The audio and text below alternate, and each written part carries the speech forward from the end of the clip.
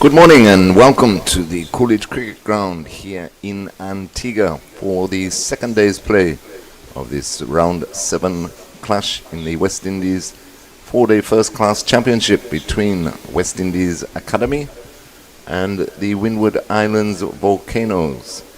Umpires are just taking the field as we're about to commence the second day's play here at Coolidge, just to bring you up to date with how the game stands at the moment. Yesterday in overcast conditions and an hour and a quarter delayed start due to rain. Teddy Bishop, captain of West Indies Academy, won the toss and elected to bowl.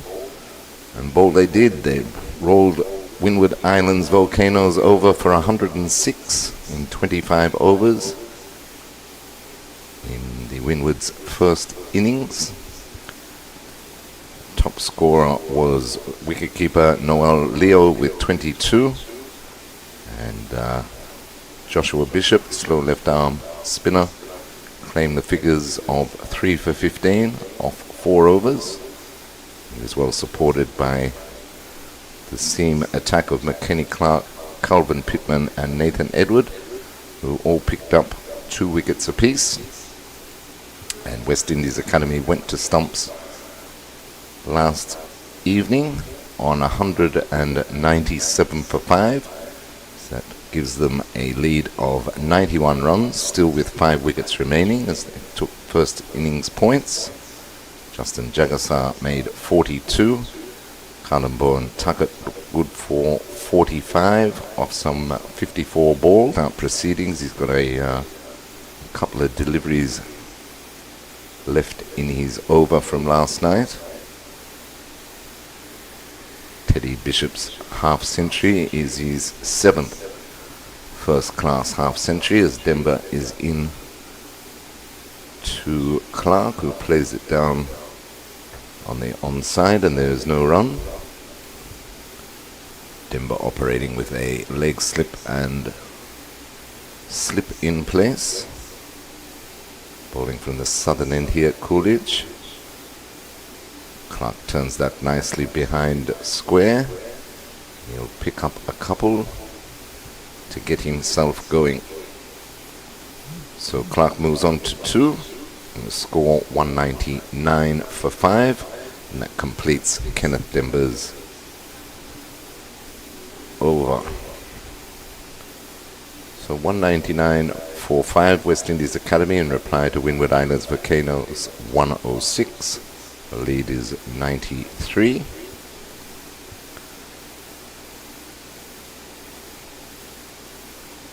And Clark is in his 8th match. Scored 258 runs at 21.5 with a high score of 78 in his first class career thus far. 250s included in that.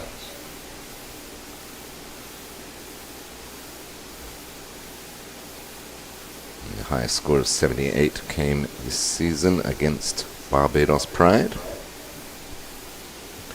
It looks like Keon Gunston will take up the attack from the northern end.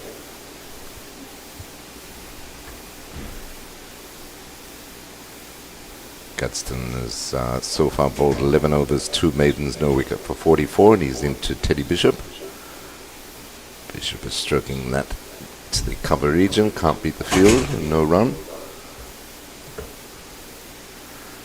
So West Indies Academy will be looking to build on their ascendancy in this match. Order of the day for Windward Islands is quick wickets. The quicker they can wrap this innings up, the better for them. Second time round as Gunston runs towards us into Bishop. Down the leg side, through to the keeper, and there's no run. As I say, a very good morning to Vernon Springer. Morning to you, Terry. Morning to all of the viewers all around the world. Welcome to 360 coverage live from the home of cricket, West Indies Coolidge Cricket Ground. Very enterprising day set here. Windward Islands looking to prize out the wickets.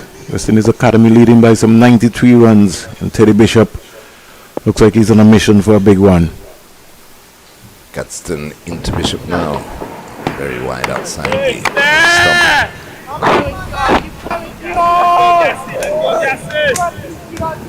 Yes, they'll be well wary with Windward's batting lineup, including Alec Artenes, Sunil Ambrose, Kavem Hodge.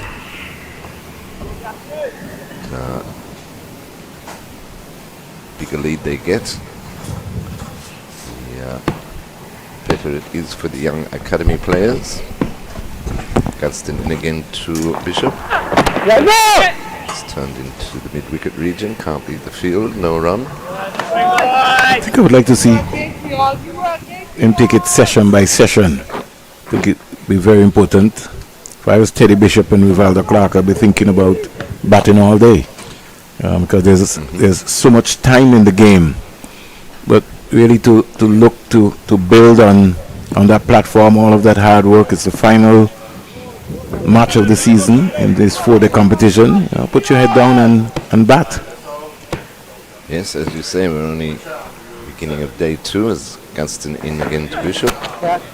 Bishop is hitting that through the cover region. 200 comes up for the academy. Picks up 2, so he goes on to 56, yes, 201 for 5. Yes, but you're quite right, Vernon, that let's take their time, keep building on the lead. We know the Windward Islands Volcanoes this season, their batting has not fired, really, apart from one match where the lower order got them out of trouble. And that's chipped straight to mid-wicket. Bishop has gone. He'd be disappointed with that. Falling over full pitch delivery. He's chipped it straight to mid-wicket and gone for 56. So West Indies Academy lose their 6th wicket. Bishop gone for 56. 201 for 6. Certainly what the doctor ordered as far as the Windward Islands Volcanoes are concerned. Bishop looked good yesterday, he looked set for a big score. He was only able to add 2 to his overnight 54. So that's a big blow there for the Windward Islands. Try and fight their way back into this match. So Keon Gadsden picks up his 1st wicket. Let's go. And that brings the dangerous Joshua Bishop to the crease. Bishop will be disappointed with that. He just wasn't balanced at the crease, trying to chip it through the mid-wicket region. He was only successful there in finding the fielder, which was Janelle Eugene. Took the simple catch. So very soft dismissal, Terry. Yes, Teddy Bishop, 50 came out, 58 minutes, 73 minutes, 7 fours, 1 6, and then got out for 56 after 75 balls, 92 minutes, 7 fours and 1 6. The Academy's 320 balls, 202 minutes, 21 fours and 2 6s. Denver looking to maybe get a 5 for here, if possible. He's got 2 for 25 for mid. So he starts a new over to Clark. Clark is on the back foot, defending that in the onside, and there's no run. Yeah, disappointing dismissal for Captain Teddy Bishop. And something Mali was talking about yesterday, just after breaks, Bishop doesn't tend to be on the money in terms of, asserting himself there. And he sort of fell over. Yeah. Very, very early. Something he has to work on mentally. You've got to be always in the game on your movement. Here's Clark bringing out a switch hit and getting a boundary. Yes, well played there. Gully backward point open. Shows the reverse sweep. Connected very well. 4 more to him. So he moves on to 6 and the score 205 for 6. Lead now 99 and Mountain. We have to try to figure out what mood Joshua Bishop is in today. Most definitely, if he's in any kind of good mood, he could take this game away from the Windwards very quickly. His approach to his batting. At the moment it's Denver. Ball into Rivaldo Clark. Slip, leg slip. Turned backward of square, but can't beat the field.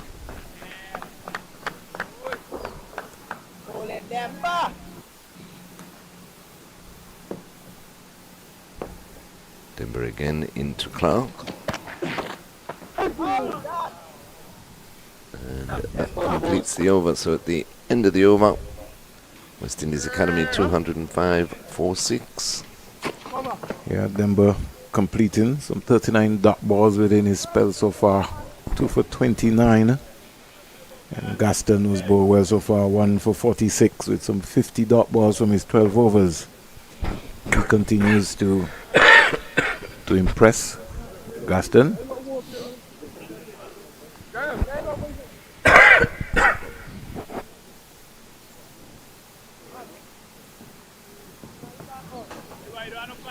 West Indies Academy leading by some 99 runs.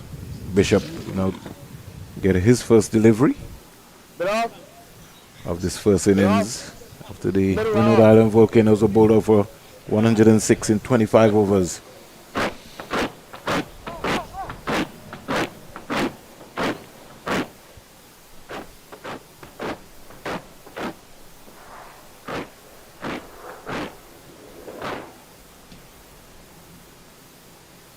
So mid on, mid off. Got 1 slip for Gaston. And he comes now to Bishop. Full pitch delivery, driven straight up to mid on, and there's no run.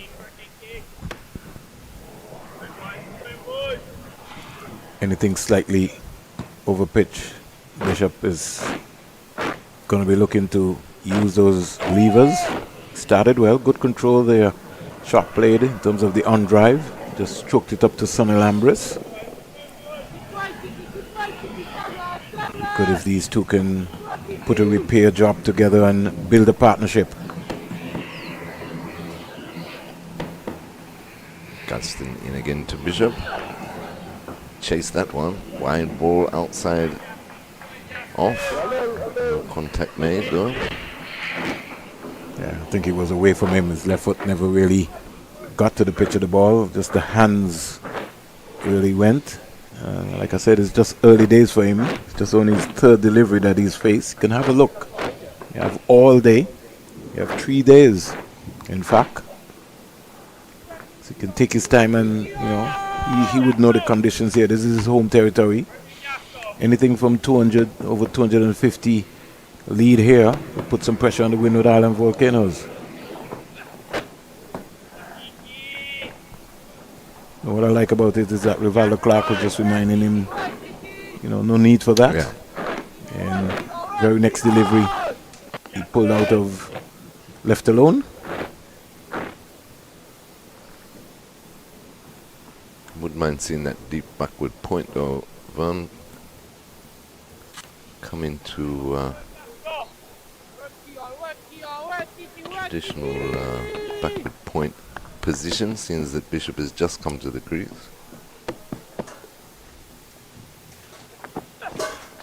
I don't mind that, Terry, because how Bishop plays, he goes hard at the ball, and so Alex Atenez will be looking to be able to, even though he wants to be aggressive, he still has to look to try to save runs. The lead right now is already 99, and you want to be able to curtail them. Gaston is bowling a decent line right now, so that man maybe can stay for the meantime. What I would have maybe looked to do would have been to strengthen the slip guardian, especially once Gaston is bowling. I would maybe had 2 slips and a gully.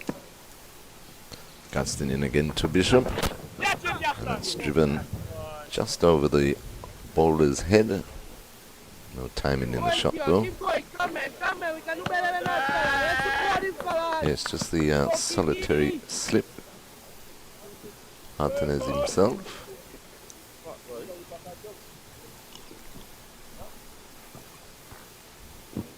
It's a very tricky situation for Alex Martinez, knowing that the lead is 99 already and mounting. I think the Windward Island Volcanoes' plan this morning will be to try and dismiss the academy very quickly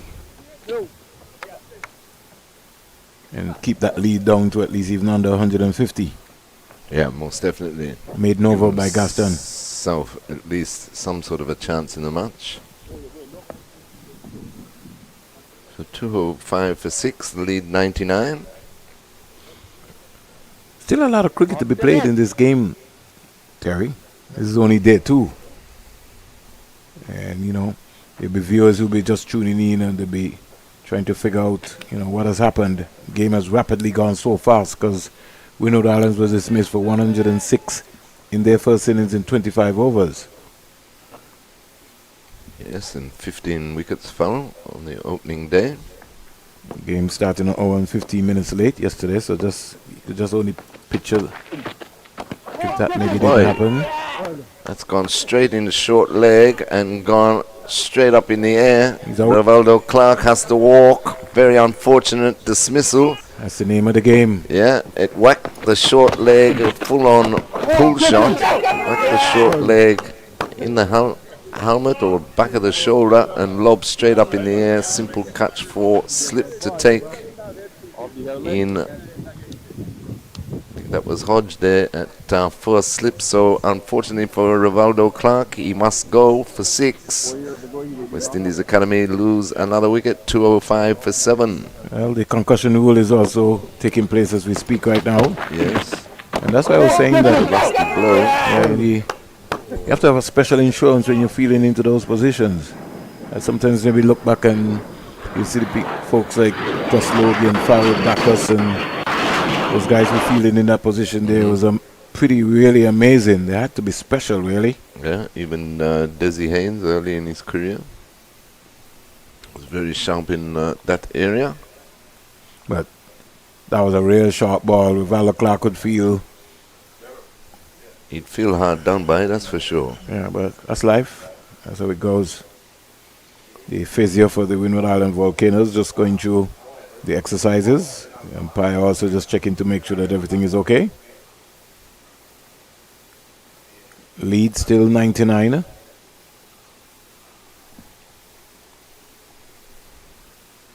Sun has really not belted out as yet here. Ewan Lane comes out. Yes, this could be interesting. These two like to play their strokes. So I think everything is okay now. Just making sure that the helmet is not damaged. I think he's going off though. No, is he? Yeah, I think so. Or she's maybe not confident enough. That was definitely a lusty blow that he got in the back of the helmet there, at short leg. But Alex Sutton is he's taking up the responsibility now. He's going under the helmet, the captain, and he has fielded in that position for the West Indies team as well.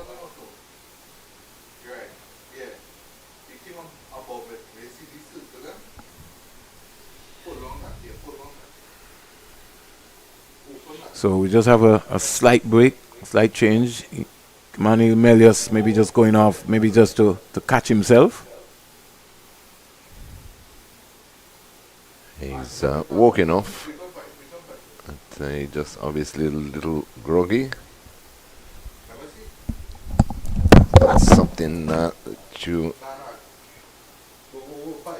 like to see. He was taking evasive action. The ball struck him a lusty blow in the back of the head.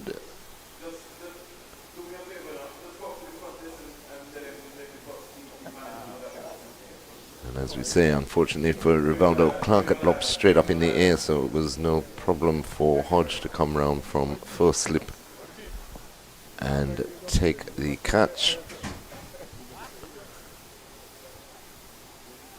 So the West Indies Academy losing 2 quick wickets this morning for the addition of just 8 runs. The lead is 99. They've got 3 first innings wickets remaining. Play is just about to resume.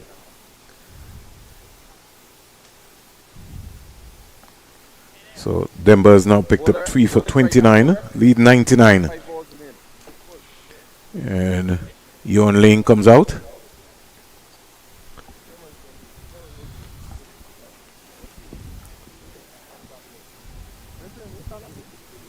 He will be facing, they're just adjusting the field. They've got a slip short leg, short mid wicket,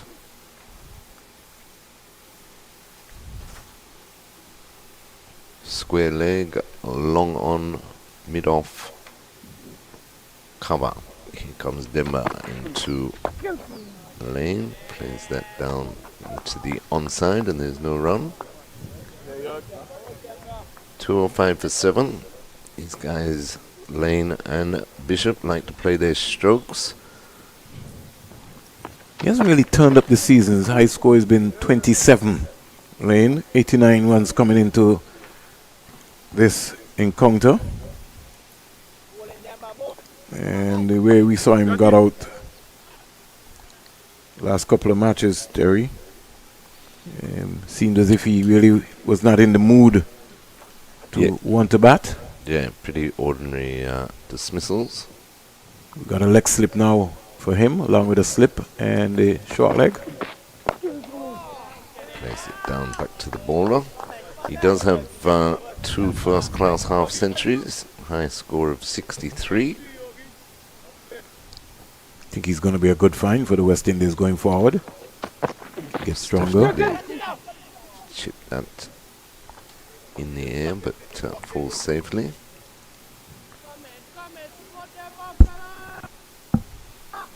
Still the overcast conditions here at Coolidge. A lot brighter than yesterday. All right. And he plays that one down as well to complete the over. So it's a successful over there for Kenneth Demba. Maiden wicket. Yes, Over. wicket maiden. 205 for 7. The lead remains on 99.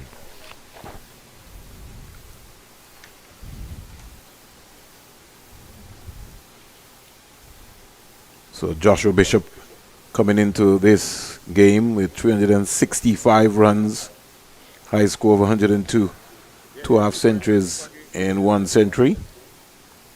And Callum Boyne Tuckett, he been both Bishop and Tuckett. Tuckett came into this game with 367 runs. He'll be very upset in the way in which he missed out yesterday. Today morning, I want to say good morning to Pastor Ron Daniel. Some very strong performances from your 2 boys during the Leeward Islands under 15 trials.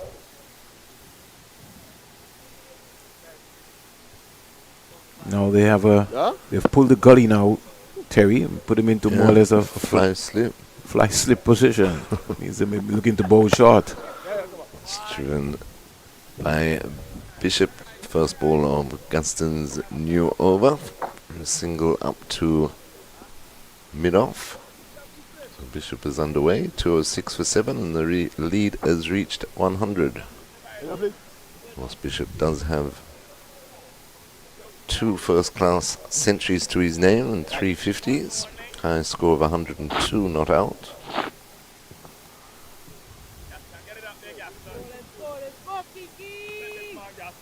Yuan Yogi Lane, wearing the number 50 on his back. I wonder which lane, which mood he will be in today. Defends. I think he'll be comfortable to Augustin, providing that he's up for the challenge and he wants to bat. And you'll have to consider him one of the senior pros in this team. And he certainly, a couple of games that he played here, the way he got out, very, very, very soft by his standard.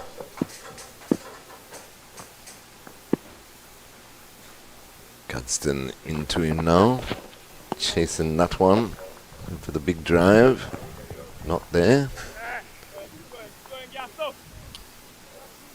I think they need to now, give their bowlers a chance to put their legs up, rather than be back out into the field. And this is something which has really plagued the West Indies Academy this season. They put themselves into strong positions, but I just felt that they've been more or less in the field more times than batting long enough.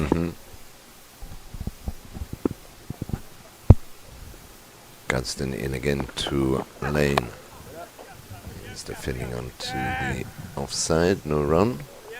So slip gully, deep backward point. Cover, short extra cover. Mid off, mid on, mid wicket, and rather wide fine leg.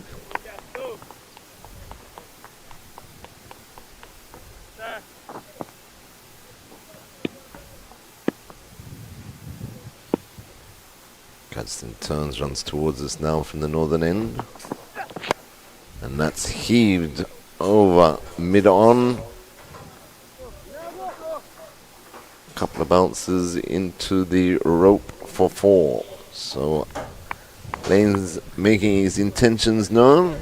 He gets off the mark with a boundary, 210 for 7. Well, I'd just still like to see a sense of purpose, Terry, because some rain has been falling around here. That ball could have just stopped. Yeah. Where they only got 1 run. Correct. So there still needs to be some intensity. Gaston in again to Lane. Plays that nicely through the point region for an easy single. 2 completely over. So at the end of the over, West Indies Academy 211 for 7. Lane is on 5.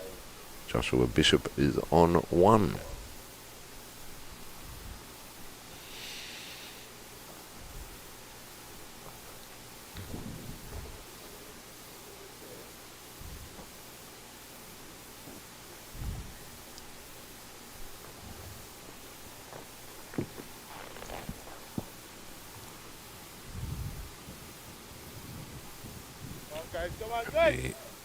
The off spin of Kenneth Demba to continue.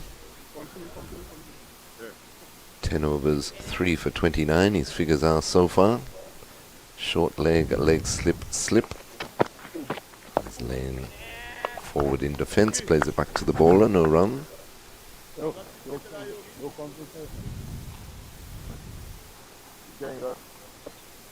got the ability, these two. They just need to keep their head down, pick their deliveries. And he plays down to that delivery. No, for sure that Lane is not going to back down to Demba. Anything within his arc, that bat swing is going to come out. Taking the edge and dropped by Hodge at slip. Got to take those. It's to a strong point. Got to catch those. It was a beautiful delivery ball by Demba. Squared him up. Yes, beat him with the flight there. Played back. Took the edge. Put down. Demba in again. It's Dropped him now. Straight back to Demba, and now Demba's dropped him. Wow. So 2 chances in 2 deliveries. That's the 3rd catch that the Windward Island Volcanoes would have dropped also. Cyrus. And that was a simple one on the drive, straight back to Demba. He fell over and dropped the ball. Will this be costly? Lane is on 5 and he's been dropped twice in a row of consecutive deliveries. Do that, Bjorn.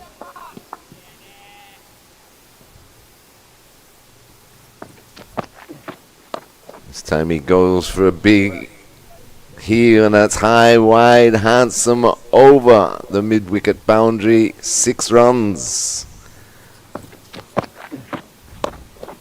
Well, after being dropped twice, he played the slog sweep and put him away. It's kind of also looking, Terry, at Kevin Hodge's position at first slip. Don't really think he's at first slip. Yeah, if you're at first slip, he would have comfortably caught that. Yep. Still leaving a gap between him and the wicketkeeper. You know, if you're at first slip, you're at first slip. You can't be in between. Denver in again, tosses it up, driven. No power or timing behind that. Straight back to Denver to complete a rather eventful over where Lane was dropped twice and then put one over the mid-wicket boundary. So at the end of the over, West Indies Academy 217 for 7.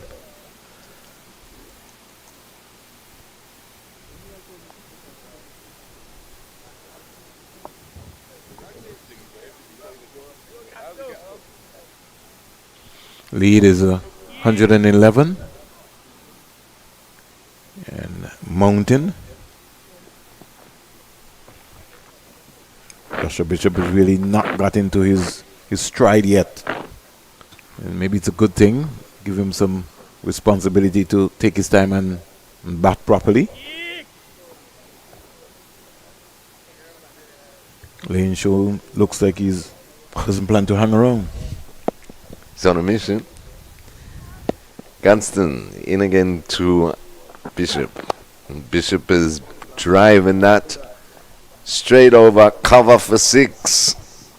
Pitched up, went down on one knee, hit through the offside, and it flew over the cover boundary. 6 more. That's why he's so dangerous, Joshua Bishop. In at least 5-6 overs, his scoring rate could just take the game away. Rattle up, get a quick 50 in a hurry. And we saw that even when he played for the academy against Ireland. You know, in patches, he can be destructive. 223 for 7.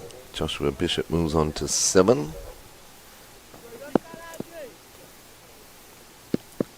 Gunston in again to Bishop. And that one teases him outside the off stump, and he pulls out out of the stroke. So the lead now 117.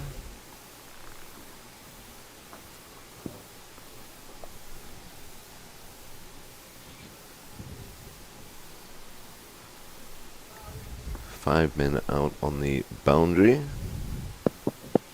3 on the off, 2 on the on, as Gunston in again to Bishop. And that's driven firmly straight up to long off for a comfortable single. Moves on to 8, 224 for 7.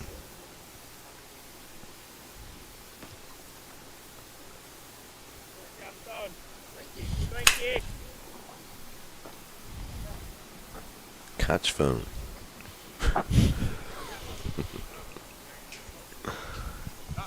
They keep you busy, man. They do, they do.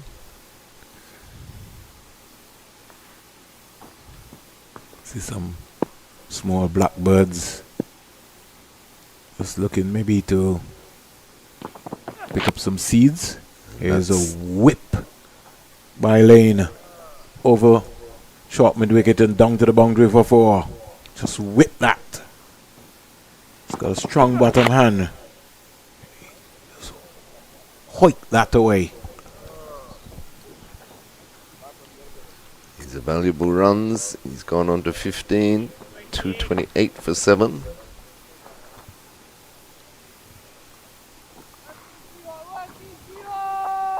More adjustments in the field. The fly slip in John comes out to mid-wicket position. think Gaston just has to hit the deck. Bowl a heavy ball, especially to Lane. That's much better. Well played by Lane though, just guiding that down to deep backward point for an easy single.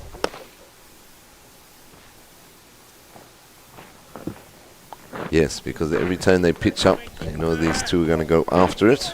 Yeah, he's got to bowl a heavy ball. He's got to bowl the ball into the surface. Partnership already 24 of some 22 deliveries. John comes back into the fly slip position for Joshua Bishop. Gadsden into Bishop now. It's turned nicely backward of square. An easy single.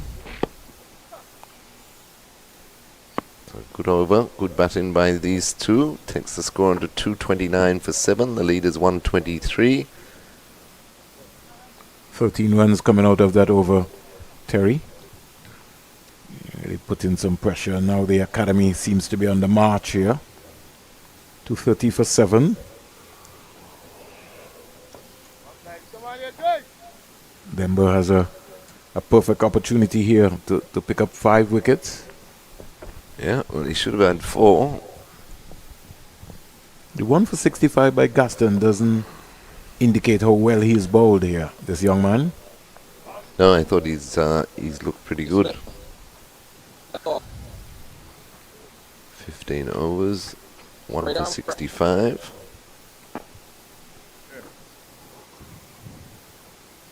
Denver. He's got 3 for 35. Could have well had 4 for 35, maybe 6. It's got a deep backward square, deep mid wicket, and long on for Joshua Bishop, who pulls out the reverse sweep. Appeal for RBW, but not out. Now, when you have the repertoire where you can be able to hit that ball inside out or over extra cover, why would Joshua Bishop? Because that was a pitch between wicket and wicket, so there's no need for that. It's not like it was outside the line.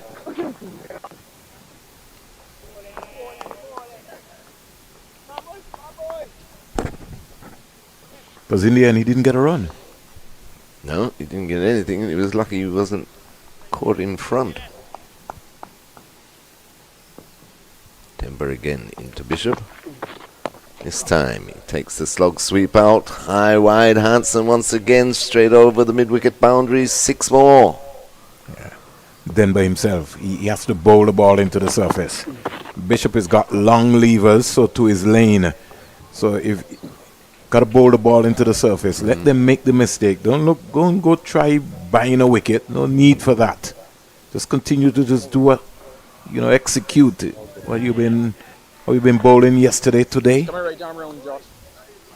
Now comes round the wicket.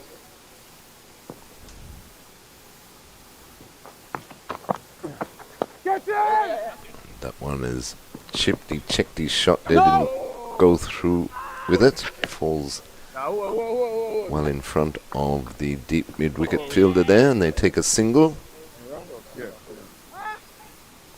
So 237 for 7. Coming around to you as well, you are. Both batsmen, Lane and Joshua Bishop, are on 16. Valuable runs for the West Indies Academy.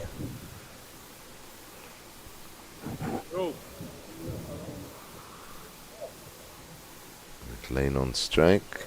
Still got the 3 men deep on the onside. He's got a leg slip, short leg, and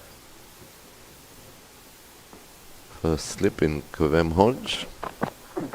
Round the wicket also, and he's down on one knee. It's up in the air. He's in trouble. And he dropped again. Nah. Oh, that's the third drop. Gotta catch those. Deep mid-wicket. He was under it. It was up there for a long time. And he put it down, made a meal of it. So is normally one of the excellent fielders for the Windward Island Volcanoes. So Johan Lane survives again. He's dropped twice on 5, and now he's been dropped on 16. He moves to 17, 238 for 7. And Joshua Bishop has thumped this, and that's gone straight to Descartes, who takes the catch simply. Poor button again there by Joshua Bishop. No need for that. And this one went firmly to Descartes, who stayed on his feet this time, took it right just inside the boundary rope. Joshua Bishop has gone for 16. West Indies Academy lose their 8th. They're 238 for 8. I don't know what was the mindset. I don't know what's the plan. I mean, if they're practicing to try and hit sixes, then certainly this is a first-class game. This is a 4-day game. It's not a T10 game. It's not a T20 game. Let's come out and bat normal. Yep, and they moved the lead on. They added 30 odd. It's up to 132. They got all the time in the world. Your partner has just been dropped in that very same position the previous delivery. On the next delivery, you go and hit it straight down the fielder's throat. But nevertheless, Windward Islands will be happy. They keep plugging away, despite putting down Johan Lane 3 times so far this morning. He remains on 17. He's joined by McKenny Clark, 238 for 8. The lead 132.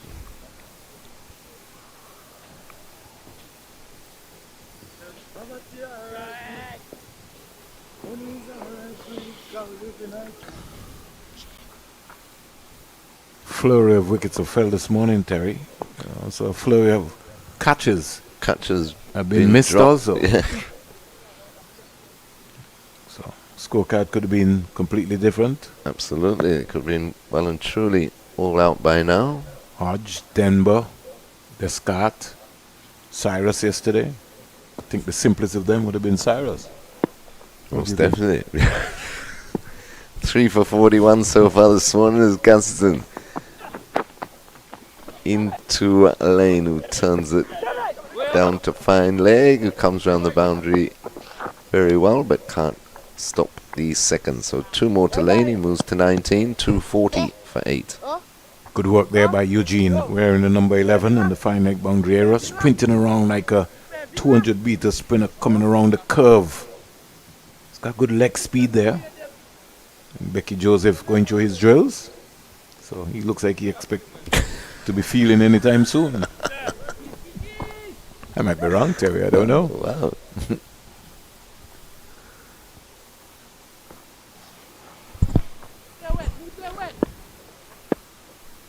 Lane on 19, facing Ganston. Leaves that one outside off stump through to the keeper. I would assume that they have a target. Yes, you would assume that. But what we've seen so far Doesn't look like they day have two. Doesn't look like they have a target. No, it Okay. looks like many as you can get, boys. Don't think it's the right approach, but you never know. And this one has gone high off the outside edge and trickles into the third man boundary. So he continues to play shots, does Lane. He picks up 4 more.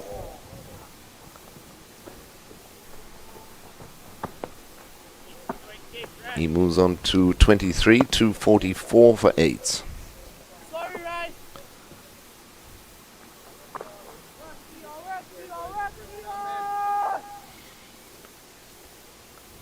Kian Gaston, 1 for 71. He's into his 16th over. 6 runs out this over so far. How will he finish? That's slashed away through the point region. Deep extra cover comes around, restricts the scoring to 1. The Lane moves on to 24, 245 for 8, brings McKenny Clark into strike. And as simple as it looked, Terry, you've already had 40 boundaries Thanks. and 6 sixes hit so far in this game. So a very high proportion of boundaries.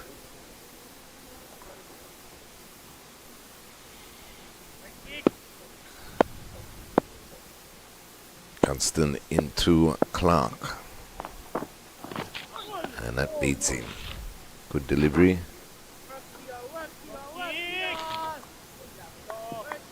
I think that's the area he's going to have to be bowling. He's going to have to bowl that hard length. That same delivery that he bowled to McKenny Clark is the same delivery that he has to bowl to Ewan Lane. Yeah. Except it's got to be a heavy ball once he's bowled into Lane.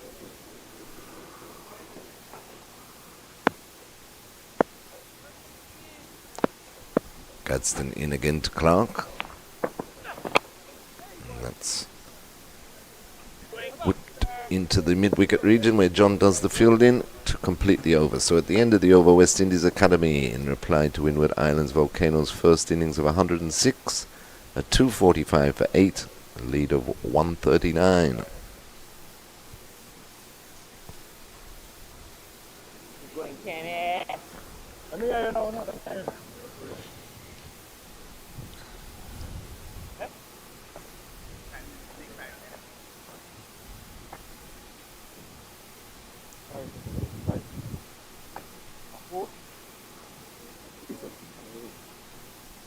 Then, but to continue.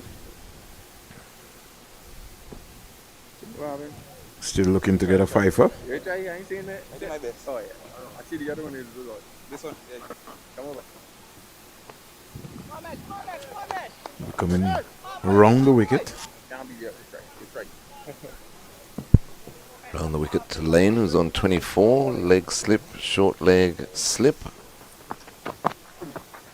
He's gone again. Pure for stumping, not out, says the umpire.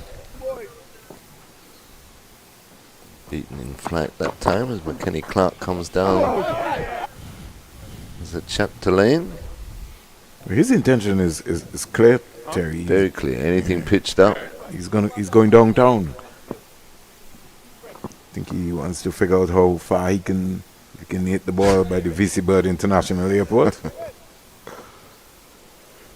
He's maybe had a bet with someone. True. Never know. Denver in again to Lane. Gone again. Slog sweeps. Gone straight up in the air. Deep backward square. Takes the catch this time. Denver gets his fiver. And Lane has to depart. So after being dropped twice on 5, once on 16, Lane holds out this time. The catch is taken. He's gone for 24. And West Indies Academy lose their 9th wicket. The total on 245. That's a lead of 139.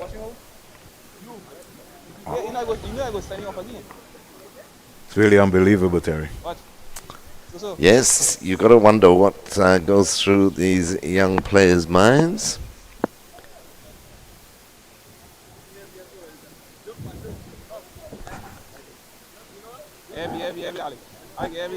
He ended up with a run ball, 24 off 24. And that is Kenneth Denver's 5th 5-wicket haul in first-class cricket. So well done to him. Brings last man to the crease in Calvin Pittman.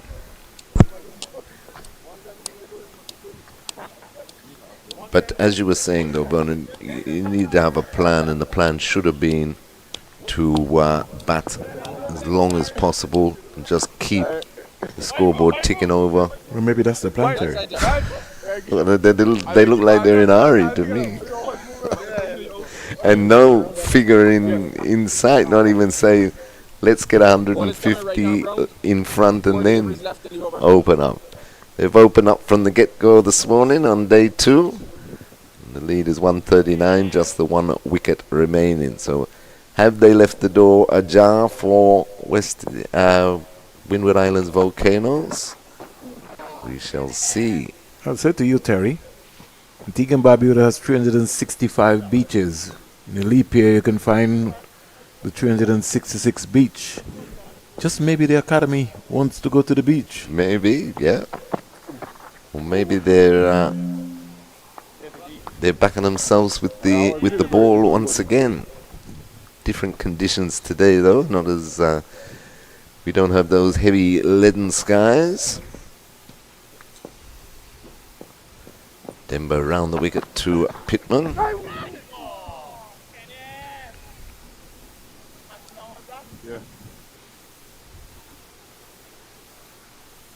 Just seen the arrival of some of the Windward Islands under 15 players who were here early for a pre-camp against the Leeward Islands under 15. They'll be playing 250 over practice games Friday and Saturday in preparation for the Cricket West Indies under 15 championship here in Antigua and Barbuda starting on the 14th. Over number 62 comes to an end, 245 for 9. And Pittman was able to keep out those 2 deliveries. He did. Kept them out. Well said, Bernard. Got everything behind it, made sure, kept them out. Congratulations to Kenneth Dembo. Yes. 5 for 43.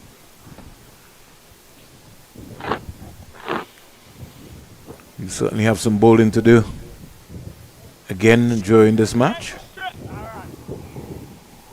Lead is 139. And Kleiman. Gaston will continue. He's bowling to Kenny Clark. Clark is squeezing this through the cover region to get off the mark. Moves on to 1, 246 for 9.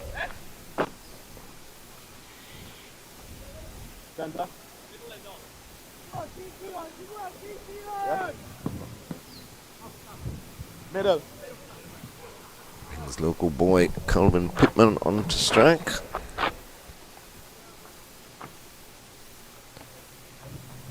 Still just the one slip and a gully for Pittman. Gunston runs towards us now. And that beats Pittman. Good delivery that by Gunston. Too good for young Pittman. Kenny Clark comes down, has a word with him.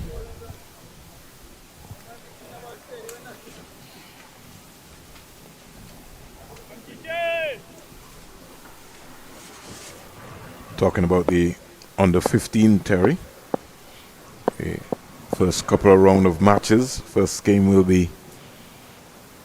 break for a while. That time Pittman pulls inside the line, through to the keeper, no run. Tuesday, April 15th, right here at the Coolidge Cricket Ground.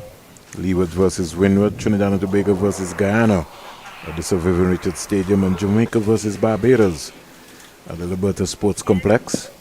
And 360 will be challenged to bring all 3 matches. Before, it was originally only one venue being used.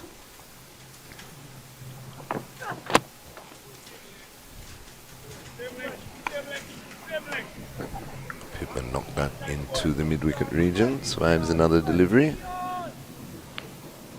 At least there's a conversation taking place here because Kenny Clark is... I think Clark wants the bat. Yeah. Okay. So he's saying, just hang on. For sure, Lane and Bishop. But he told Lane the same thing, and then the next ball he hit it straight up in the air. But anyway.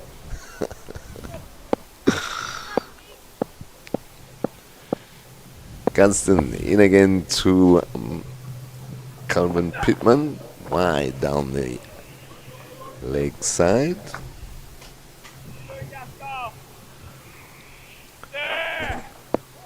.246 for 9, the lead at 140. Their exuberant batting this morning. Have the West Indies Academy just kept Windward Islands in the game? We'll soon find out.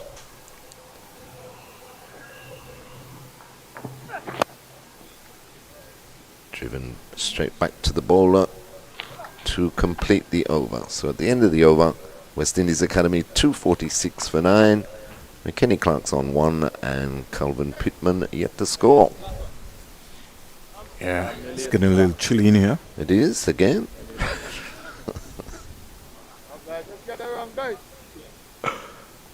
Not much breeze here today, Terry, if any at all. Yes, We see the pretty still. Antigua and Barbuda flag just got up and was just waving around for a little short bit. Windward Island Volcanoes trying to get up, but the Cricket West Indies That's middle. maybe just more or less moving around. But it's not a hot day. Right arm round to you. No, we've still got the cloud cover. It's not as intense as it was, or low coverage as it was yesterday, so the sun is peeping through momentarily. It's getting drier and drier by the hour, and that's swept, attempted sweep by Clark. He's looking to attack the off spinner in Denver, coming round the wicket to the right hander. Played uppishly back to the bowler.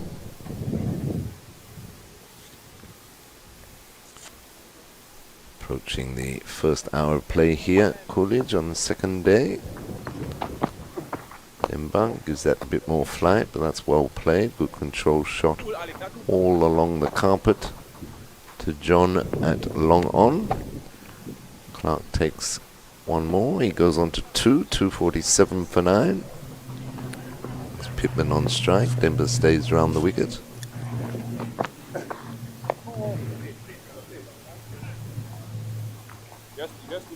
I think Denver just needs to get it just above the eye line of a Kelvin Pittman.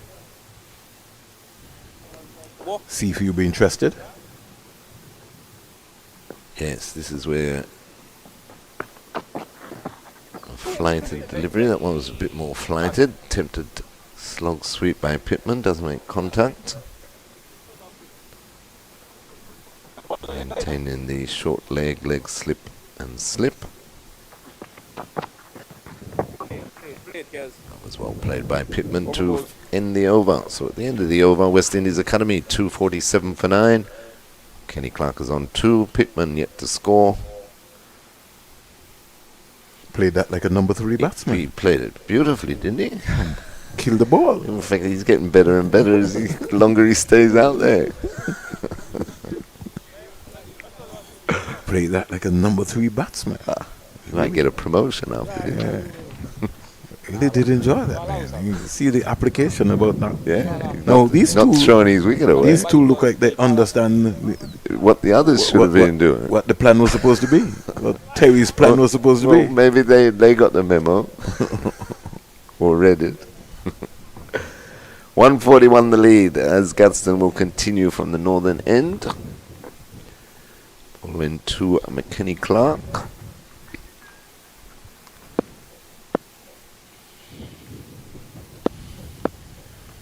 And he comes down to Clark. And that's well played again. That turns the single down. Very interesting.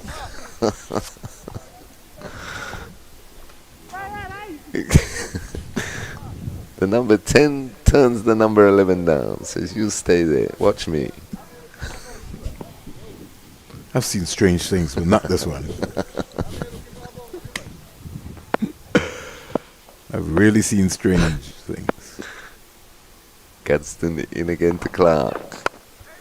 And again, slaps it straight to point and turns the single down.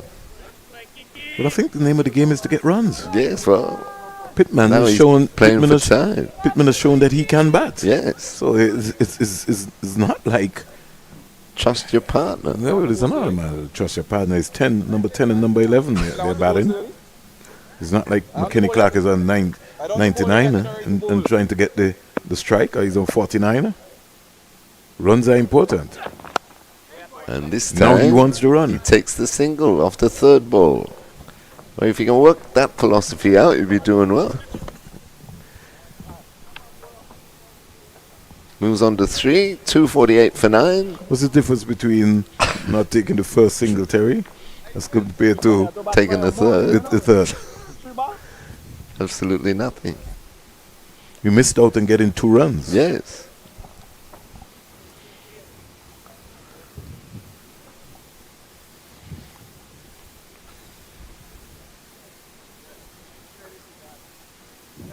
I wonder what he said to Pittman now. Just play out the Block 3. block 3.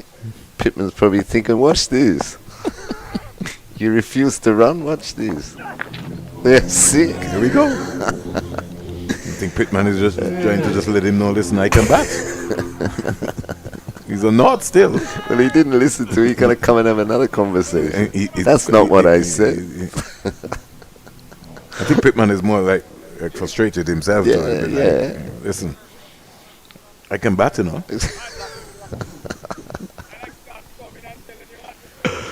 In the last game, Pittman did have some lofty blows. I think he got 19. There you go. Gadsden into Pittman. Played firmly, straight back to the bowler. So one more ball left of the over. Coming up to the first hour of play completed. An eventful first hour of play. Some 51 runs added for the loss of 4 wickets. 3 dropped catches in between.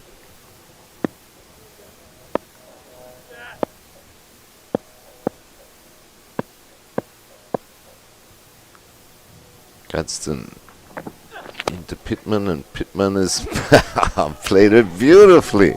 Off the back foot, straight past mid-off, into the boundary, 4 runs. Brings up the 250 for West Indies Academy. They move on to 252 for 8. And that will be the first hour completed, so we'll have a water break here. 252 for 9, I should say. Pittman is on 4, Kenny Clark is on 3, and the lead is 146. And, we'll take a break on Cricket 360 and be back in a couple of minutes with the second hour of play.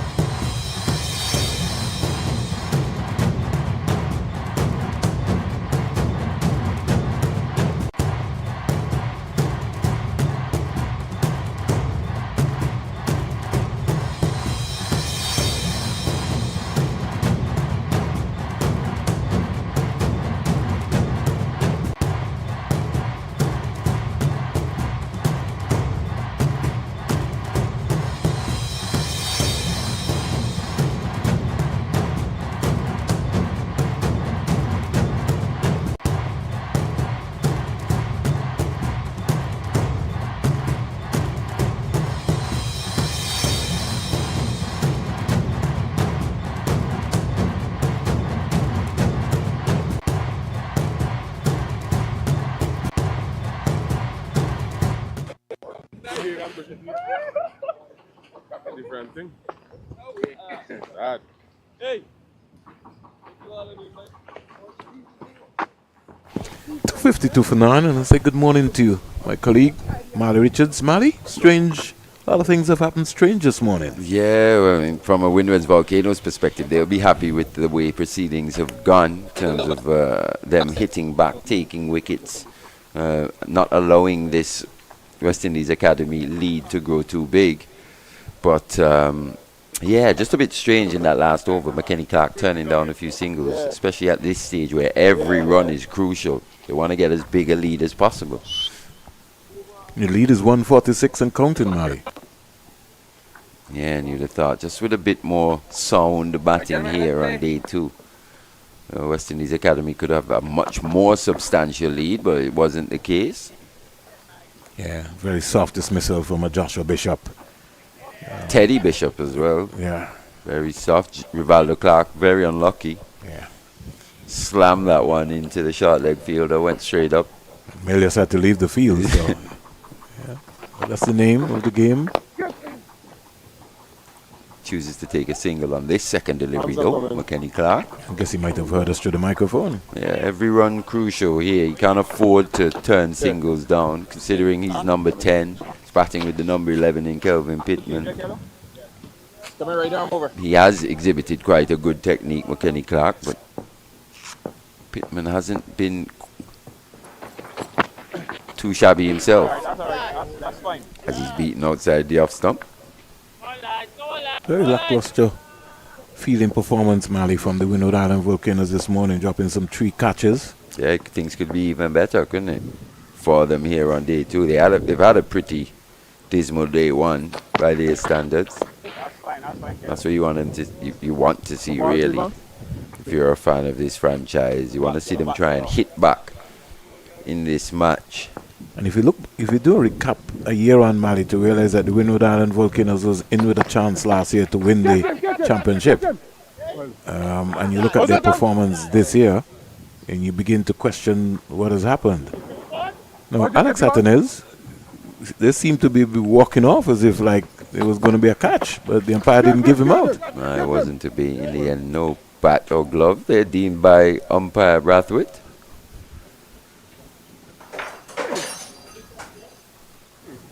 Are the spoons falling down, Terry? Save the cup.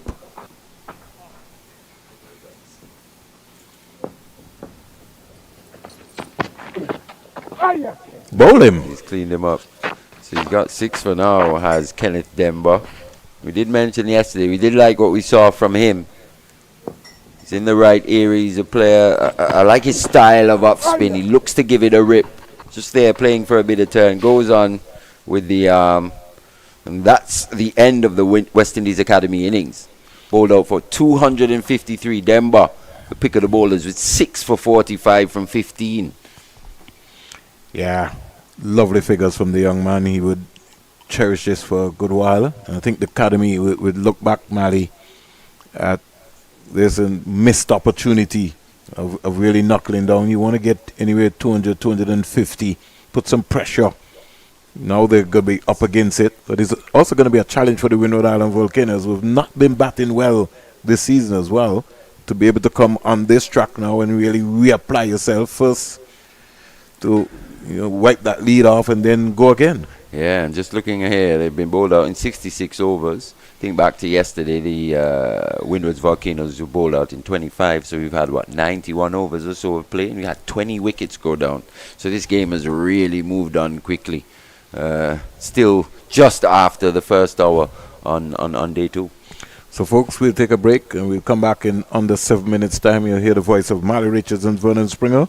Windward Islands bowling out the Academy for 253, a lead of 147. I think we have a game on here, Mally. I think so as well. It'll be very interesting indeed as this game progresses to see who can really wrest the initiative.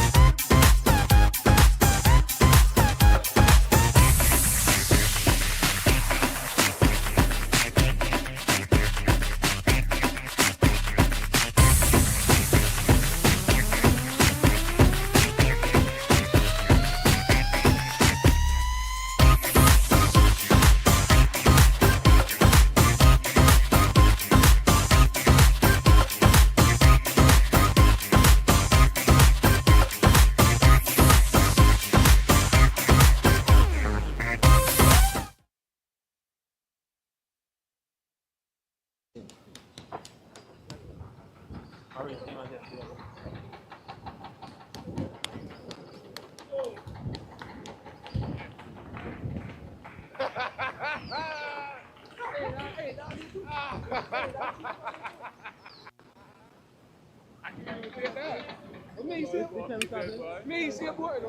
ain't lie, it sound messed up, but that is the truth.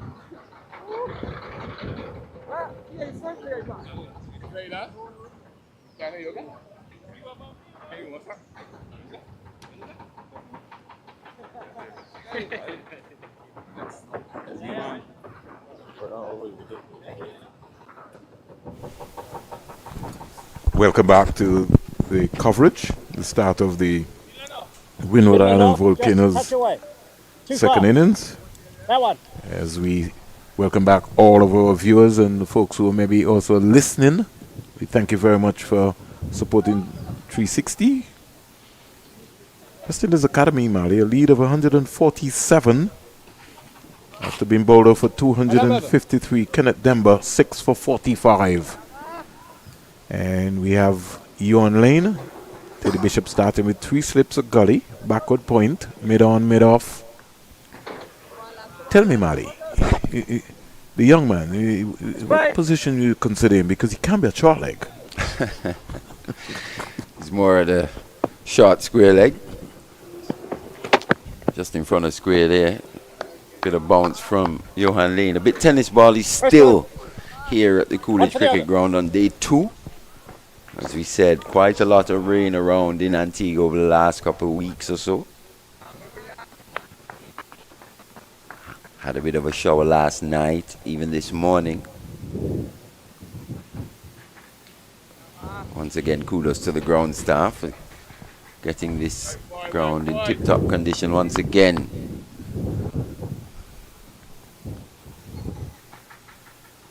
Can the academy get early wickets here with this new ball? So I'd say Lane was a little disappointing with the new ball in that first innings. It's a little inconsistent.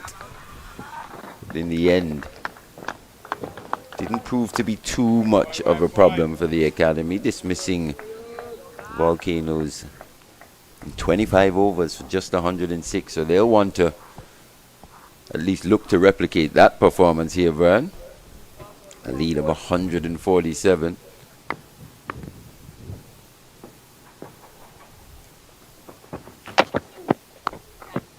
Short, cut away. Bit too short. Bit similar from what we saw from him in that first innings. He's just been a bit too short with the new ball here. And Melius likes anything short. Not too wide, but wide enough for him to just free the arms. Use the pace. Ran down the hill here at the Coolidge Cricket Ground. So the first boundary to the Windward's Volcanoes.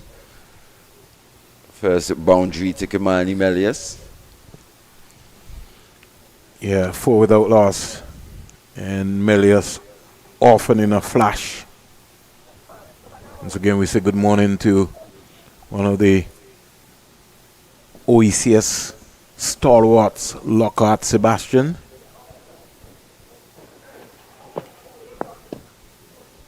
Good morning, Sibu.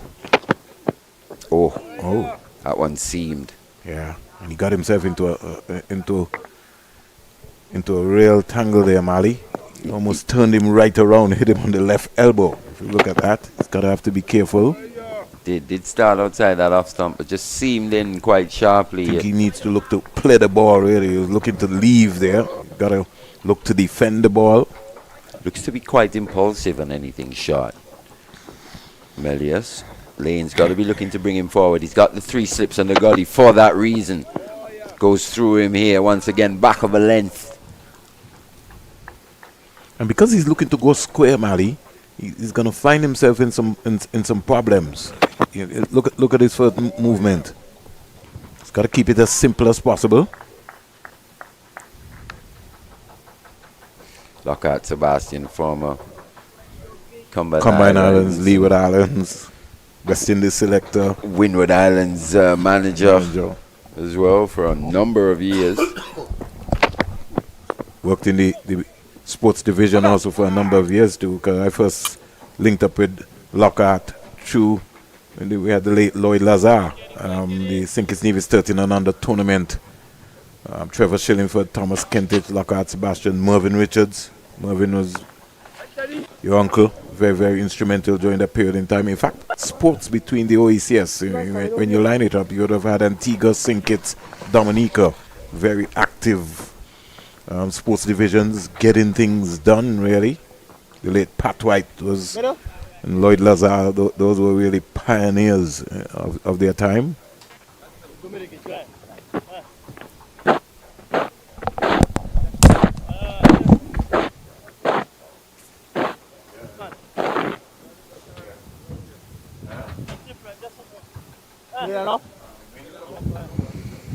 Sure, he's been tuning into this match and he hasn't been too happy with what he's seen from the Windward's Volcanoes this season, and especially in this game so far. But they've got another opportunity. Janelle Eugene, son of John Eugene, former Windward Islands player, gets his chance again here. He's on debut. Starts again with a bit of a nervy stroke outside that off stump. He's got to give himself a chance here early. That cloud cover's just come back over. Favourable seam bowling conditions, swing bowling conditions. Not the quickest pitch here at the Coolidge Cricket Ground, but just enough.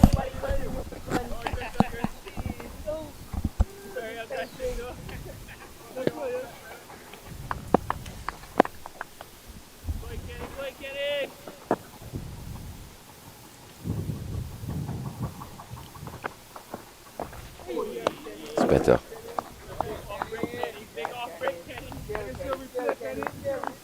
He's dismissed for 9 in that first innings. John L. Eugene.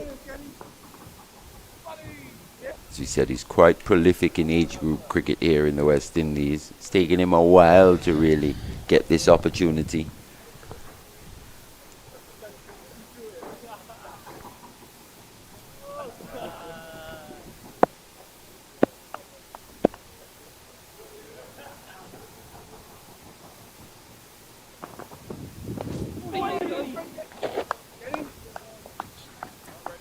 Lose that once again.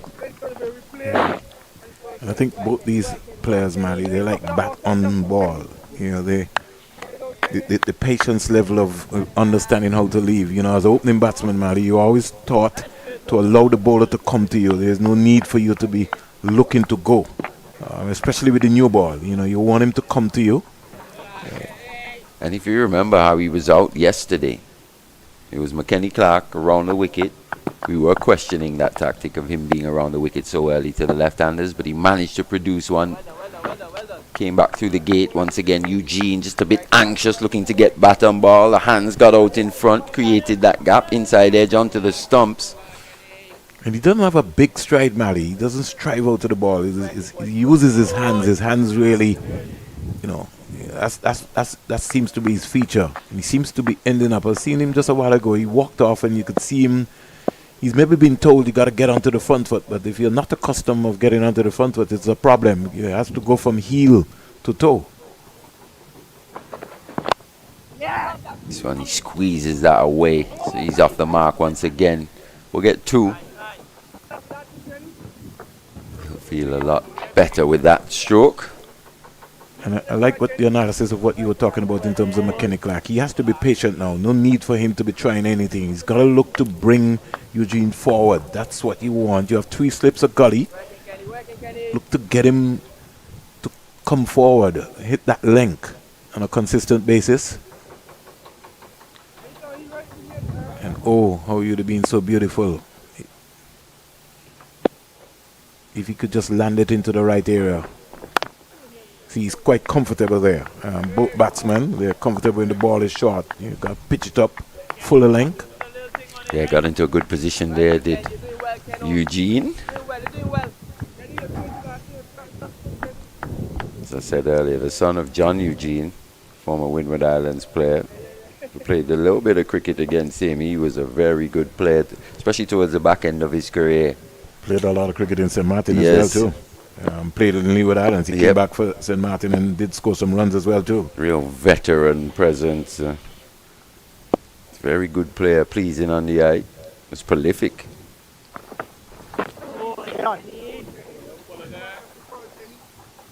Into that over from McKenny Clark. So just wiping away the lead, 6 off of that 147, still 141 runs. And in a reply like this, you want a good start. 50, 60, 70 without loss. I think some pressure also would be on both Kevin Hodge and Alex Athenes. This is the final round of matches. They got to be able to still nudge the selectors that we're still quite capable to get into that test team. Yeah, a lot of places up for grabs, spots up for grabs. There have been quite a few batters who have been prolific this season as well. And I think what makes it more interesting, Mally, is that you got a new coach. So it's not like you have Andrew Coley, or you have a new coach, so you don't know what his mindset is going to be. I think we came into this final round with 37 hundreds or so being scored. Yeah. The first class competition. The first test is where, Mali? Against Australia? Barbados, I think. Yeah. And for Grenada second, and then I think Jamaica. Jamaica is the day night test. Yeah, kind of very much concerned about that track at Kensington Oval.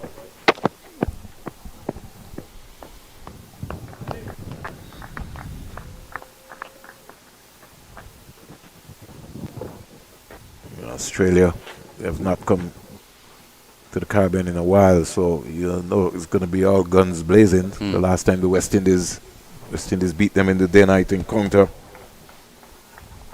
So you could see Joseph, Seals. It's this summer that's the World Test Championship final, right? Yes. Yeah. So this Australia series, will that be the next cycle of the World Test Championship? That would be the next cycle. Yes. Well said, Mal. World Test Championship, Australia and India. Yeah, in India. Yeah. But in fairness, Mali, I mean, looking at the world game, we seriously have to do something about the world game. It's quite unfortunate when you have Afghanistan and Zimbabwe and those guys not getting an opportunity to play evenly among the test matches in Scheduling, this, such an issue. In this World Test Championship. Especially with the amount of franchise cricket. It's just a free-for-all, really. No real windows. You saw over the past couple of weeks a lot of talk about designated windows for international and franchise cricket. You can't tell me you have 12 test nations, and at the end of the, I mean, even Afghanistan had to cancel one of their series, I think, against Ireland, because Ireland, because of money. You got to be matched evenly across. It's far too random how the schedules are made. There's no consistency to it. It's whenever the boards or whoever can negotiate and get it together, and it's just the wild west, really. And then you add franchise cricket to that. It gives the international game an even smaller window. And what is so happening, if you look at the Indian Cricket Board, the BCCI, they have the established window to play the IPL. So everything else has to be around that window. Yeah, that window doesn't affect Indian international cricket, though, but it can affect most other nations at the same time. How many times have we seen players, us in the West Indies, we're particularly sensitive to that, choosing or having to choose between international and going and playing the IPL. And then there's another scenario, Mali, because the Pakistan T20 League is being squeezed by the Indian Premier League, because that's the only window that's available for Pakistan. Obviously, those two nations have their history, and they'll be fighting out their particular battles. As you can see, the PSL is looking to start, in the 11th? The 11th. So it does clash with the IPL. And then you have another situation, Mali, for this year, for the CPL, the biggest party in sports. You have the 100 starting before the CPL. Well, 100, I think the 100 is one of those that really I don't care about. It's been a few seasons now. I mean, how much cricket can we actually watch? At times it just becomes draining. Tell me who came third about a lot of these games that even happened in the IPL last season. Comes over a bit like fast food cricket. It happens today and it's forgotten tomorrow.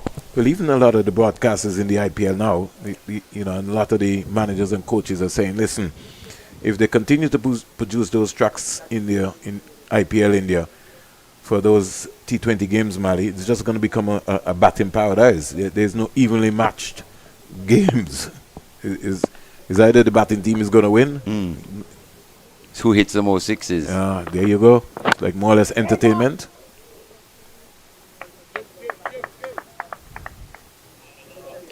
Back to the action here at the Coolidge Cricket Ground. Still 6 without loss. Once again, another sedate start here by the Volcanoes. And it needs to be. Just need to bat a bit of time here. Allow this pitch to dry out. Hopefully we don't get any more rain today. No further disruption.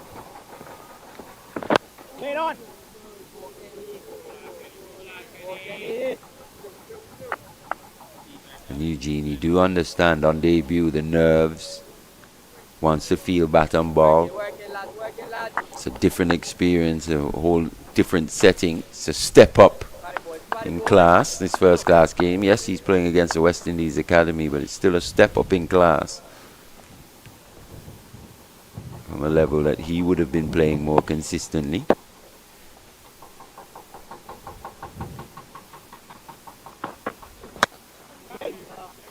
It's a much better length. He's now rehearsing and saying, listen, I've got to stay a lot low. It's going to be a good test for him. It's all in the mind. Well, he played a sweet extra cover drive. Well, his only boundary in that first innings. Similar delivery. But what was different was that intent. He really looked to transfer that weight onto the front foot. But he's still just got to give himself a chance. Looks to be batting on middle. Off stump there, really. Gets just outside.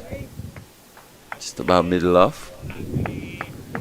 Just got to be careful about that, not to play around that front pad. And I think that's why he gets more or less, he's not balanced in being able to transfer the weight with his right foot because of his positioning of where he is.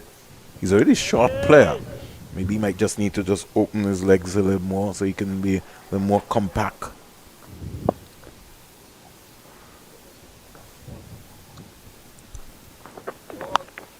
Shot swivels.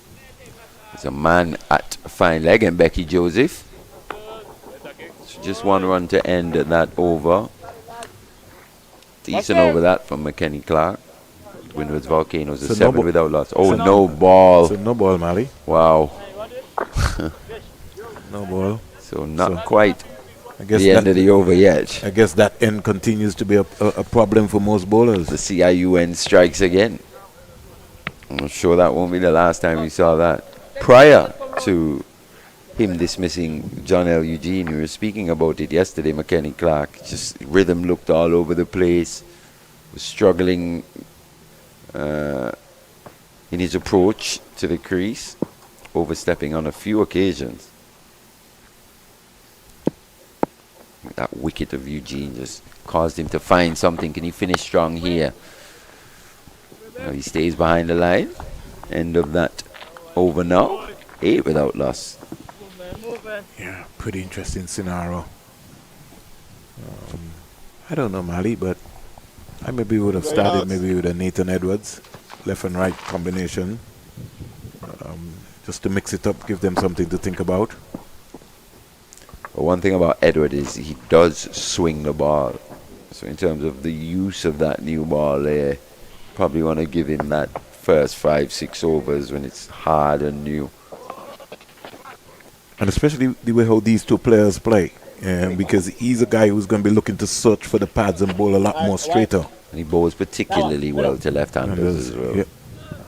And when he gets it right, he just gets that ball to swing away late.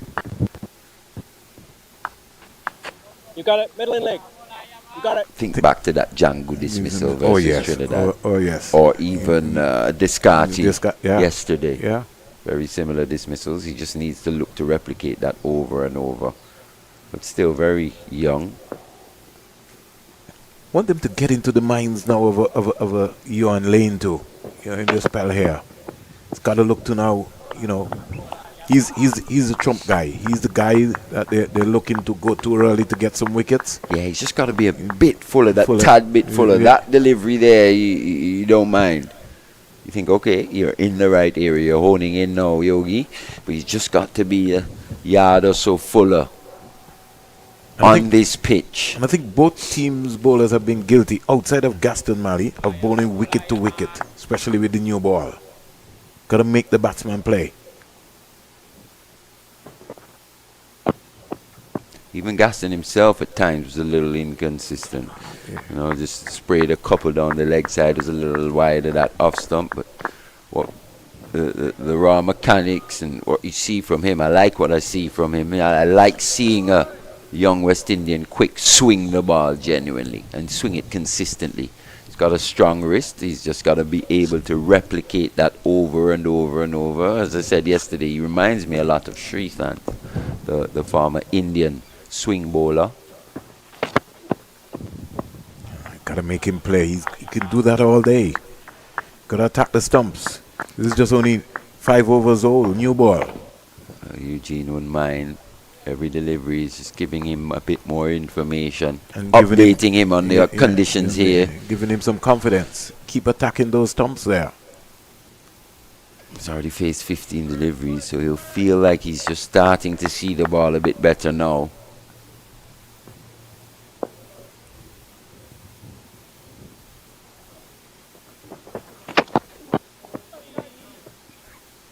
See?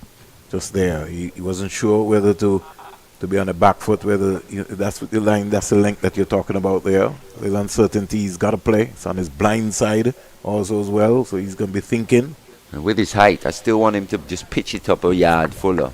With that height, we've seen the ball just bounce a bit disconcertingly through to the wicketkeeper, Bowen Tuckett.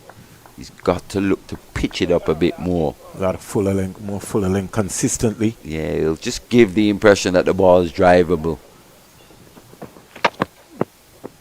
He will leave those every day. Yeah. Just a little shot. As we said, we've been watching Yogi Lane now for a couple of seasons here. You want to see him just starting to adjust his positions on the crease in terms of just where he's delivering from, the angles. It's just consistently wide of the crease. I'd like to see him at times just get a bit closer to the stumps. It'll help with that consistency. Just there, that's not a bad delivery. A bit of swing back in, but squeezed away into the onside. Another single to Eugene. He moves to 4. End of that lane over. It's bowled 3 now, none for 5. 9 without loss. Still continuing with Clark.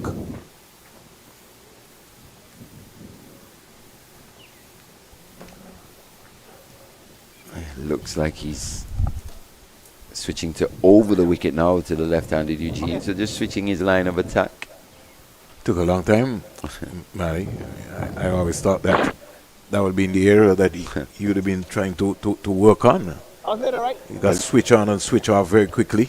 Well, he dismissed him from a round yesterday, but he's changed here, looking to just use that angle across the left-hander. Starts a bit too straight, allows him to get off strike. Worked her way down to fine leg for 1. Good batting that from Eugene. Says over to you, Kamani Melius. Anything short, Eugene will be very comfortable. Both Melius and Eugene will be comfortable in that areas, and that's something that you were talking about, Mali. Having to replicate and just bowl that fuller length. Nobody else consistently bowl full and straight.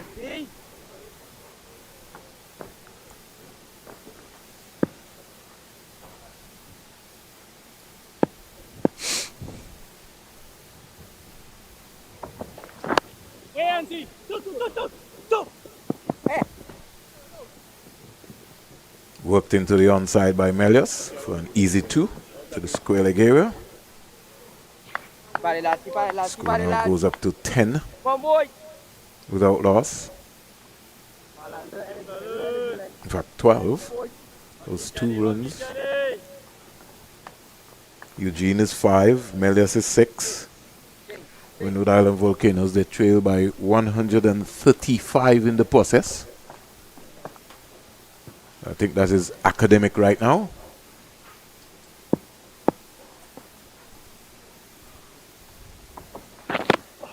Beautiful delivery. Appeal for a leg before, and it's gone for 4 byes, 4 leg byes. That was a strange stroke. Not sure if he lost sight of that one. I think he did, Mally. 4 leg byes. Oh, he's lucky to be there. Leg byes, signaled by umpire Brathwaite. Interesting. Love to see that one again, Jace, if you can pull that one. Could be a LBW candidate there, Mally. Yeah, it was full. We spoke yesterday. McKenny Clark possesses quite a good Yorker delivery. Just there, tailing back in, maybe. Whew. Maybe a tad bit outside that half stump, but if that. Just miss the stump, man. Very close indeed. Not sure what kind of stroke Melius was looking to play, but in the end he survives.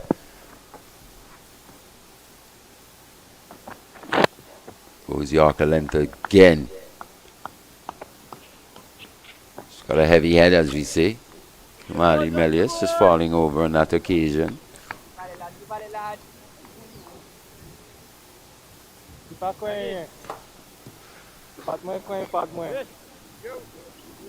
24 years old now, Melius, the former West Indies under-19 captain. Yet another Windward Islands under-19 captain. I think the last 4 West Indies under-19 captains have hailed from the Windward Islands. This one's driven down the ground, aerial, but sweet, on the up from Melius. Quite a tall player, using all his reach.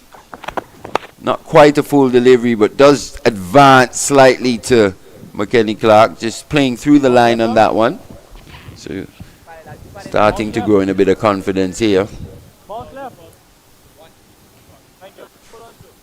As you said, a former West Indies under-19 captain.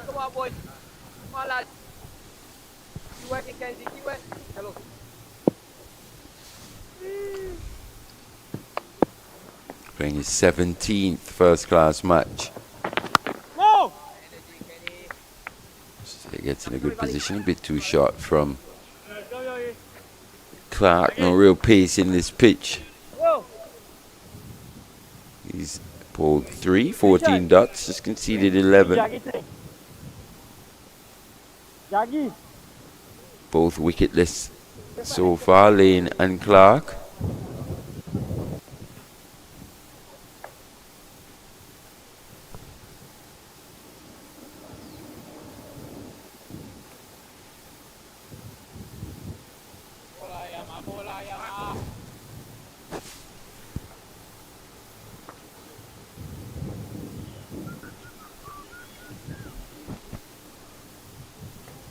Still got the 3 slips. Gully, Josh Bishop in at point, and Becky Joseph occupying that mid-off position. Kelvin Pittman at mid-on. This one, he's completely turned him round. John L. Eugene. Nathan Edward, number 95, on his back. He's in at mid-wicket. And Justin Jagasa occupying the fine leg region. Maybe anticipate a bit of spin. He just had his protective gear brought to him down there at fine leg. Either that or they're opting to go short with a close catcher in, because that would be hard to believe, considering this pitch just lacking a bit of pace, no real venom. Lane, he has gotten a bit of bounce out of this wicket, but he's just been a bit too short. Do you see the slip cord in there?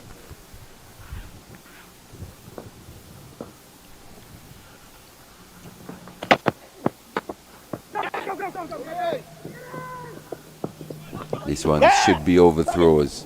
Lane choosing to have a throw at the stumps. No one really could get around. Pittman in the end moves from mid-on. They come back for 2.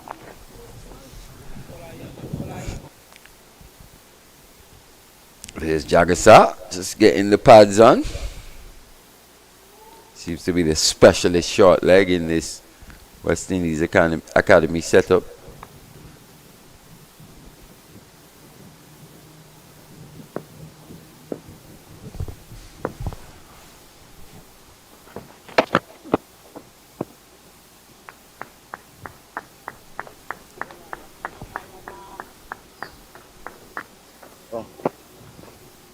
Round the wicket. 2 to count.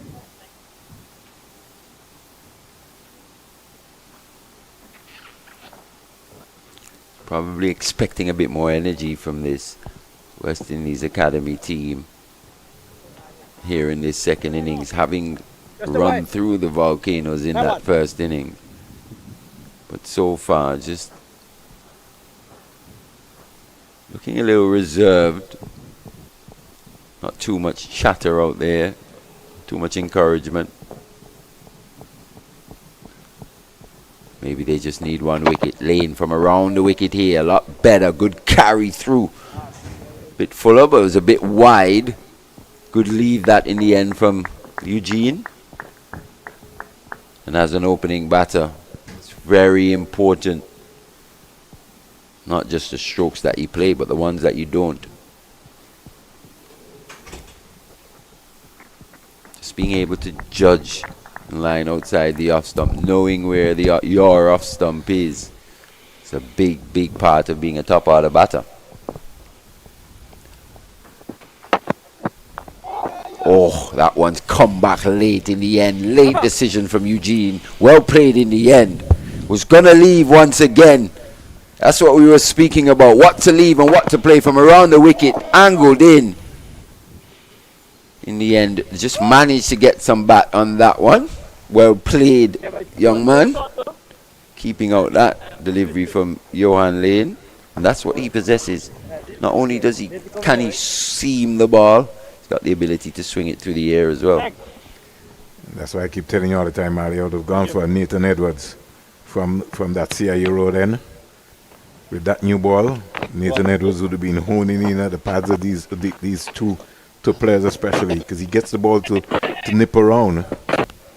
Yeah, I think Melius in particular, times with that propensity to fall over, especially early in his innings. It's when the batter is most susceptible. I'm wondering, Mali, I see the physio is coming on for Mbeki Joseph. I wonder if he's got an injury or something. He's walking gingerly. Since yesterday when he dropped that catch, he's just not looked himself. Now he's going off the field. Yeah, just seems to be labouring slightly. Mbeki Joseph, substitute fielder in Zishan Matara, comes onto the field, a young leg spinner. I see now, Mali, they've gone for spin and not Edwards. Yeah, they've gone for Josh Bishop, the talisman of this West Indies Academy lineup. He picked up 3 for 15 in that first innings.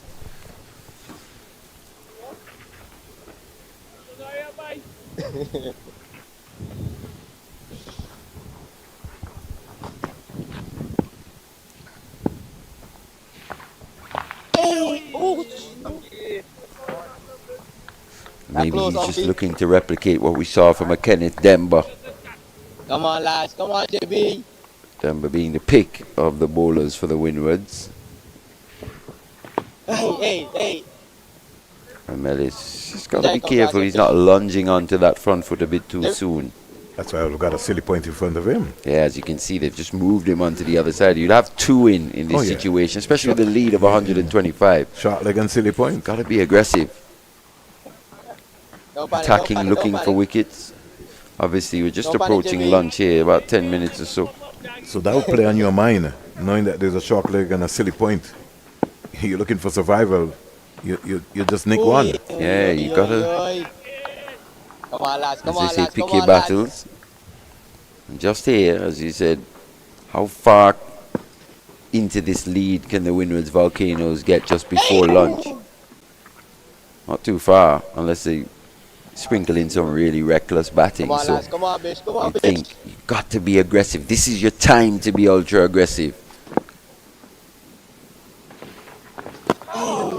Especially when you have not batted well. Maiden over by Joshua Bishop.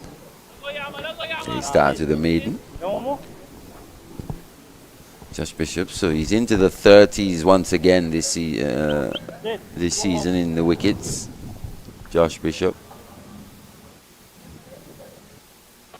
He's followed up a strong season, a top wicket-taking season last season with another one. Once again,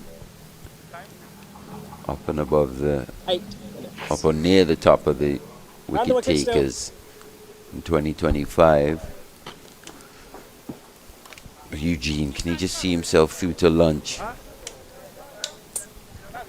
Umpire Gregory Batwet taking I do like this. I like this though from the Windward's Volcanoes. I like this. Just trying to help their young player here. Obviously, it's a change of gloves. So that's where umpire Brathwaite can't really step in too much. He's going to have a word. Nonetheless, just buying a bit of time here for the young man to just gather himself. Obviously, a lot would have happened on that last delivery. Coming back, he would have survived. So it's important he doesn't think too much, stays in the moment. Still want to get Lane to be attacking the stumps. Get him to play. And that one just held its line outside the off stump. Well played in the end. Yeah. Got to force him to play. Didn't go following that. Acknowledged that good delivery. So if you put it in context now, the last two deliveries from Johan Lane, one big in swinger back in. Last delivery of his previous over. First delivery of this one. Angled in, just held its line outside the off stump. In Eugene's mind, he's thinking, wow, there's a lot going on here. Especially for a young player on debut. Just there again. He's having a torrid time, Ali. Well, he's just starting to have a torrid time, but that's the nature of batting in the top order in first-class cricket, especially in these kind of conditions. Every day isn't going to be batter-friendly. The flattest pitches, you know, the sun's baking. He's got a bit of cloud cover. The Darling Volcanoes trailing by 125 runs, but as Mali says, that's academic right now. Yeah, seam bowler-friendly conditions. This is where you want to test yourself as well. Just there, nicked off, gone! Just what we were saying. It started to play in his mind. Lane just had to find something. He started honing in. Once again, angled in, just held its line outside the off stump. Should I play, should I leave? Unfortunately for the young man, harsh lesson. He has to go. Lane picks up his first. Let's look at it, Mali, and the movement. Caught brilliantly by the captain Bishop. Squared him up completely. Yeah, he did. No real base from young Eugene. As he said, Rivaldo okay, Clark. Sorry, Bishop. Sorry with that catch. Sound catch there by the young man. And Eugene comes off very disappointed. Yeah, good bit of bowling that though from Johan Lane. Just something for young Eugene to, as you can see, just played that on the hot slightly. No base, as they say, no foundation. In the end, just turned around. It was enough to take the outside edge. And that's the sometimes the margins between success and failure are so tiny. Now, the West Indies Academy are going to have to be on their money because Kevin Hodges is the sort of player, Mali, who likes to rotate the strike. We saw in the first innings, he just came in, just blocked the ball and just took off. So they got to be as tight as possible. Nathan Edwards coming back at mid-on. I'm over halfway. Well, if you remember how he was dismissed in that first innings, Oh, but yes. Kenny Clark down at fine Fine leg, leg, yeah. taking an absolute stunner, one-handed grab. That was off of Pittman. I think he was off lane. Off lane. Pulled him a short ball. Goes full this Yes, time. Yes. Yeah, if I'm Matara, you want to be in close here. Yeah, because Hodge tends to just rotate the strike. He just wants to knock the ball and get to the non-strikers end. So saying still just 4 minutes or so to lunch. Now, Johan Lane, Fuller, starting to find that length. 3 slips of gully waiting. Bishop at backward point. The adequate length on this pitch. Bit too short this time. It's comfortable for him there. When he does hammer it in, it just stands up a bit tennis ball in the bounce. Well timed. Well, we said that in that first innings as well. It was well timed from Kavem Hodge, but didn't really have the elevation. To me, man, it was outside his line too. He got inside the line, didn't he? He had enough time to just allow it to pass. It was only a second delivery that you have been facing at that time. It's actually not a shot you see too often in the modern game. No. That hook shot where batters really get inside the line and a la Richie Richardson, but once again, quick onto anything short and wide outside that off stump. Kamani Melius. Got to bowl him fuller. Got to bring him forward. There's no pace at all, Mali, in this track here, so just forget about that. It's got to bowl a fuller link. Tell you what, Melius isn't complaining. He'll feast on that Arms middle, please. throughout the day if they serve it up. But just to touch on Kamani Melius, he's got a massive best of 192 in first class cricket versus the Trinidad and Tobago Red Force 2 seasons ago, 2023. He's also had his challenges as well around the Rhode Islands cricket too. And he's been in and out of this Windward's Volcanoes lineup. Another player who's just really flattered to deceive. Once again, we're just showing that difficult transition from age group cricket through to professional cricket, especially for a lot of our very talented batters. In our system, for me, it just takes them a bit too long to come to grips with. Yogi Lane like he almost forgot the ball, Mali. Rivaldo Clark is having a big laugh about it. I think Rivaldo Clark just needs to give himself some room as well too.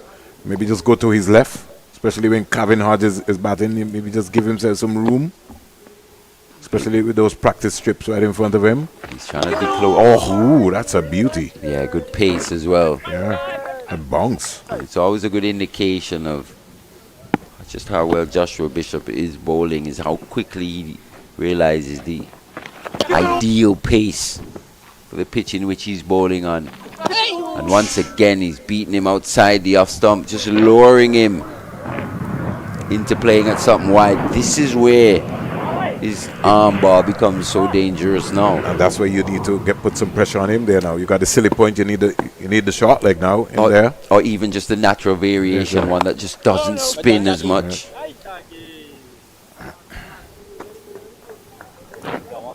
Yeah. Look out for the arm ball, Mali.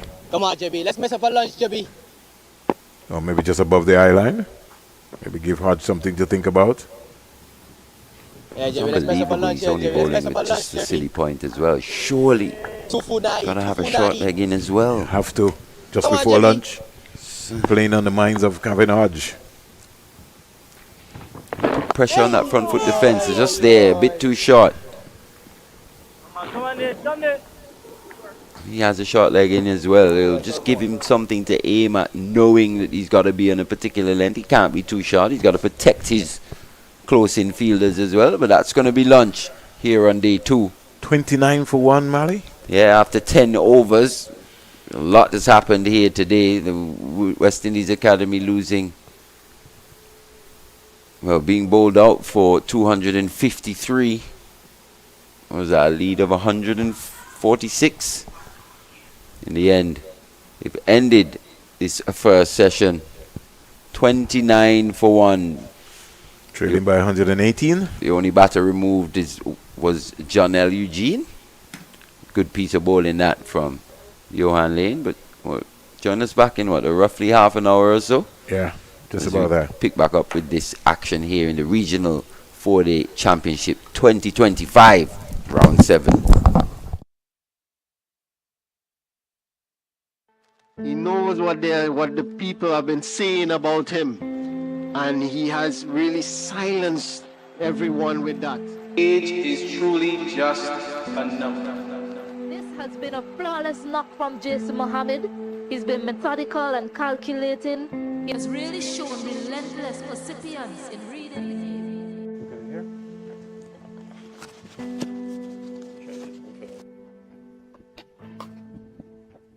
Over the last 5 to 6 years, I think I've really worked hard in terms of my fitness and batting, so to speak, in the nets.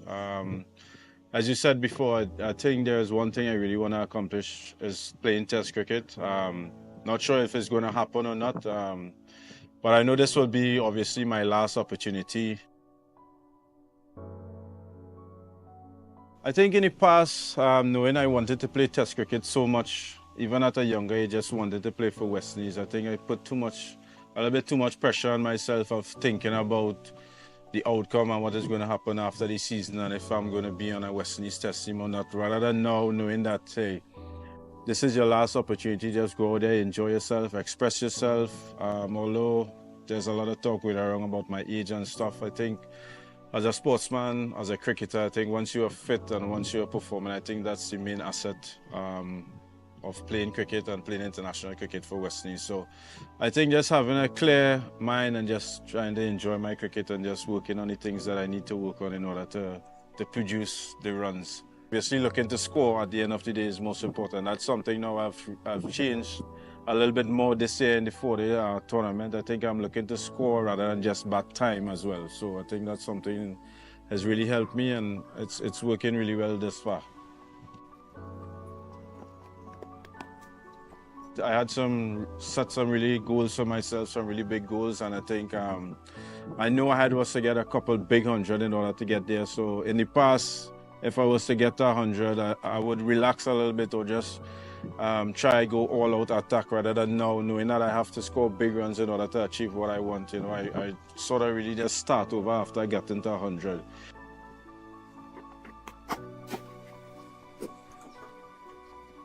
Myself, I just want to be remembered for someone who has really worked hard. Obviously, I've gone through a lot of difficult times in first-class cricket and in my career, but you know, I've never given up. Some people might have, and then with everything else happening with age and everything, I know a lot of people would have walked away. So I just want to be remembered for someone who was strong mentally and always had the love and the passion for the game and always worked hard to achieve whatever I think I wanted to achieve in this game.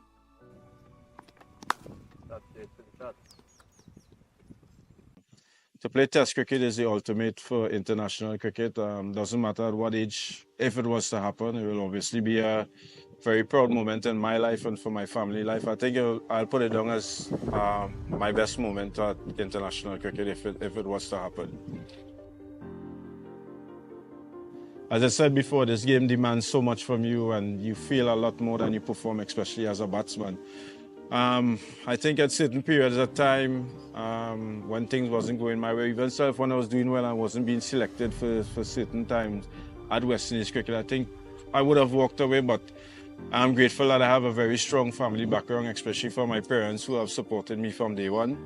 And being married 10 or 11 years now, my wife has really been a strong part in my career as well. You know, she's someone who has always motivated me and said, hey, let's look forward and look forward for doing great things. And I think they are the main reason why I'm still here and while I'm still performing.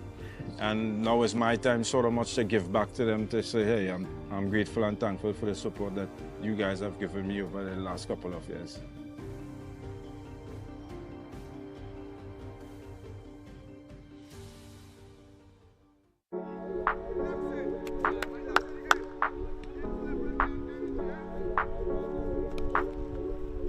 When we hear the words Antigua and cricket in the same sentence, we're often thinking about names like Sir Vivian Richards, Andy Roberts, even maybe a Sir Richie Richardson.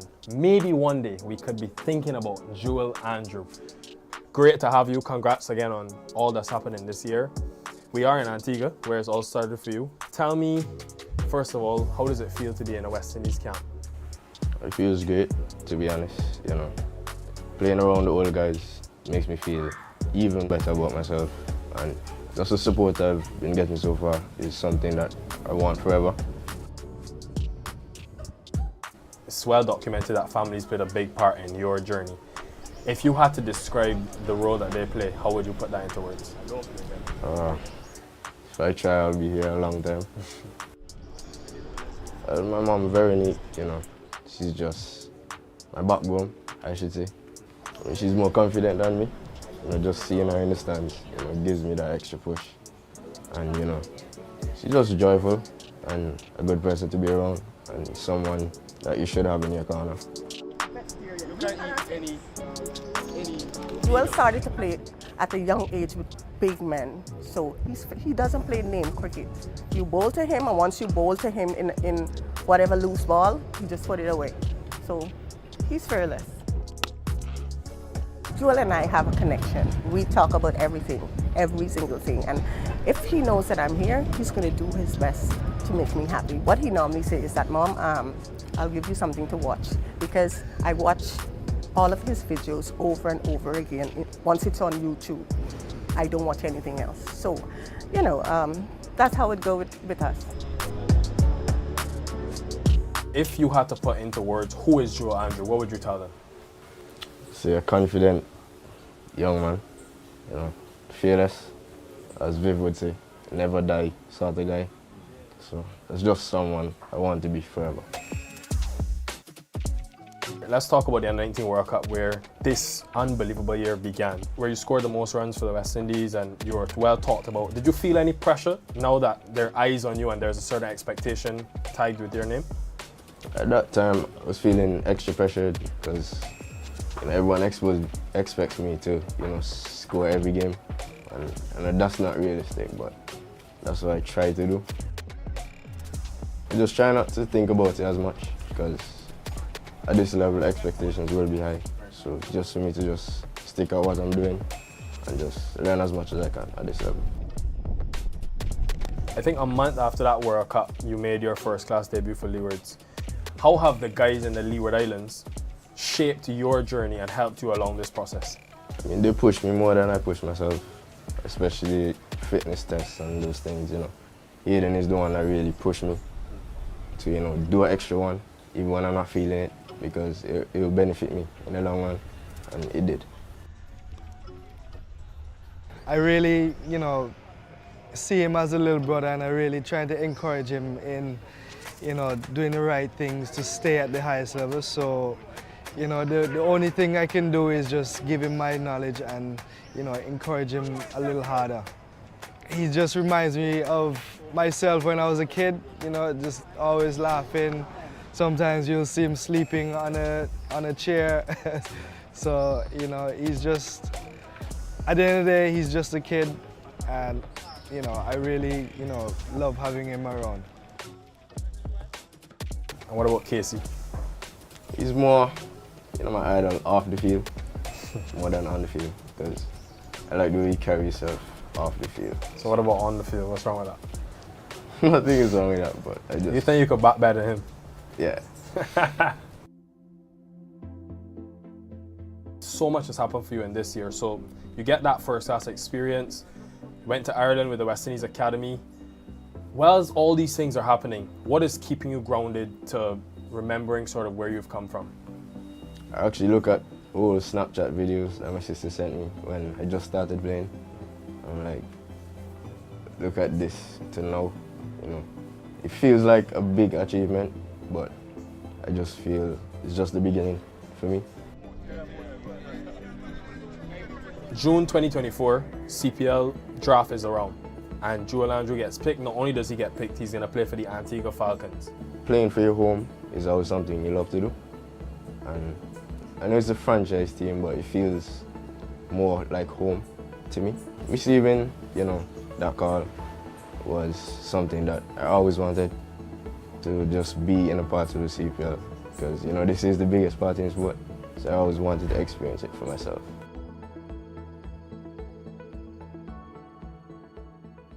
After the CPL, West Indies call up. Where were you exactly when you got that call that you were going to be part of the West Indies setup? What was your emotion? I was actually on my way back home from the CPL and I cried instantly. Because, you know, just receiving that from the coach that I would be a part of the team, it made me feel good about myself and it's something I always wanted. That squad was captained by Shea Hope, who you've always said is your biggest idol. Why Shea Hope? I mean, he's just cut above the rest in my eyes. Averaging 50 in ODIs is never an easy task. So that's something that I want for myself. So if I see it in someone else, you know, I could just always emulate it, try to bring it into my game. So third ODI comes around, getting your cap from Azari, who is obviously working his way to be one of the great Antiguan cricketers. What did that moment feel like? I mean, he's more of a brother to me than a teammate. We go way back in terms of Antigua and club cricket. So receiving my cap from him was a special moment that, you know, I would cherish forever. If you are to play in Antigua, to hear the rally around the West Indies, to be part of cricket with Antiguans all around you, what would that mean to you? I mean, every time I hear that anthem, I get emotional because, you know, that's something that stands out and it's something that means a lot to everyone in the region. If I get the opportunity, I want to score my first 50 in front of the home crowd. That will make me feel good. And just still learn as much as I can because I'm still here to learn. 17 years old. We could be hearing Joel Andrew for the next 10 to 15 years. The guy makes me feel old, but brother, I hope you enjoy this. This is an invaluable experience that you will get on this series and we can't wait to see what the limit will be for you. So all the best. Thanks.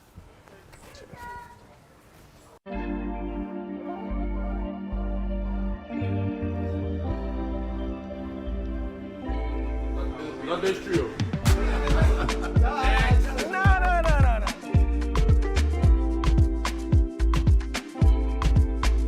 Between the three of you, who is the funniest?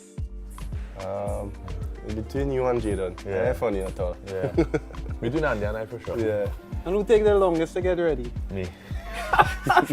Always waiting on this man to go for dinner. Always. Who is most likely to be late? No one really.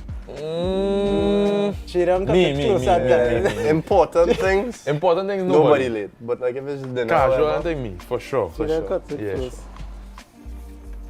Who lifts the most in the gym? Then between Andy and I. Oh no, you look strong too. You see my legs? Where's your squat? 3. You win. Yeah, I think it's 3 I was 285 or something. I was 275. Who's the most competitive? It varies. Depends on what we're doing. Yeah. Table tennis. These two can't beat me, so I just always win. I just always win anyway. If it wasn't cricket, what other sport would you like to play professionally and why? For me, I'll pick track and field because that is what I used to do before. So for me, if it's professionally, I would always go back to that. It would be easier. Football. You're not good at all. Yeah, I used to play football and it wasn't good. You mad? Wait, mean on a game? No, but all them mad. Yes, fine. Yeah, I have medals for football. They give out participation medals too? No. Score banger from outside the box. Right. Top corner too. You. I would choose football because I actually played football at a decent level. Okay. I played the highest school Next. football level. Wait a minute. Next. Hey, I have an intercol game, eh? I played intercol final and like big sellout stadium. About 5,000 people watching. Who do we think did the best at school? Definitely not me. Not me at all. Why that question? Jaden. I don't have a choice. Who is the toughest opponent or player that you have faced in your test career? Probably say like Josh Hazelwood. because of his skill. Yeah, I think he was one of the toughest bowlers I've had to face so far. Can I say it's just about enjoying the battle this far for me. Only one man I could call. Joe Root. So what Ben Duckett? Nah. He only do it for one game. Joe Root do it for 6 games, you know. From the Caribbean to England. It have to be Joe Root. Joe Root. Gives you nightmares? Nah, he's not giving me nightmares. It's just... He's making you think a little bit. Yeah. He's making it hard work. He's making it hard work, yeah. Who is the teacher's pet? The whole team. Alright. Nobody. Nah, if we go in batting coach, the teacher's pet for the batting coach is Kevin Hodge. Oh yeah. Full stop. Full stop. Yeah, my Conversation done. Nobody else. It's not nobody else. Conversation done. Kevin Hodge. For sure. For batting coach. Full stop. This next one, real interesting. Who is the best dancer? In the whole team. Louis. Yeah, Louis has some moves. Yeah, Louis has some moves. Louis has some moves. Shema would say he has some moves too. I never see it, so you can't say. Shema would say he has some moves. I see Louis put it down. But I see Louis dance. Yeah. So Louis. Yeah. Louis. Yeah. Who has the best fashion sense? Sinky. No.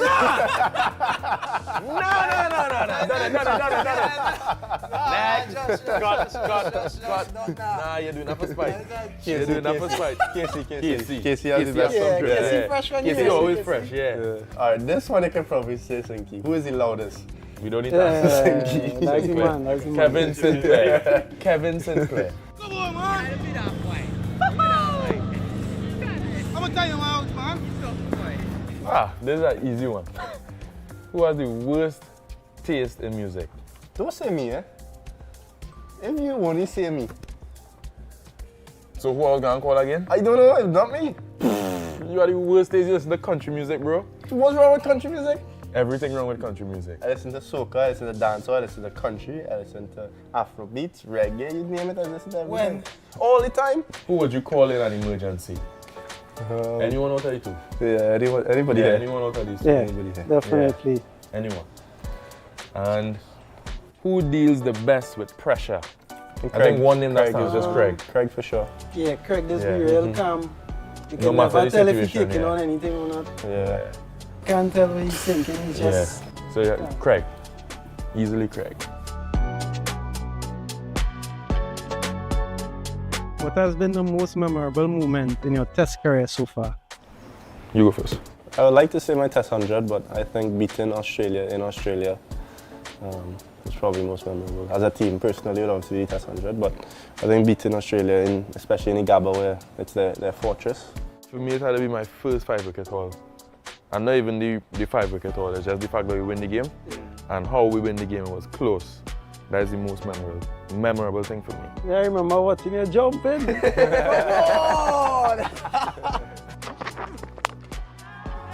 To become the youngest West Indian fast bowler to get 5 wickets, and he does so. For me, it's my first test wicket. It came off my second ball of my first over. So that is something I cherish as well. And we have a picture with that one. Yeah. Hands up.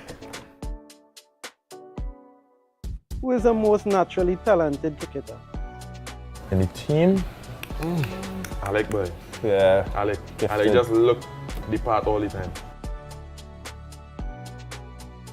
Discuss the friendship that we have with each other on and off the field. Well, I can speak from when I started, because I didn't know any of them personally when I now started. I started playing cricket with Josh at probably 19, 20 years old, and we just created that bond when we played together for Trinidad in the first class setup, and then we all came together with West Indies, and the friendship just grew and grew, and we went on tours together, and every time we had to go for lunch, breakfast or dinner, we moved together, and we sit near each other on the bus as well. Yeah, I agree. It was something just natural.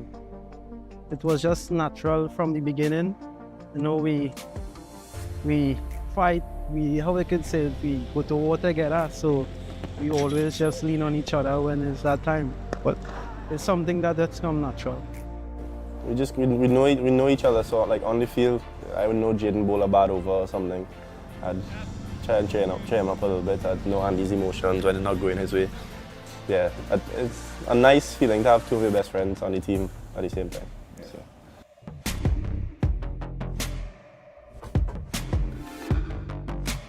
Off the field, you can't beat me in FIFA though. What? Next question. Next question. We have to do a video of us playing FIFA and see how much. The other night we played, I scored 20 goals. I scored 19 with Haaland. Next question. What is your favorite thing about playing for West Indies? I get goosebumps, yes. Everything. For me, is everything. The first thing was I wanted to play cricket. I wanted to play for West Indies. And then obviously playing, you get to experience Test cricket. You get to experience singing the national anthem. And doing it home.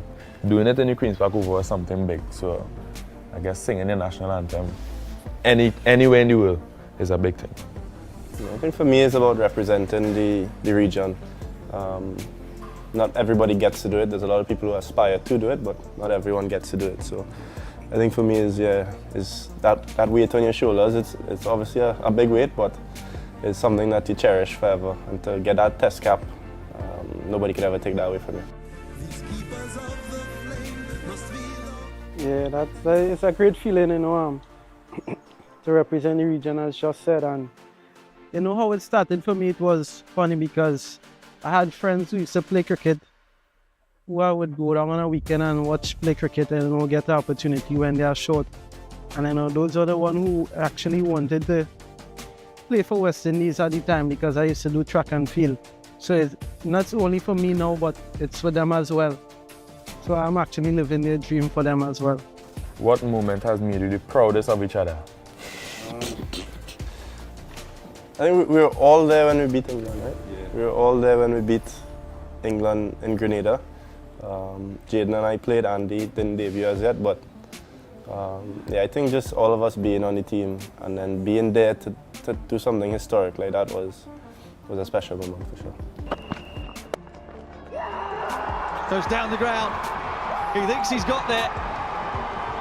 He certainly has. What an innings from Josh De Silva. The ecstasy written all over his face, and boy, he's deserved that. The way we celebrate and enjoy each other's success, that's something I cherish. That's something I definitely enjoy. For me, when Andy made his debut, I was very happy for him. And then obviously getting the first Test wicket. I know how much that would mean to anybody. So far more getting your first Test wicket on debut in your first over is obviously a big thing. So I was very proud of him in that moment. And for me, with Josh, it's scoring the first Test 100. And not because I was batting, just because he get it. Because he was batting well throughout the series. He had, I think, 150 before that. And he was looking like he could push on at some stage. And he did it in that last game, in the most vital game of the series. And he got to that triple figure mark, and we won the series in the end. So I was very proud of both of them in those different moments. What are we expecting from this test against Bangladesh? Win. I would say definitely a series win. Definitely a series win. Yeah. Not much, not too complicated, just to win. Just to win the series. Yeah, do the basics well and make Craig and coach proud. Yeah, that's all.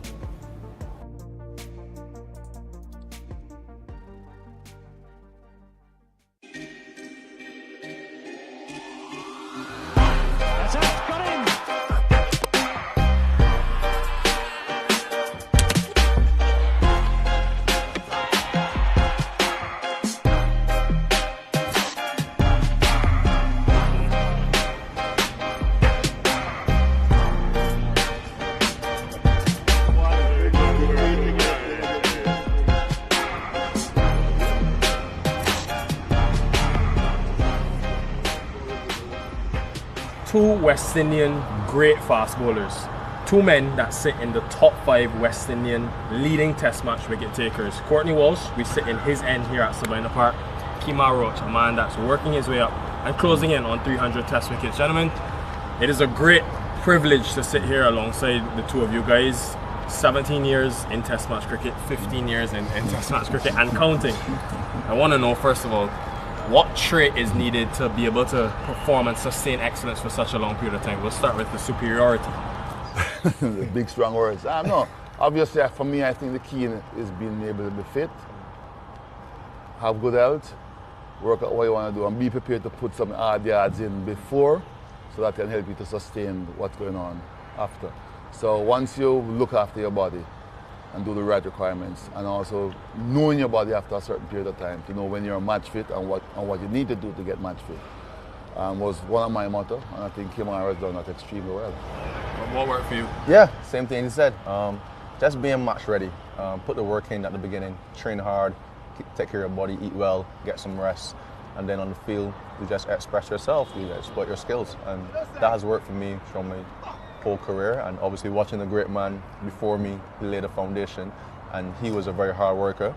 You can see that he bowled long spells, and he was very consistent, and that's what I emulate my game off. Roach has the last laugh. Roach has the last wicket. Both of your journeys in fast bowling, your skill sets actually changed over time. How did your, Courtney, starting with you, how did your skill set evolve over your 17 years of Test match bowling? With experience, I mean, any young fast bowler when you started, you want to bowl fast because that was the name of the game. So you always try to hit the deck as hard as you can and try to bowl as quick as you can. And for me, I could only get the ball to knife back in or swing in a good pace, consistent pace. But over the years, as the game started to evolve and my own career started to develop, you realize that you need certain skill sets. So practicing the nets was what I went to do, and then you try it out in matches. Obviously, being able to play a couple of seasons in England did help, and then playing our regular 4-day cricket here and club cricket, you can experiment in those. And then I would call myself an all-round fast bowler afterwards when I was able to swing the ball away from the bat. And those skill sets is something that you have to work on. It's something that I've admired with Kumar. His skill sets, when he started, he was raw pace. But then when he sort of lost a little bit of that pace, his skill sets got better in terms of how he swung the ball and using different angles going around the wicket and creating what I call, I think, to me, and I say it in front of him or behind him, one of the best around the wicket bowler to left arm spin batters, using up that angle, getting the ball to come in and then leave the bat. It's not something that happens overnight. It's something you have to practice. And that's how you get your game to evolve in terms of trying to be a complete fast bowler, which at the end of my career, I think I was closer to that than when I started. Second hit, magnificent from Timar Roach. Third time lucky. When do you remember that time where it all sort of came together for you? Obviously injuries help. Obviously I lost some pace, so obviously I had to work on my skills more to become still an impact bowler in Test cricket. So I did a lot of work leading into 2015, 2016 after my injury on my shoulder, and some deep discussions and some reinvention of myself and my action helped me to do a lot more of the ball, and then I think I became a better bowler after that, in terms of working up batsmen, challenging batsmen, front foot, back foot, whatever, but getting the ball to go both ways. I think I enjoy bowling like that more than bowling quick. It might sound funny, but pace put fear in batsmen's heart, but I like the fact of exploiting skills and exploiting weaknesses in batsmen, and I just think that's where I enjoy most.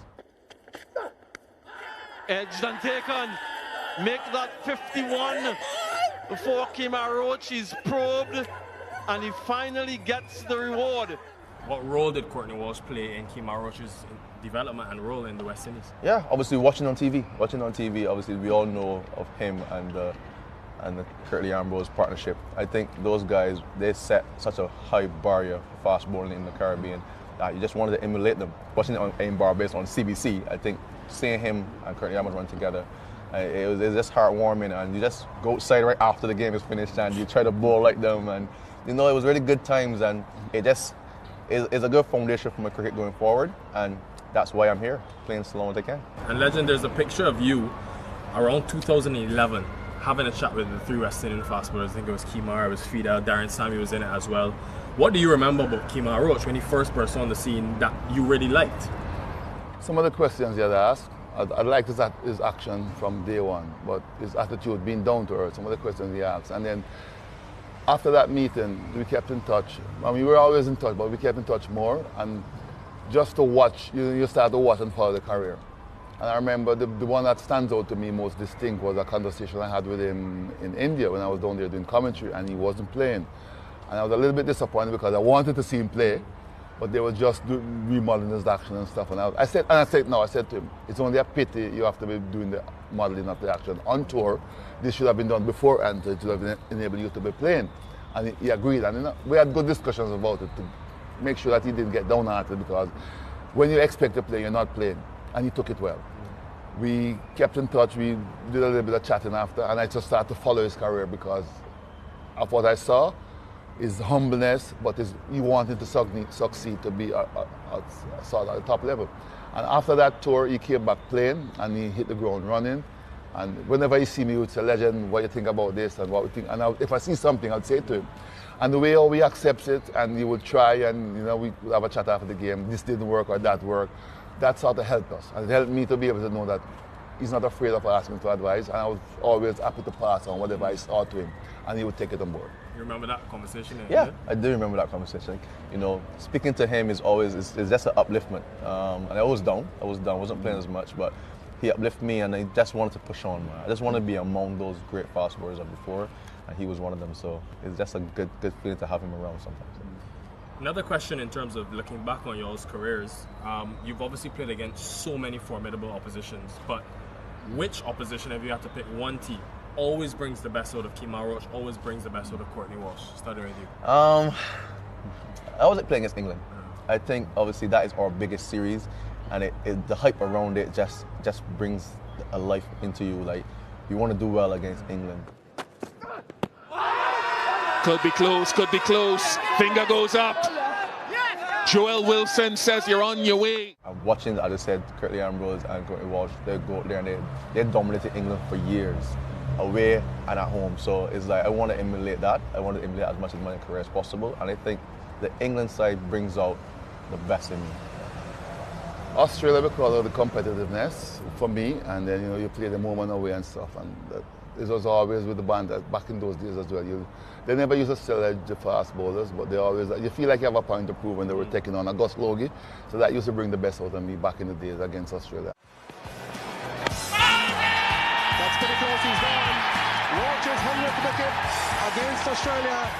With England now, because I played county cricket, it was always a very close rivalry, because when you're in there playing county cricket, you can sort of stand on your own feet as well. He keeps mentioning Ambrose Walsh. I want to know that having that strike partner for you, first of all, in Sir Curtly Ambrose, what did that do for your bowling and your quest of that 519 Test wickets? Well, Curtly and I, we didn't compete against each other. We complemented each other, and I think that to me was the friendship that we have, and just the respect for the game and for each other. That helped me, because we knew what we wanted to do. We would discuss batsmen, the length we want to bowl, the type of surface, the opposition, and we would have our own game plan. On his day, I played a supporting role. On my day, he plays a supporting role. And I think that helps in terms of partnership. If he picked up something that was not working, he would come and we'd have a discussion. And I just remember a test match at Lords as well, when he was struggling, rhythm was off. And I went up to him and I said, "Listen, big man, you're struggling today. Don't fight it, try to relax, because sometimes when you lose your rhythm and you're rushing in, it just doesn't come back." And he said, "So what to do?" I said, "Just relax. I will take up the thing, because I was in a good rhythm. Whatever short spells you have to bowl, just try to find by that rhythm." And these are the conversations you need to have and the understanding. And that to me was one of the hallmarks of our career and our partnership, because we understood each other. Take on, that's it. Courtney Andrew Walsh is now Test cricket's leading wicket taker. The West Indians surround him on the field.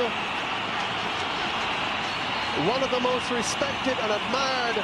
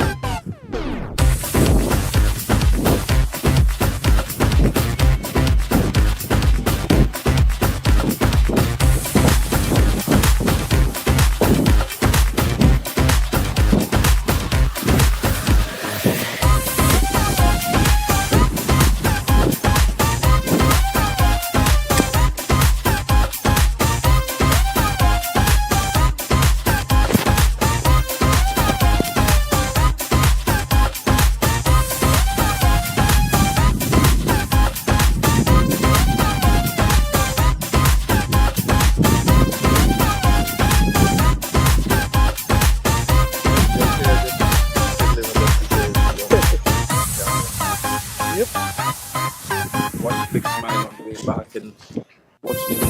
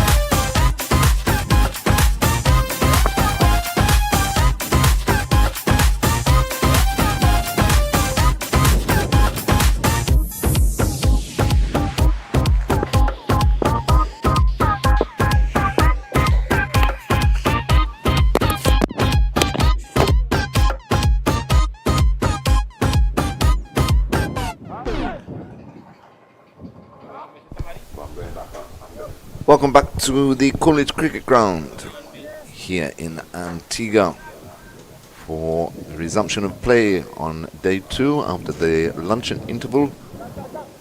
West Indies round 7 4-day first-class championship match between West Indies Academy and Windward Islands Volcanoes.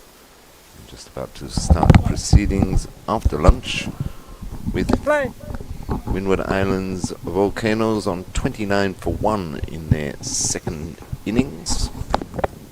As Johan Lane is into Kamani Malias, who slashes that over, slips down to the boundary for 4. Yeah, good afternoon, Terry. Once again, Kamali Melias feasting on something short and wide outside that off stump. I'm sure he just feasted at lunch, had a very good lunch. Picked up where he left off prior to the luncheon interval. Another boundary, 18 now to him. Important innings this for this young man, I think. Yes, most definitely from a personal perspective and from a team perspective.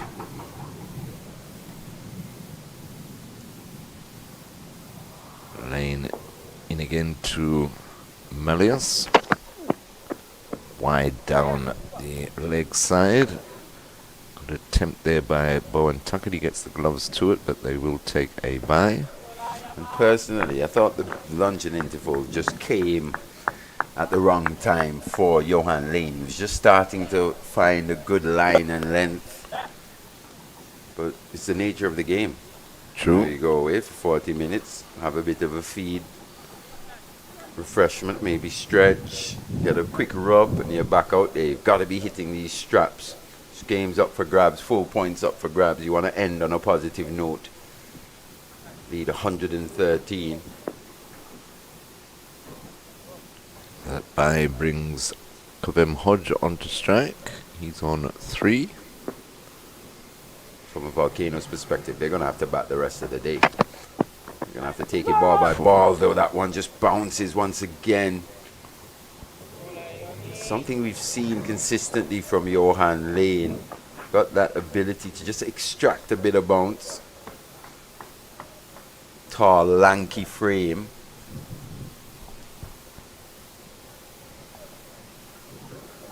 Yeah, that one could have gone anywhere, but luckily for Hodge, it fell safely.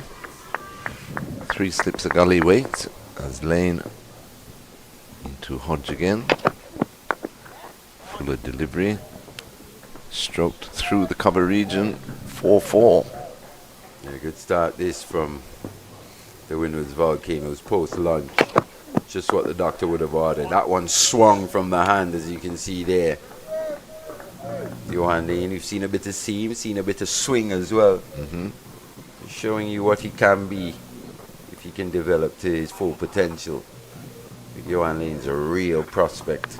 Most definitely.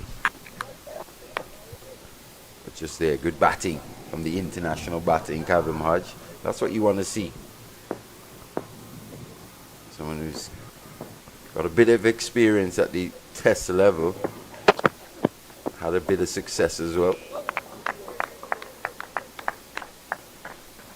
It's just the modes of dismissals, especially for the Windward senior batters, especially over the season. You think of Ambrose, think of Hodge, Alec Athenaeus himself, yes. At times, they're just dismissed a bit softly for my liking. I've always been a fan of Sonny Ambrose. If you look, he consistently scores for the Windward season after season. I think he was a bit unlucky to be discarded from the Windies team when he was, and to not really get another look in. But yeah, it's like they used him up for that New Zealand tour. He didn't get off, and that was about it. Yeah.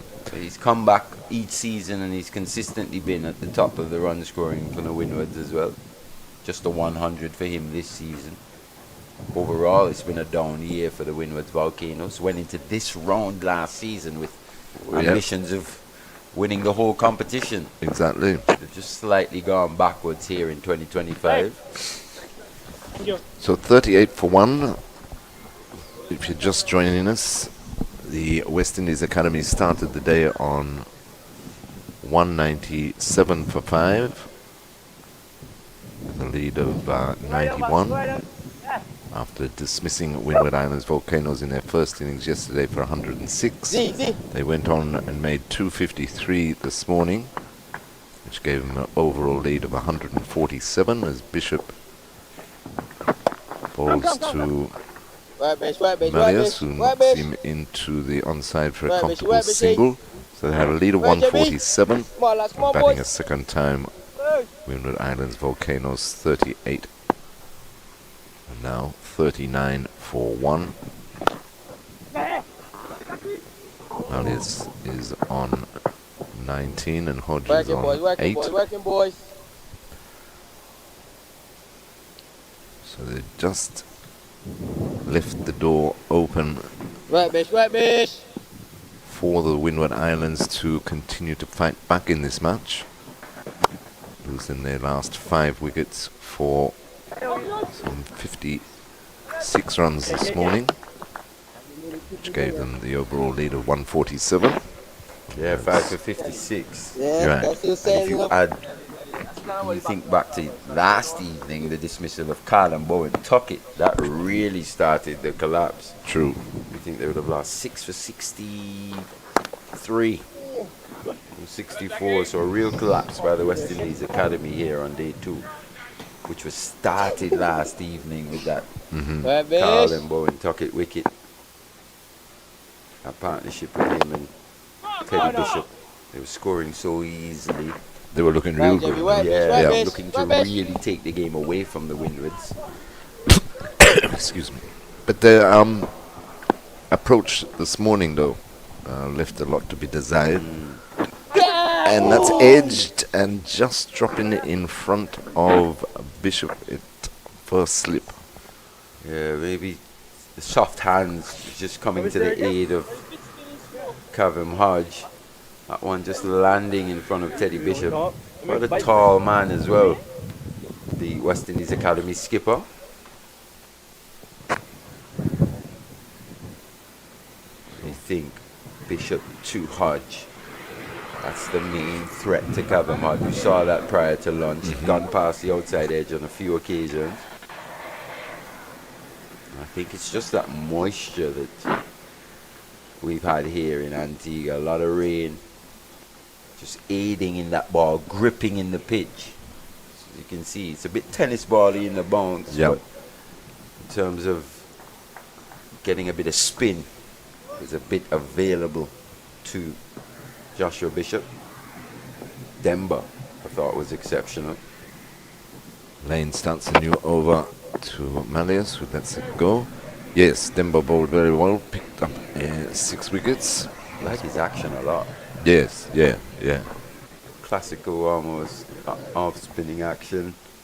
He could have had a few more too. Yeah, he could have. Catches gone down. Catches gone down. He dropped one off his own bowling. Yes. And Johan Lane, who's bowling now, had given 3 lives. But it was interesting. As Lane into Malleus, half an appeal, but going down the leg.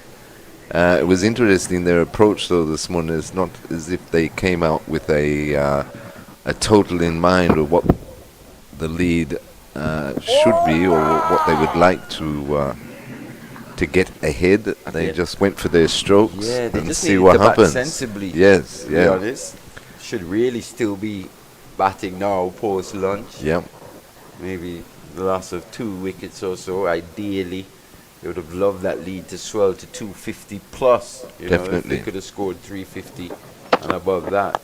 It would have really set back the Windward's Volcanoes here, a long way behind. But that performance by the Windwards with the ball has really given them a chance. If they can bat, the day. If they can bat the day here, it will really give them a chance to end the season on a positive note.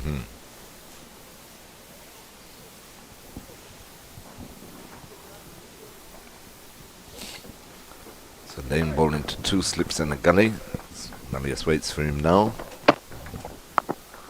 It's cut to the deep backward point.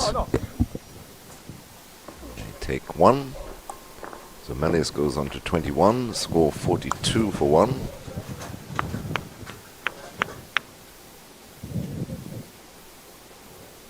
So as Marley was saying, the lead could have been a lot bigger. Something in the region of 250. But they lost Teddy Bishop, who was 54, not out. They lost him the second over of the day, 56, and the others just had a go. That's a great delivery there. Beautiful ball by Johan Lane. Takes the edge of Kavem Hodges' bat. It really reared up on him, squared him up, took the wicket, took the edge, got the wicket. Hodges gone. Windward Islands Volcanoes lose their second. That's what we were talking about, Terry. That ability to just produce that disconcerting bounce. Just pitch that ball a tad fuller. Ends up threatening the outside edge, up near the splice. Almost unplayable delivery, really. Definitely. For Kavem Hodge. And he goes, not a profitable game for him. His season ends. At least his first class 4-day season ends. But what a peach that was from Johan Lane. And that's what we were speaking about. If he can produce those deliveries just a bit more often. So keep harping on the point, sorry, Terry. Yeah. A real prospect. We see the raw materials, what Definitely. he can be. Possesses swing, seam. I think he's going to get stronger, going to get quicker. He's already put on a few pounds. Looks a lot stronger than when we would have seen him first. Used to collapse a lot more at the crease. He's looking stronger in that delivery stride, and he's only going to get better, I think. But I think he's just going to work on the mental side of his game, especially with batting. Especially with the bat. He's a talented player. He can bat definitely for sure. He's develop got all into the an all-rounder. strokes. Yes. Yeah. But he just doesn't seem to take his batting that seriously, Johan Lane. And that's what you're looking for, multi-dimensional players. So Hodges gone for 8. It brings captain Alec Artenes to the crease. The lead, they're still 105 behind. Around the wicket lane into Artenes. Down the leg side. And that will go away for 4 leg byes. Yeah, probably was just best served staying over the wicket, looking to take it across Alec Artenes, at least early. You know, he likes to play those balls outside the off stump, especially with 3 slips in. And you're on top, 46 for 2. Still with a healthy lead. Lane just a little inconsistent at times. 2 for 21 here today, though. Jordan! Two peaches to remove. Firstly, John L. Eugene. Good bit of bowling to set him up. And then secondly here, Kavem Hodge. That wicket would really set back the Windward Volcanoes. They'll be hoping that Hodge could spend a bit of time. He's been a man for a crisis for them this season already. Working boys. Most definitely, and a lot depends on Captain Alec Artenez, who hasn't had the best of form. Scores of 23, 13, 39, 18, 1 and 78. That's 78 coming in the last match against Barbados. But you would suspect of how he goes, though, Mali, is the course that this innings will take. Yeah, at this stage they'll go as deep as Alec Artenez takes them. Be interesting to see how he looks to build this innings. Will he come out looking to play his strokes? Tends to get off to a bit of a flyer. Working boys. Anything a bit wide, tends to throw their hands at it. But in this situation, in these conditions,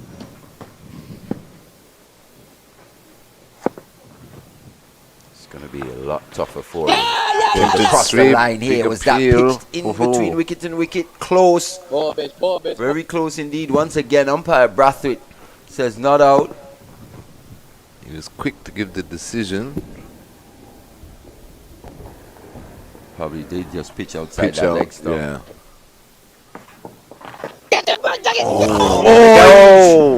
Almost pouched. Did manage to stay quite low there in that silly point position. Justin Jagassar. He nearly had it, and he nearly had it again on his second attempt. Have a look at this. Just there once again, Melius lunging onto that front foot. Something we spoke about prior to lunge. He's got to be careful not to just lunge onto that front foot a bit too soon. Then find himself feeling for the ball, and that's what happened there. But Jagassar couldn't take the catch. Too short this time. He's severe on anything short, isn't he, Terry? Definitely. Good shot pulled through the mid-wicket area to finish the over. But you're quite right, O'Malley. He's not too sure against the slow left arm of Joshua Bishop. And that was almost an excellent catch there. Silly mid-off. But nonetheless, Malleus survives. And that brings up the 50. That boundary for the Volcanoes. They're 50 for 2, and Malleus moves on to 25. He's starting to look a bit more assured at the crease. From an academy perspective, you just want to see him brought onto the front foot a bit more. Come on, Malleus. It looks like we're going to have a change at the commentary box end. Nathan Edward is going to replace Johan Lane. This is a good move. Only thing for me, I'd like to see another slip, another catcher behind the wicket here, especially with Edward possessing that ability to take the ball away from the left-hander quite late. Will he get that swing though from the CIU road? From the media center end, he tends to swing it quite prodigiously from CIU road end. Yeah.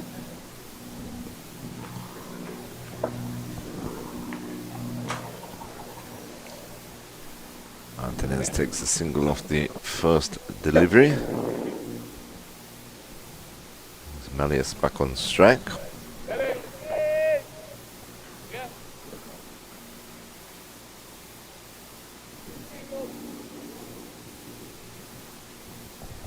for Malleus, he's just got the one slip and a gully.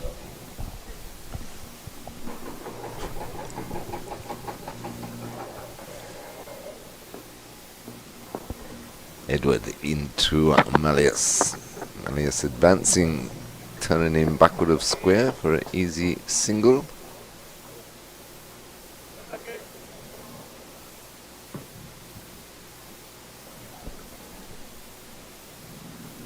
So 52 for 2. Malleus is on 26. Artenez is on 1.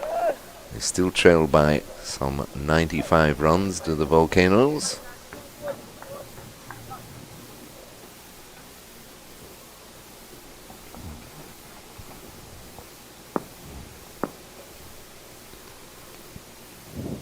Two slips now back in for Alec Artenes. As Edward runs into him now. It's wide. Chased it though. The bottom part of the back. We know that's the way Artenes plays. He is going to go after those balls outside that off stump. It's part of what makes him such an attractive player to watch, but also leads to his downfall on quite a few occasions, leads to a lot of soft dismissals. Yeah, just giving himself a chance to get in, isn't it? Shot selection, yeah, especially early in his innings. So you're saying 26 years old now, so this should be his prime. Definitely. Should be working out his way of batting, should be worked out at this stage already, to be honest, and then just little tweaks and whatever refinements that you're going to make as you progress. But for me, he's just gone backwards slightly in terms of now he's trying to figure out again just how to build an innings, right? Stay at the crease for long periods. So that's the only way you're going to score those big runs, is if you can bat for long periods. And this is an ideal situation for him, though, isn't it? Where he has to tough it out. No big swing yet here for Nathan Edward, though.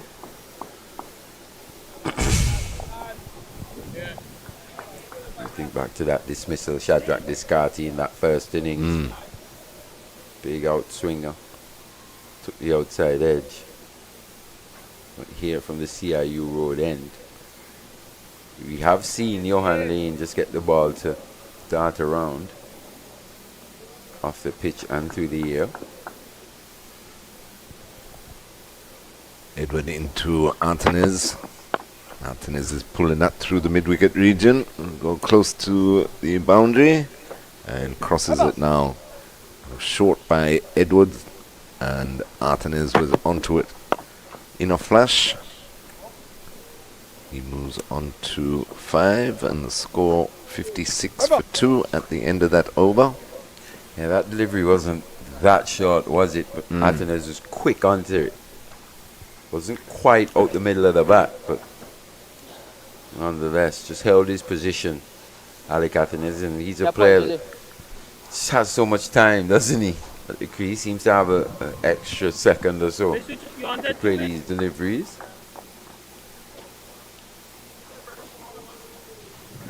But similar to a Teddy Bishop, someone blessed with immense talent as well. Yeah. Is how often do they contribute to their own demise? Through poor shot selection. Oh, there's this a is chance. Close. Oh no, poor throw. Poor throw in the end from Bowen Tuckett. Stamped into the onside. It's a bit of Malleus. indecision. It was a bit of indecision, but in the end, comfortable enough. I was surprised, though, Marley, that he brought Edward on, replacing Lane after Lane had just picked up the wicket with a brute of a delivery, I'd have to say, to dismiss Kavim Hodge. Especially with Artenes at the crease, seeing the importance. You probably want your best seamer who had just taken a wicket. Chooses to go with the orthodox sweep off the head this time. Saw that dismissal of Rivaldo Clark. Short delivery, went back to pull, hammered it into that short leg. The protective gear coming to the aid of the fielding team. That ball lobbed up in the air. In the end, he was taken comfortably at slip. Unlucky mode of dismissal. Now they're going to call for the concussion protocols. As Jagasal was clipped, it was nothing like the full blow that Malleus got from Rivaldo Clark, but nevertheless, anytime the ball hits the helmet,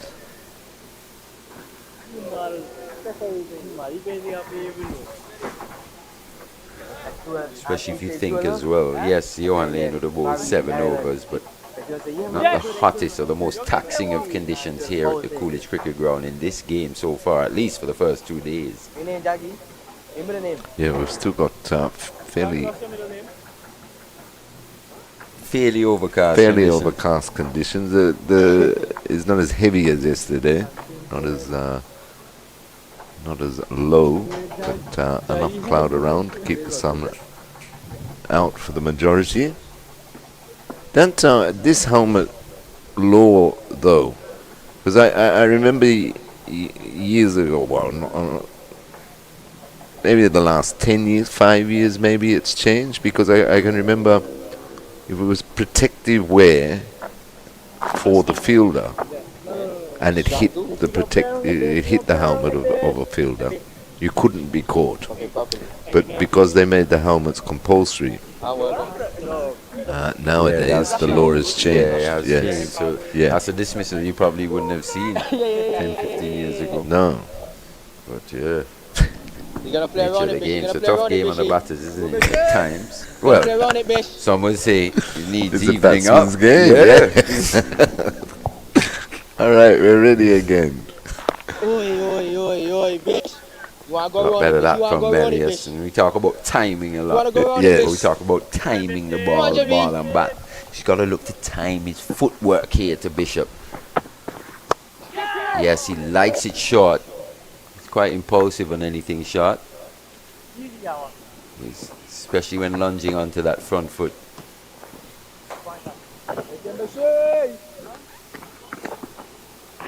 Keep at it, lads. Keep at it, Got lads. to make Come on, sure he's boys. not Let's there go too bang, early bang and here, then man. finds himself Come on, feeling lads. Come around on, for the lads. ball.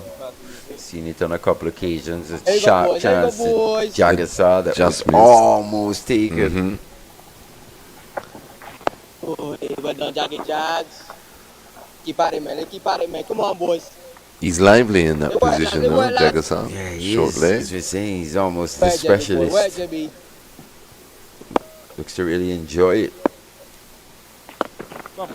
Swept again by Anthony's down to fine leg for a single.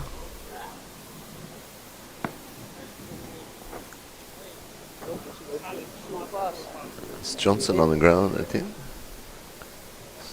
Somebody went off. Probably Yogi. Could have been, yeah. So Jordan Johnson on the field for Johan Lee. Yeah, it looks like Lane. So Nathan Edward will continue. 60 for 2 Windward Islands Volcanoes in their second innings. Malleus is on 28 and Artenes is on 7. Still trailed by 87 runs.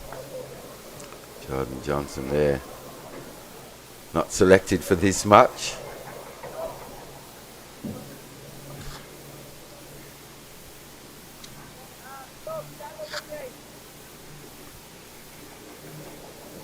Had a quiet season. He has. Strange one. Yeah. In terms of he wasn't selected for the Scorpions to begin with, and he was belatedly added to the West Indies Academy setup after a couple of rounds. He's really struggled to find his rhythm at the crease.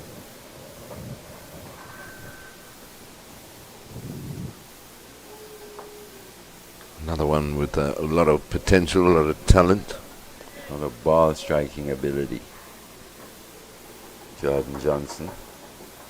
Another prolific under 19s and age group cricket player.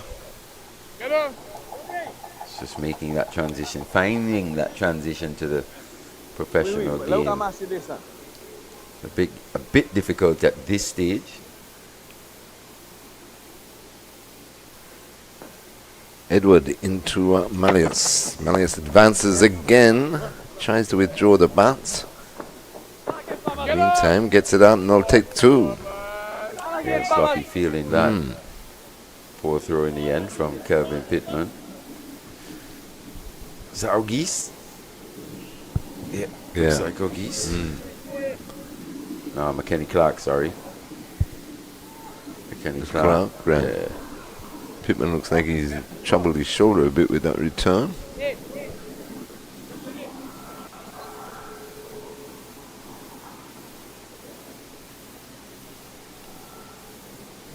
Interesting to see Malleus's approach, though, Marty. There's now Especially Bowen Tuggett. now. Yep. Yeah, it's come up to the stumps. He keeps advancing down the track to Edward. That one down the leg side. He turns it round the corner for a single. What it also forced Edward to do was just drag that length back slightly. Mm-hmm.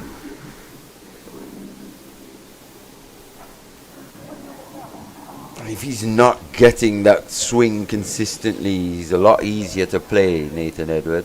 He really relies on that movement through the air.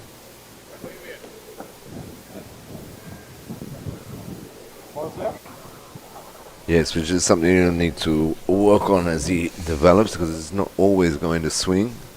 Conditions won't always be in your favor. As he comes into Artenez, full pitch delivery, blocked back by Artenez.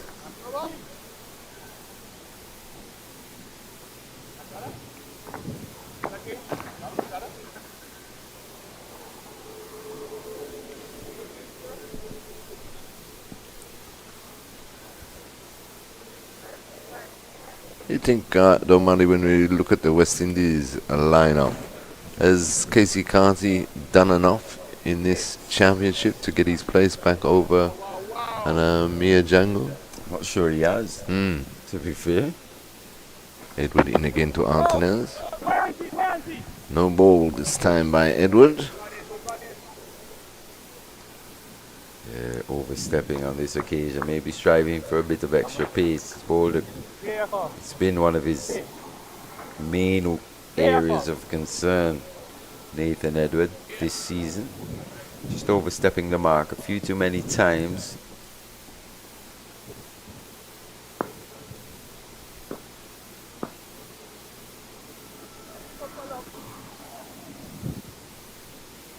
Runs in again to Artenez. Artenez forward in defence.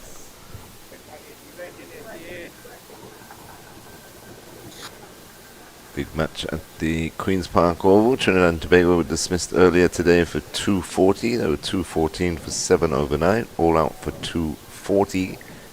Guyana Harpy Eagles in reply, 79 for 1.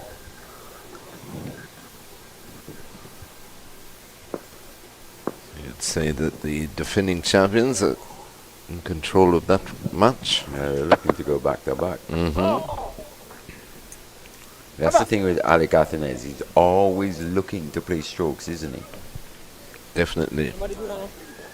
Over comes to an end, 65 for 2. I think he's just got to find a way to mix that Keep moving, man. Keep moving. attack with a solid defense. 2 points. Yeah, and as you were saying, Molly, to pick your shot, you know. Pick the right ball. As in there, are you trying to hit that one for 4? Are you trying to, you know? Keep at it, lads. Keep at it, lads. Keep at it. Keep at it, lads. Not. Keep at it, lads. Just play a Don't solid let block. that time, man. Keep it moving. Why Don't let give that time, the man. Don't let that opportunity? time. Exactly.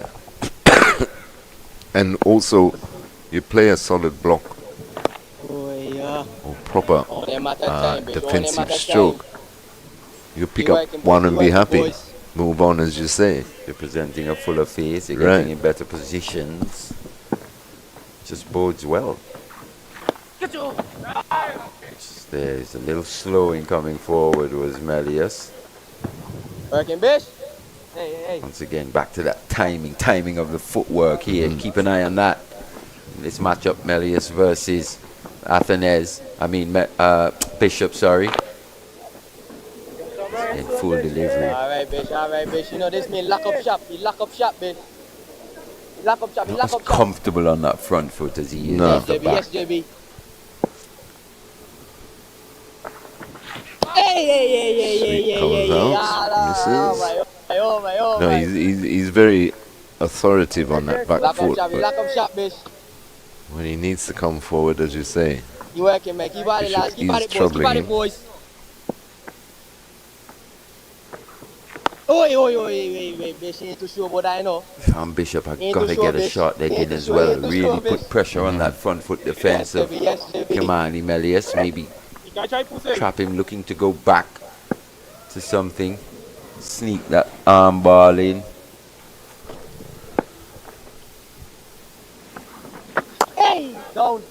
That's well played. Gets it through.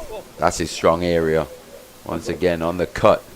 Kamani there slightly short by Bishop standards. Good batting nonetheless. Gets it through expertly through that tiny gap behind point for 4.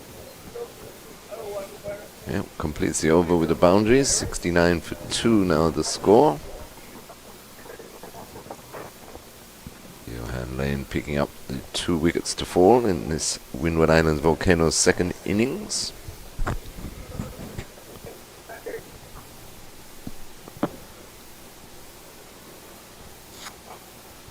Nathan Edward will continue.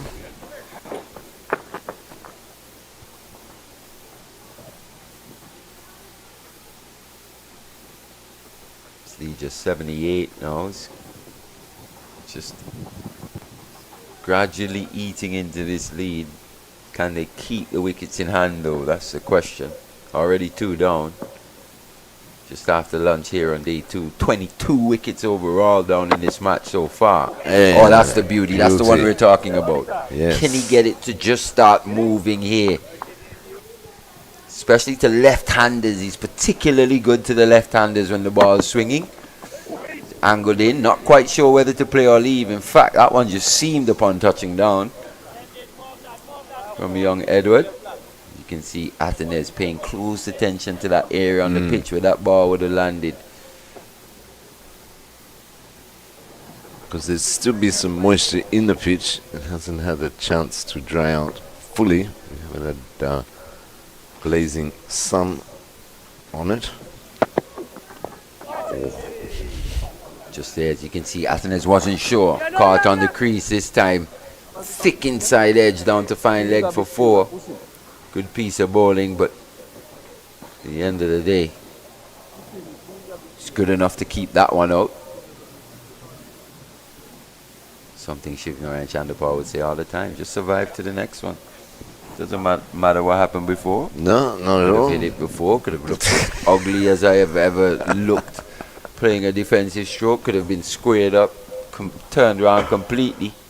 At the end of the day. Still there. Still there.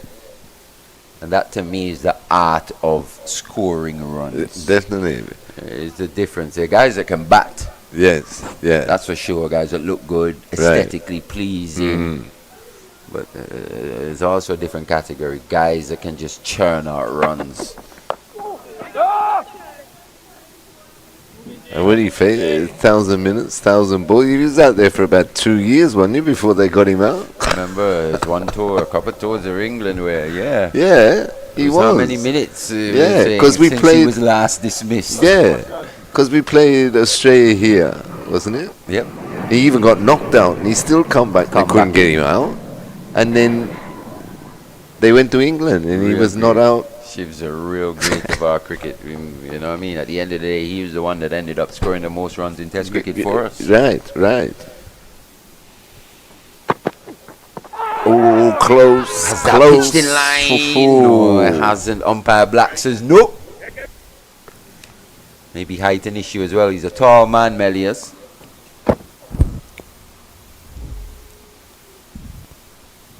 I think inside edge probably just coming back to save him. Thick edge onto that pad from Melius. Maybe just pitching in line as well. It's always dicey, the left-handed bowler bowling from this angle. In terms of to a right-hander. To a right-handed batter. Once again, movement back in late. Not sure Melius knew too much about that one, but it's 4 runs nonetheless. When he flashes harder, right? How many boundaries does he get over the top of the slip cord? It does, so a bit of seam movement here for Nathan Edward.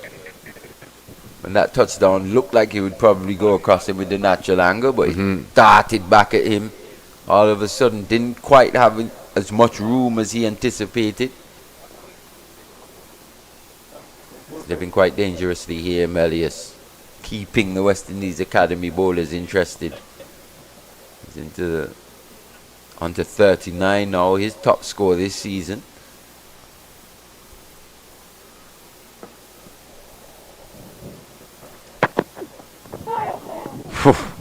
Again, inside part of the bats.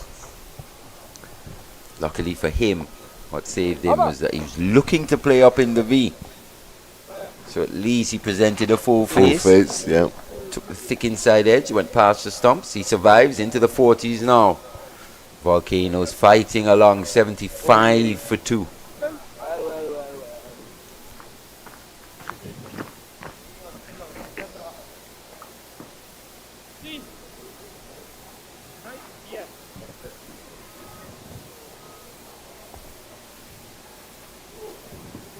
John Lane's back on the field. Matara replaces substitute. Jordan Johnson goes off. I think Becky Joseph probably just off the field. He's been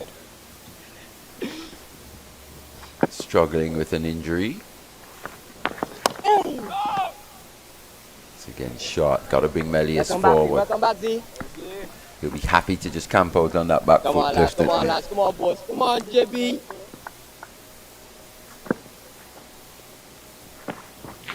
Better chooses the wrong one in which to try and sweep. Bit too full. Best serve just looking to play an orthodox drive through the offside. Yes, JB. Yes, JB. Maybe just illustrates what we were saying a bit earlier. Not the most comfortable coming onto that front foot.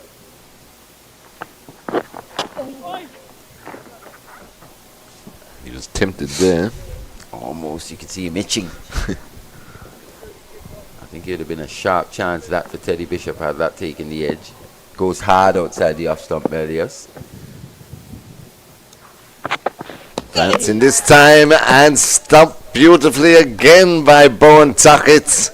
He was always in trouble, was Melius, against the slow left arm of Joshua Bishop. And West Indies Academy pick up their third. Windward Islands in trouble. He took it well. That bounced on him. Took it shoulder height. Whipped the bails off real quick. Serious bit of wicket keeping that from Carlin Bowen Tuckett. Good piece of bowling from Josh Bishop. You could just sense Melius is starting to lose concentration slightly. A few more false strokes, not picking the length, especially the fuller length of Joshua Bishop. He goes looking to advance, as you said, Terry. Bounced slightly. That tennis ball bounced once again at the CCG pitch coming into play. But look at how calm Bowen Tuckett stays. Wow, what a take that was. Up around his neck. Whipped the bails off in no time. So 3 down now. You must say the West Indies Academy are looking favourites here at this stage. Most definitely. To pick up 4 points. A lot will come down to this partnership of Ambrose and Athenes. Yes, this is the main one for the Windward Islands Volcanoes. They still trail by some 72 runs. 7 second innings wickets remaining. But I do like the energy since lunch. They've maintained that energy at the young West Indies Academy boys. We've been critical through the season where they've got themselves into good positions and just tapered off a bit. But they're up for the challenge, and they're certainly throwing down the gauntlet to Windward Islands Volcanoes. And was that's the fourth stumping for Bowen Tuckett, I think so in this match. Yeah. Probably the best of the lot, that one. Come on, lads. Just bounced on him, but really stayed calm. And good thing about that, he stayed as low for as long as possible. Stayed very low for, just watch that ball bounce. Honing in on the pads there. Ambrose, he's away, should come back for 2 comfortably.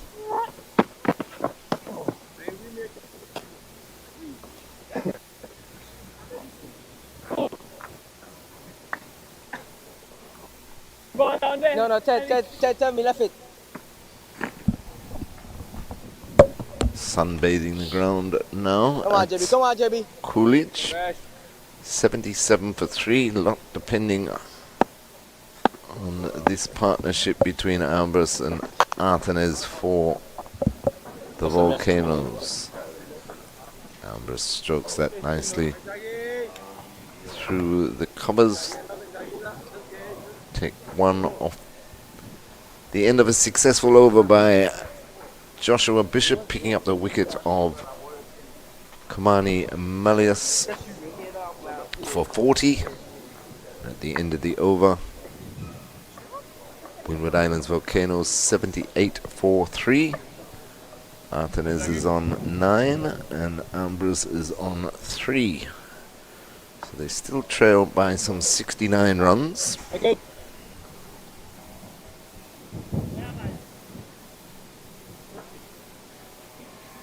Left arm of Nathan Edward will continue from the commentary box end.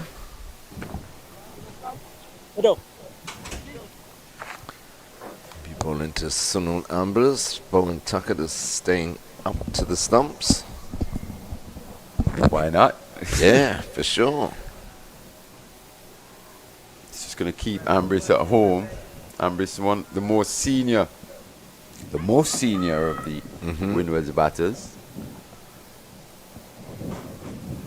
Edward into Ambrose. And he's Chopped bowled him. Oh, that comeback, he looked to cut it, was too close to cut. Windward Islands Volcanoes are unravelling here at the Coolidge Cricket Ground. The West Indies Academy boys are well on top. Ambrose has gone for 3. It's 78 for 4, and the deficit is still 69. Yeah, the skipper would not be too happy with that when he looks over that dismissal there. Just no real foot movement from him. Early in his innings, though. Early in his innings, well, most batters are very susceptible to these deliveries early in their innings, and Edward finds one on the money. No real foot movement. Doesn't cover that off stump. Doesn't get into the best position. Just there, provides that gap. Takes the inside edge onto the stumps. 4 down now, and as we were saying, West Indies Academy definitely looking favourites here. Shadrach Descart comes to the crease.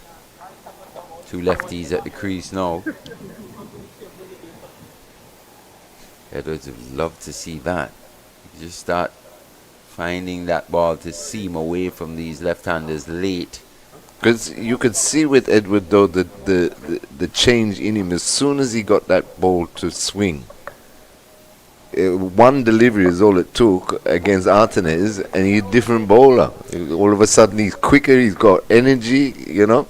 And also, we can't underestimate Callum Bowen-Tuckett standing up to the stumps. Exactly. Someone such as Sunil Ambrose would really look to advance, look to smother that swing. Just make him a less dangerous proposition. But with Bowen-Tuckett standing up, got to stay at home, so now it gives the ball that time in which to move. And just there, early, no real foot movement, no base, no solid base by the Windward Island skipper on that delivery. His 4-day season comes to an end quite disappointingly. Yeah, he'd be very disappointed with that. Well, the effort in both innings in this match, Sunil Ambrose. Anyway, it's Edward into Descartes. It's turned into the mid-wicket region, no run. Quite ironic, though, isn't it, that Bowen Tuckett standing up to somebody like Ambrose, who we know famously, or infamously, should we say, stood on his stumps in the first couple of dismissals in his test career. Going back too far. And that's something sometimes, you know, that nerves of the situation and, you know, just causes movements to be a little more exaggerated than they would normally be, especially early in your innings. Just there, well played in the end from Descartes. He held his shape. That's the delivery that he's looking for, though. Nathan Edward, Shadrach Descartes bringing up his maiden first-class 100 versus the Leewards 2 rounds ago. It was, wasn't it? Yes. So all of a sudden, it looked like it would have been a real struggle for him this season, but he's managed to just turn it around here late with that 100, couple half centuries as well.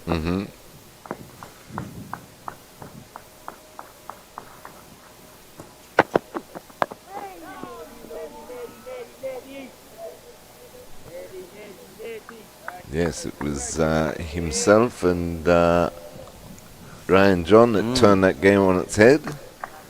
Yeah, Ryan John as well picked up 100. Yeah. Leewards ended up losing by an innings after having them 58, wasn't it? 58 for 4.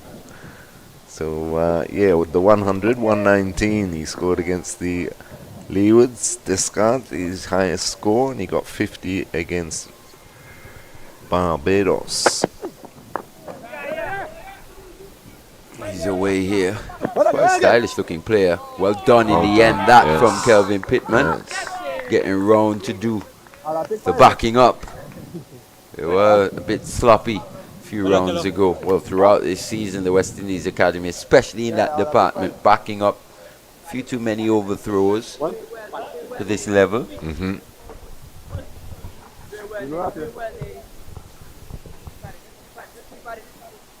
I think that just comes back to concentrating on the game at hand, Marley. Just a couple of lapses in the field like that. Just there. Just there. That He's swing getting at once the swing. again. Yes, Yeah. looking to play through the onside. It was Athens taking the leading edge. But luckily for him, he stayed controlled, didn't he? The ball didn't go where he wanted it to go, but the hands weren't too far out in front. Still looking to play a controlled cricket stroke.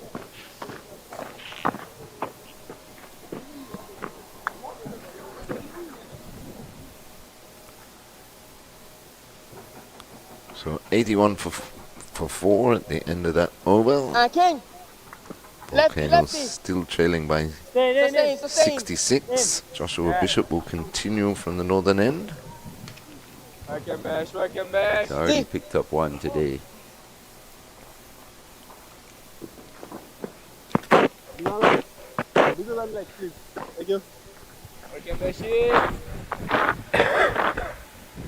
And he's bowled well. To be fair, he's been a constant threat.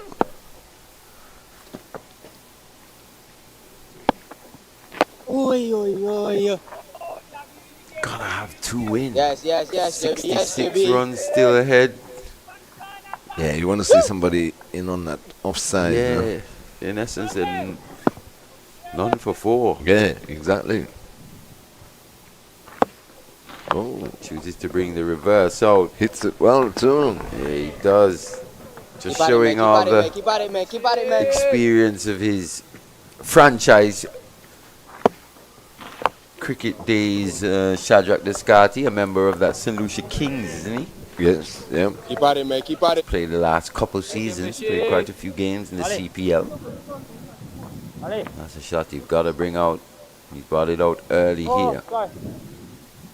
I don't think Bishop would be too discouraged to see that. Not at all. That's what it's going to take. What's interesting to see is that he's almost looking like the left-handed version in his stance. The left-handed version of Faf du Plessis. Have a look at this. Look at how he picks that bat up. I was going to say the exaggerated back lift. Yes. Tries to reverse again, doesn't make contact this time. But yeah, you're right. Yeah.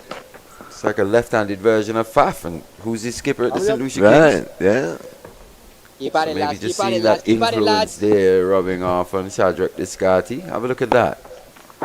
Very much a Faf du Plessis like backlift. Keep at it, lads. Keep at it, lads. Mirror Keep at it, lads. image. But just left-handed. Yeah.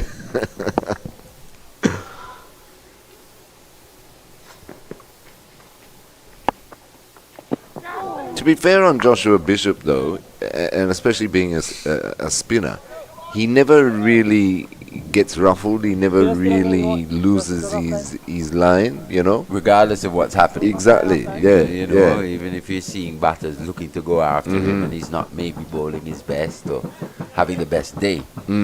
As you say, he does stay quite even keel, doesn't he? Definitely. And I think that attributes a lot to the fact that he is a genuine wicket taker, you know. Knows that wickets will come if he can just keep it there, keep the process simple. Also probably understands that every day isn't going to be his day.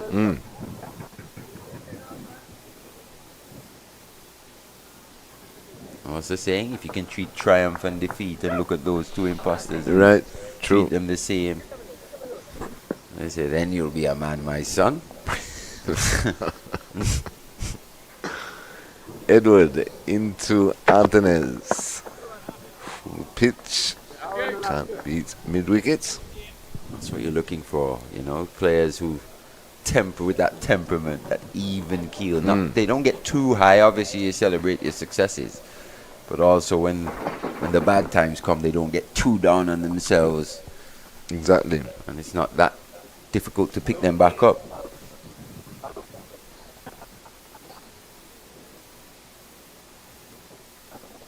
Be interesting to see though with Joshua Bishop though, Marley, as we wait for Edward into Antonez.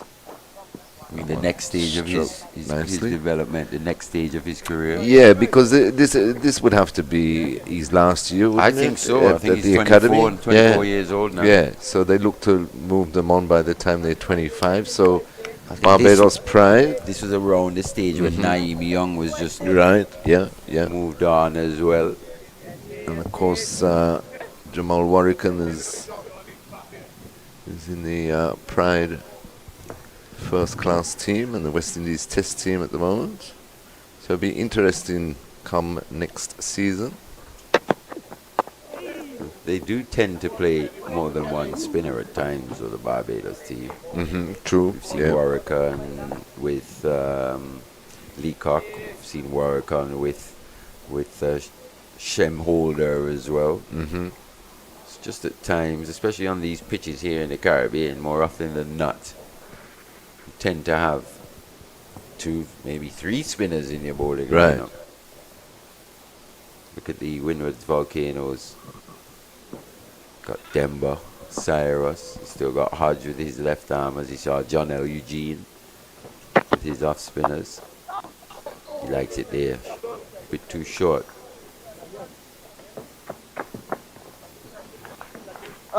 From Edward.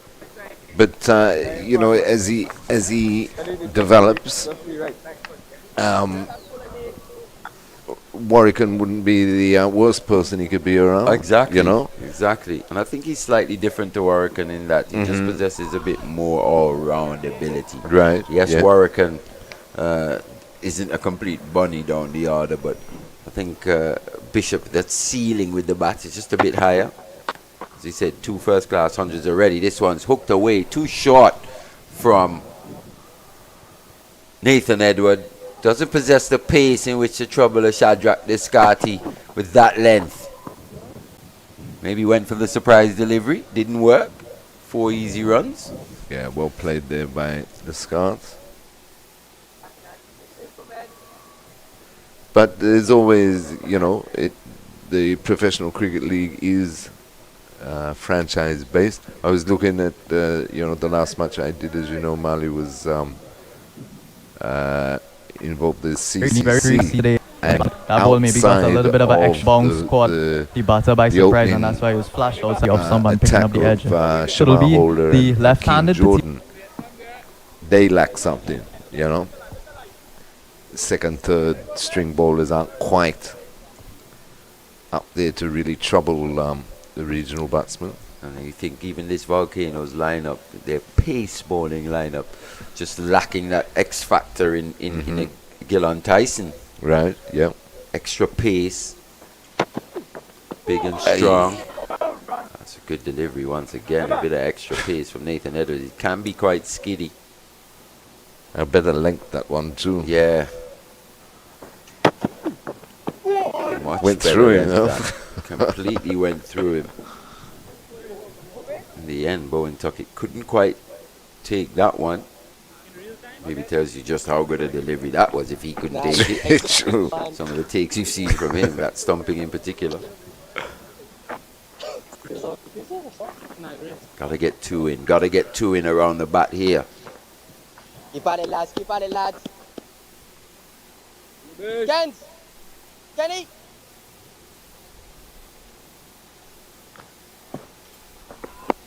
Honestly, if the scoreboard was reflecting 0 for 4, would you have a field set like this? Do you know what I mean? But that's in essence what the score is. Yeah. Still 55 behind.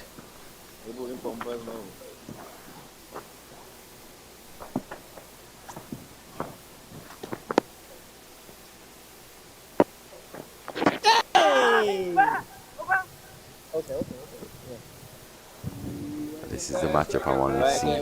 Left-arm spinner to the left-handed Justin Atherneck. Something I've spoken about over the last few months. His game plan towards the left-arm spinners. No big rough outside the off-stump for him to work with, Josh Bishop.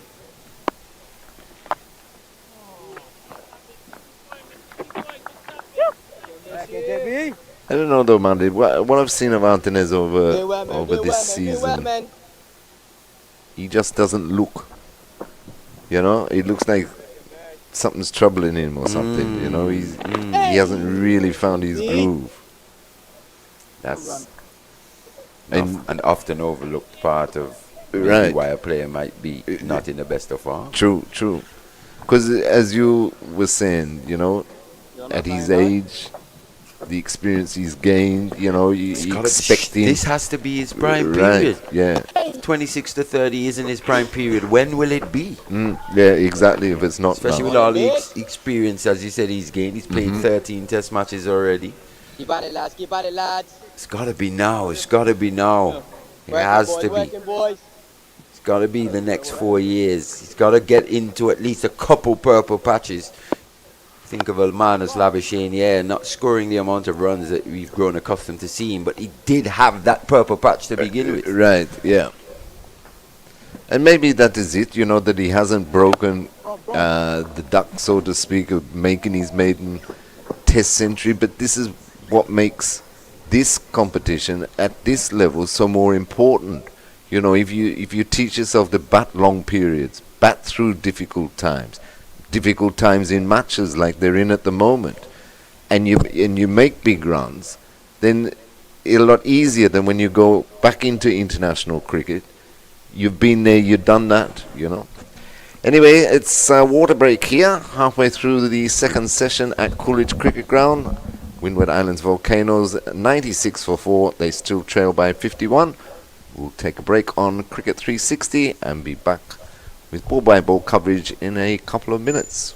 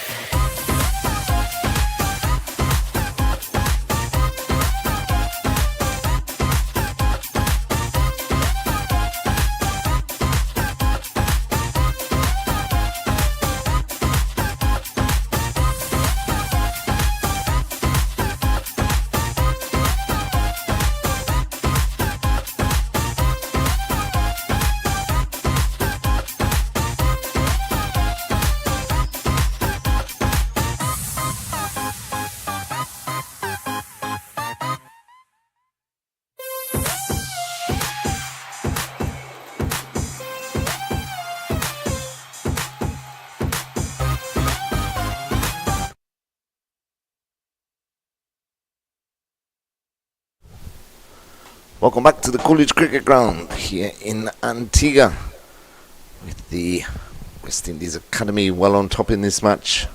Windward Islands Volcanoes a 96 for 4 in their second innings. Play's just about to resume after the water break.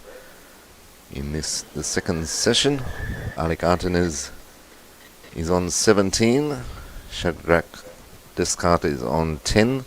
They still trail by some 51 runs after the West Indies Academy were dismissed in the first session this morning in their first innings for 253 in reply to Windward Islands' first innings of 106. And it's going to be the local boy, Calvin Pittman, to take up the attack from the southern end, commentary box end of the ground. Coming around the wicket to Descartes. That's a full pitch delivery, driven firmly. Straight to mid-off, and there's no run.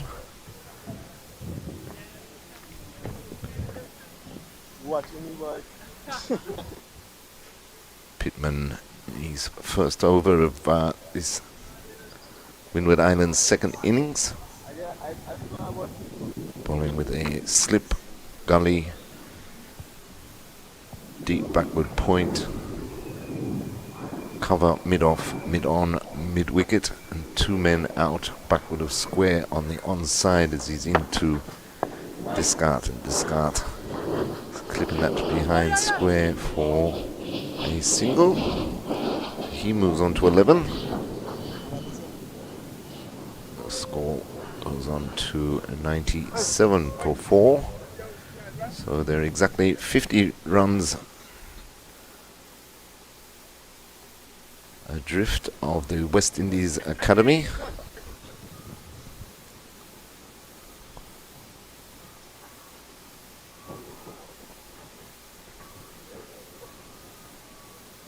I think Captain Alec Artenes is on strike. He's on 17 after 26 deliveries.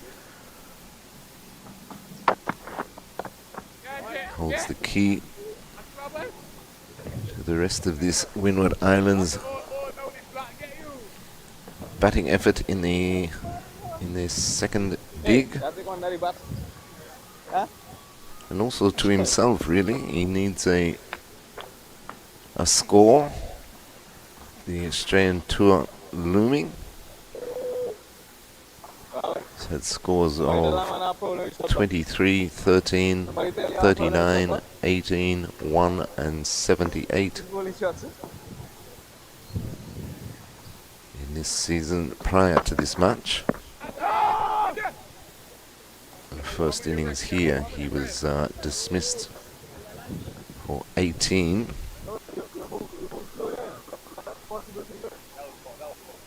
At the West Indies Academy, well on top here at the College Cricket Ground.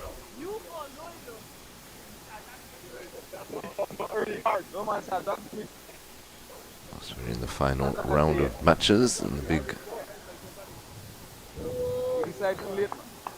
match in Trinidad at the Queen's Park Oval in Port of Spain between Trinidad and Tobago Red Force and Guyana Harpy Eagles. To decide the title, Descartes on the charge, and he's plastered big Calvin Pittman, high, wide and handsome, over the cover boundary for 6. He advanced down the wickets, hit it clean as a whistle, so a good strike there by Shadrach Descartes. He was up to 17, the 100 comes up for the Windward Islands, 104 for 4. Partnership now worth 26 between Descartes and Artenes.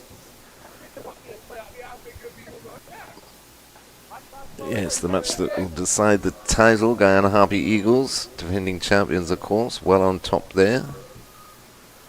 Pittman in again to Descartes, and this one's short, well taken on the bounce. Down the leg side by a tumbling Bowen Tuckett. That completes the over. So at the end of the over, Windward Islands Volcanoes 104 for 4.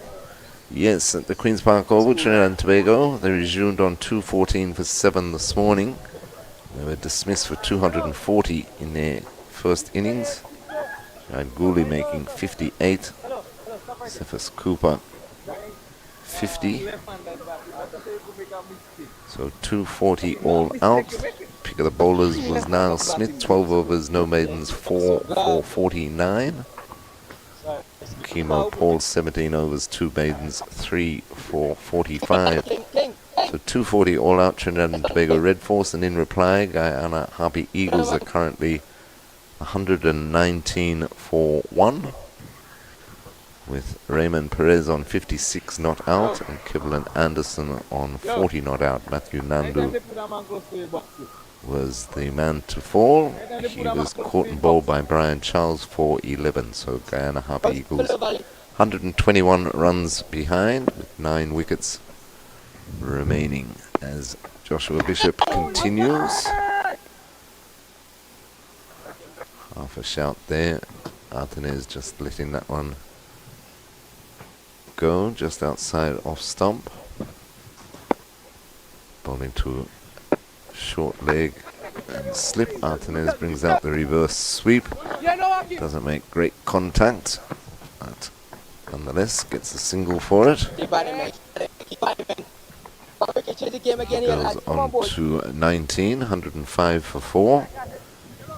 Brings Descartes back into strike.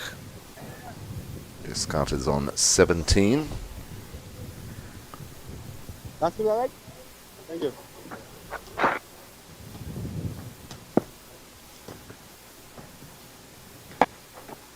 He too brings out the reverse sweep, and it lobs safely into the cover region. Looks like caught the toe of the bat. That fell safely away from the extra cover fieldsman. As Bishop in again and again, he looks for the reverse sweep. Well anticipated there by Captain Teddy Bishop at slip. Oh boy. So Descartes has proved that he's not going to die wondering. Continue to play his shots. Both pace and spin.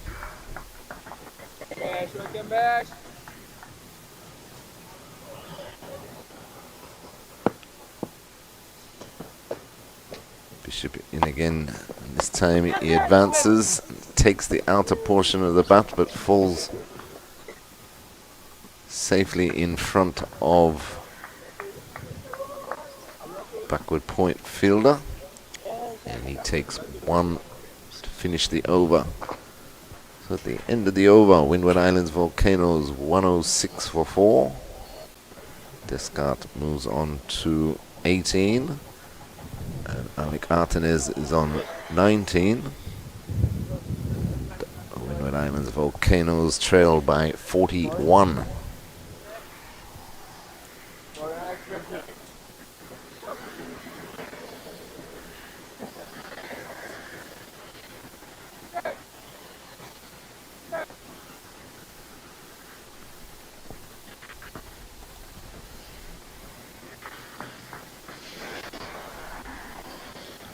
Pittman round the wicket to an advance in Descartes.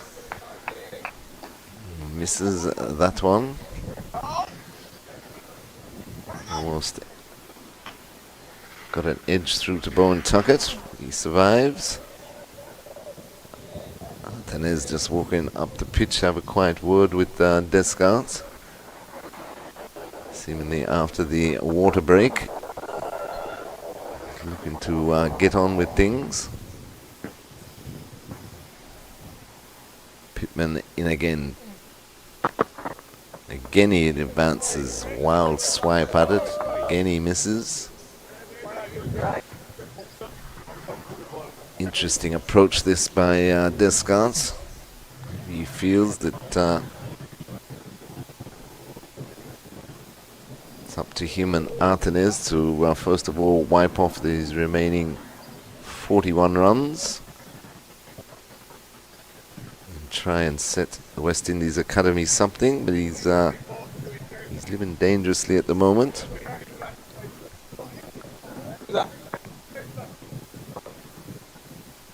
Pittman round the wicket to the left-handed Descartes. This time he's just nudging it into the mid-wicket area. Can't beat the field.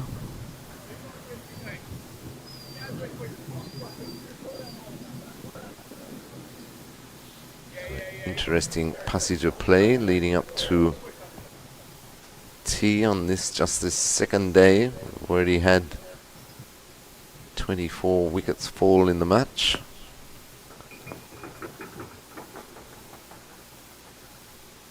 Pittman in again. Again, Descartes tries to turn it into the onside.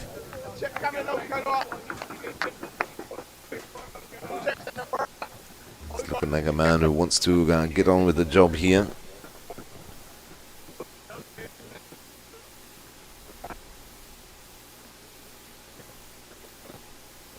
Two fielders in the deep on the onside. Backward square leg and a fine leg as Pittman in again. Full delivery, catches the bottom end of the bat. This rolls back to Pittman, who picks up mid-pitch on his follow-through.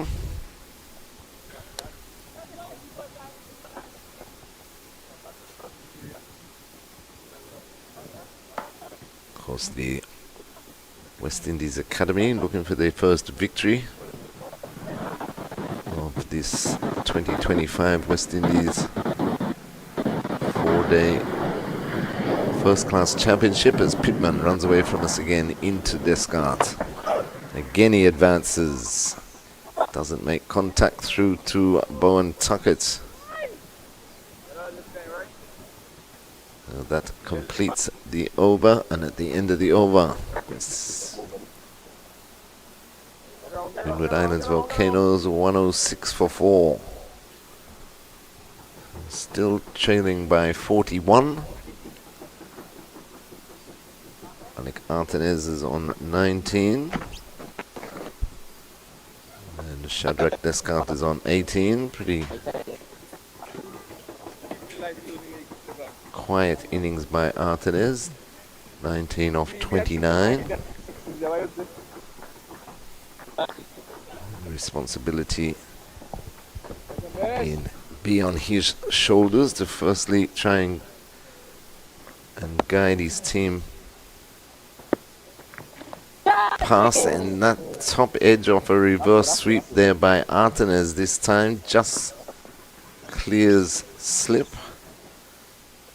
and rolls into the boundary for 4. A bit fortuitous again, just over the head of Teddy Bishop there at slip off the reverse sweep, but 4 nonetheless.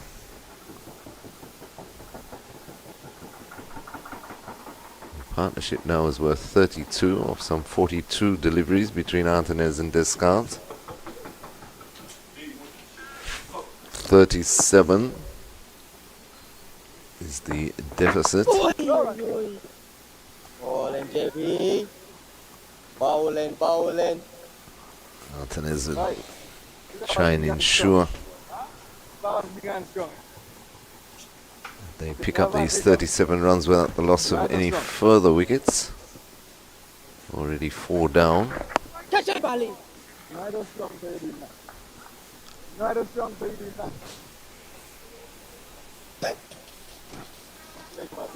The slow left arm of Joshua Bishop has other ideas. He's operating very well from the northern end. He's into his 11th over, 1 for 34 currently. Artenes trying to cut that away. Doesn't make good contact, falling away from the shot. We see so many batsmen do these days, trying to give themselves room for the cuts. Played back to the square, they'll look for 2, no.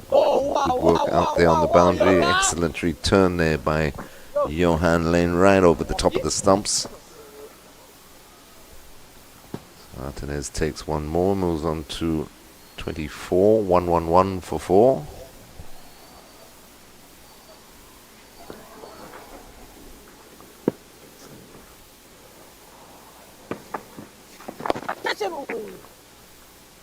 Turned again into the onside, this time by Descartes to complete the over. So he moves on to 19 and the score 112 for 4. West Indies, Windward Islands Volcanoes in their second innings. So trailing by 147 on first innings. Windward Islands yesterday bowled out in 25 overs for 106. West Indies Academy resumed this morning on 197 for 5. Some pretty wild hitting by them. Few chances put down by the Windward Islands. In all, though, they added another 56 for the loss of their last 5 wickets to be bowled out for 253. Gave them a lead of 147. Volcanoes batting a second time, 112 for 4 as Pittman is into Shadrach Descartes. He loses his run-up.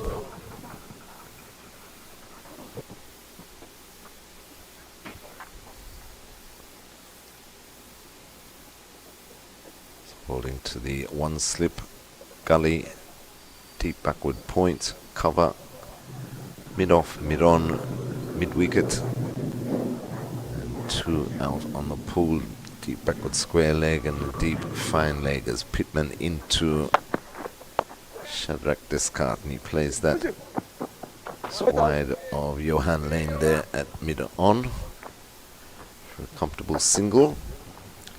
He moves on to 20, 113 for 4.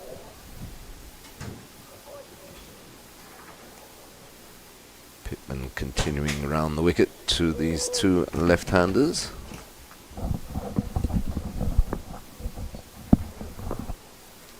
He runs away from us again into Martinez.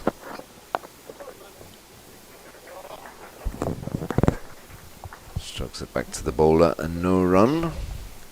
Looks like Descartes looking to get on with things here. Marley he planted one over extra cover for 6 off Pittman, advanced into him. He's advanced 2 or 3 more times, hasn't made contact so far.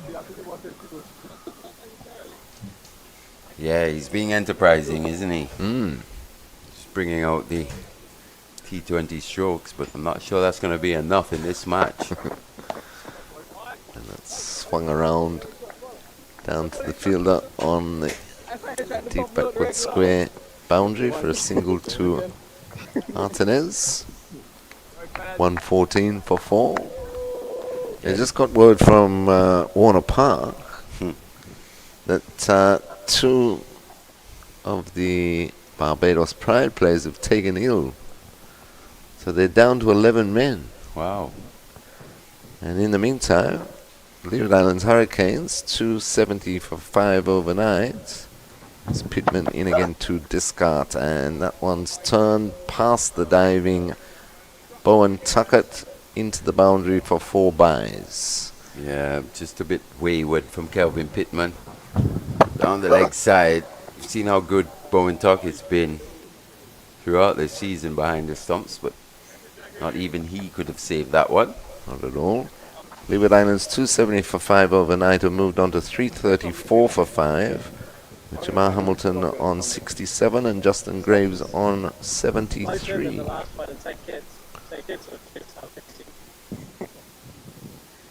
Pittman in again to Descartes. It's flayed to man on the cover point boundary for an easy single.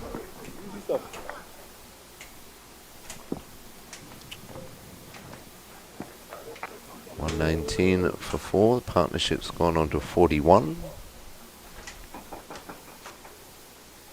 handy little partnership. This just what Windward would have needed. They just needed to spend a bit of time at the crease. They needed something. Yeah, Descartes and Athens probably presenting the best hope for the Windwards in this match.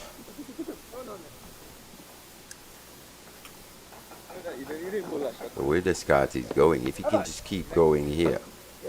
If he can keep his head, yeah, eat into the speed a bit more. Definitely. End of this. That over from Kelvin Pittman. 120 for 4. Antunes has moved on to 26. But Pittman, I think they're just with Descartes advancing. He just lost his length a bit. Just, it troubled him. So maybe it had the effect, the desired effect that Descartes was. That's what he was hoping for, wasn't he?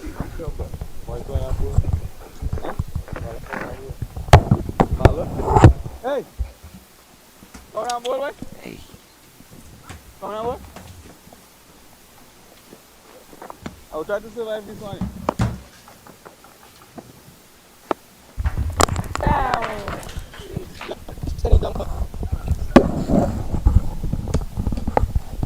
Thank you very much, Terry. Ball played by Athens. Past the backward point fielder and down to the boundary for 4. So Athens going in some confidence. Good afternoon, Ali.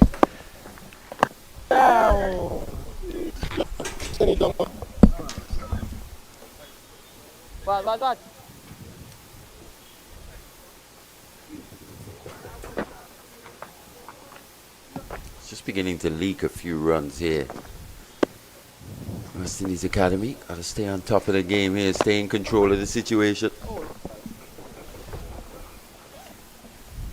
as best they possibly can. Wickets and more wickets, that's what they need.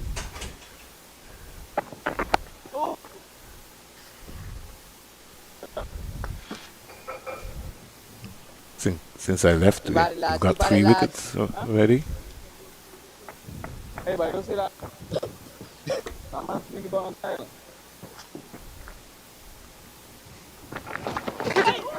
Once again choosing to employ the sweep. He's played the orthodox and the reverse sweeps, both Descartes and Alec Athens. Just looking to knock the spinner and Josh Bishop off his length. So far, they've just diced with a bit of danger as well. Just presented, or just kept the left arm orthodox spinner interested here. This is a matchup, especially from an academy perspective. Can Bishop remove Athens? Chooses to go back, well watched. They pull out the handbrake there.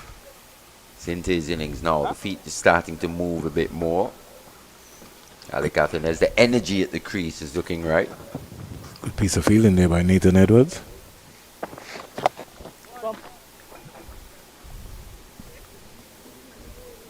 I think because Athens is a guy who likes to sweep, he would maybe more or less upset the Bishop in some way. Because he can cut, he can sweep, he can look to drive the ball as well. Over comes to an end. I think a couple of times he's just gotten the ball to bounce as well. So a man around the corner on the onside isn't a bad position. Almost a leg slip. They're catching, maybe just hoping for one to come off the gloves. Bounce up off the glove through to that man. Something for the West Indies Academy skipper to think about. But it's going to have Rivaldo Clark brought into the attack. And he's a handy little off spinner, Vern. Yeah, we've seen his returns here already at the Coolidge Cricket Ground, and on this track, he might just get one to just skid through. Yeah, and he just have the ability to get the ball to turn as well, especially to the left-handers from around the wicket. Use that natural variation going on with the angle. Makes him possibly a wicket-taking option here. Can he land it though? Start short, bit of turn. Played away quite comfortably by Athens. To the 30s, takes him to 34.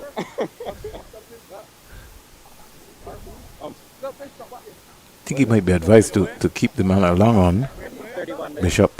50 partnership as well up with that single. 60 delivers.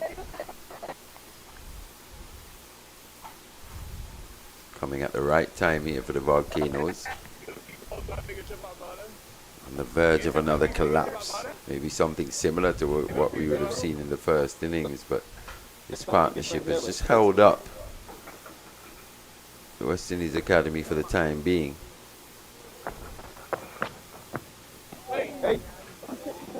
I think the West Indies Academy also a team that hasn't necessarily batted to its full potential this season. We wouldn't want the Volcanoes to get too big of a lead here. No ball. I think 180, 200 could be quite tricky if they could get there. Still a long way.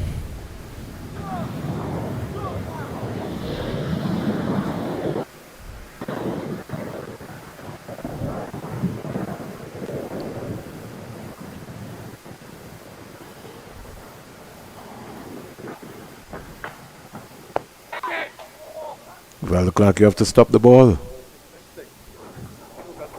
A bit too easy there for Shadrach Descartes. Is it Descartes or Descartes? I think it's Descartes. That's what I think. I've been hearing most of the commentators through the region. I was saying Descartes. Originally, he would have played for Rising Suns. Lived in St. Martin a while as well too. So he's been around this region. It's just too easy there. There's no pressure. Come in. Watching, eh?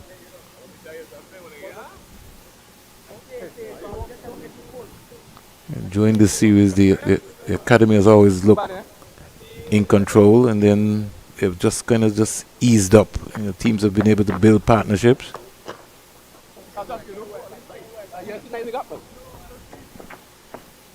This partnership is already over 50. That's the ebb and flow. Sometimes that's the way the game goes. This is a period where the West Indies Academy just have to be very disciplined now. With this pair looking settled at the crease. Got to make run scoring as difficult as possible. This one's cut away late by Athenes. Will get to the boundary. Just use the pace of Rivaldo Clark. So in the end, a pretty expensive over in the context of things to begin with by Rivaldo Clark. Going for 9. Volcanoes 136 for 4.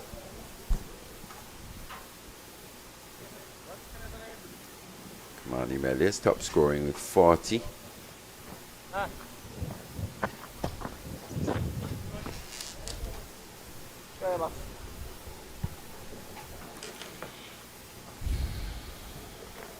Wait, 31 overs bowled now over that run rate. Something that we've seen throughout this match. Both teams have managed to keep that run rate relatively high for this format of the game. 4 and above. Chooses to go reverse again. This is Descartes. Misses out this time.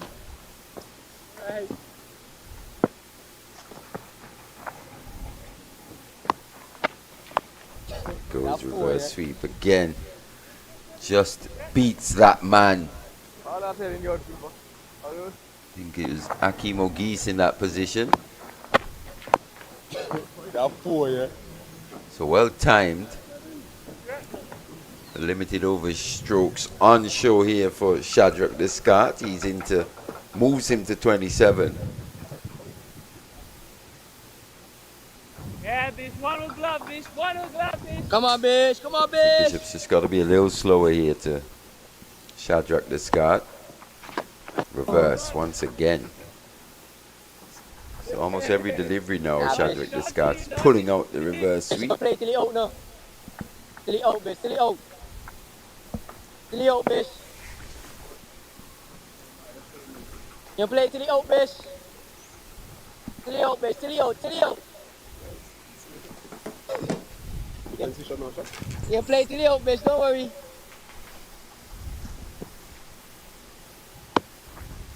Catch him, bitch. Oh! Once again, just eluding that first slip. Good luck, no. Callum Bowen took it, chasing all the way in his pads. In fact, it's Teddy Bishop down at that deep point position. I think that'll be over O'Geese's head. Yeah, Zaki McGee's first slip, almost poaching that one. Maybe had it been Bishop, might have been a different ball game. Couple inches or so taller than Aki Mugees. Yeah. Would he have reacted as sharply as Aki Mugees? That's another one. Another question. Luckily for this guard, he survives. It's into the 30s now, 30 or 40. Good little counter-attacking innings this.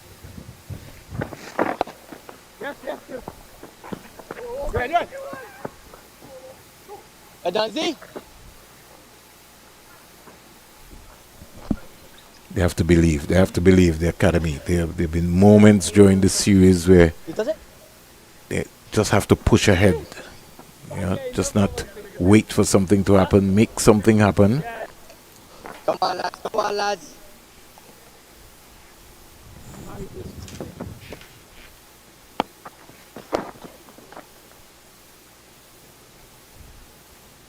Best Jaggy, just hold back there, skipper.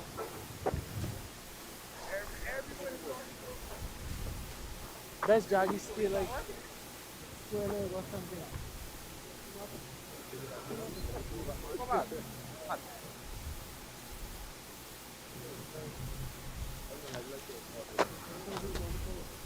Bit of a conference going on in the middle now.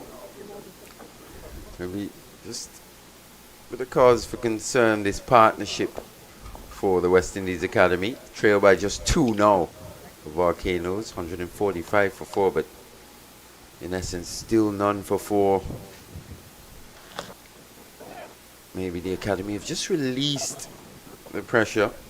But we have seen some good enterprising batting. They've lived quite dangerously, this pair. So far, the luck has favoured the Brave. Can Clark produce something though against the runner play? A bit of extra turn, bounce.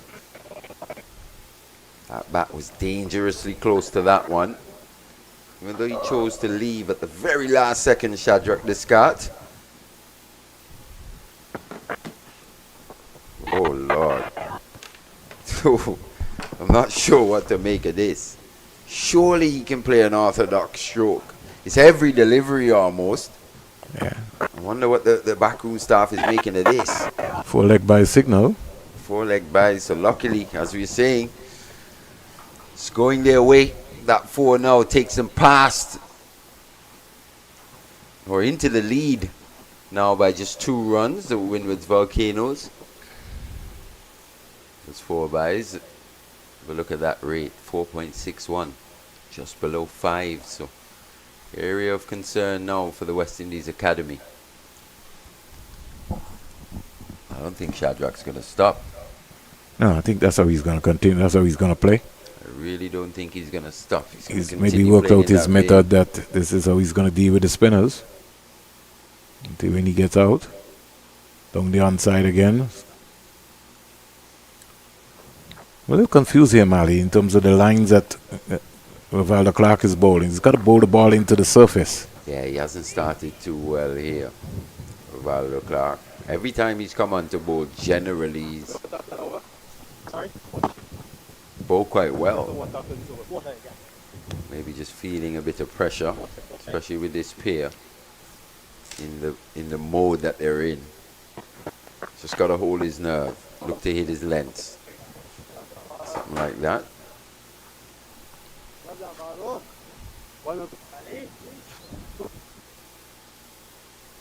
This left-handed pair have just got to be taking it delivery by delivery now.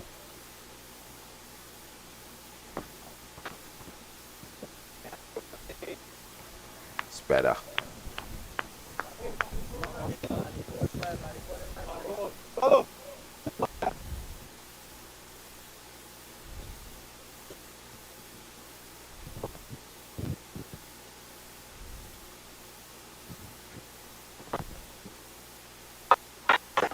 Close.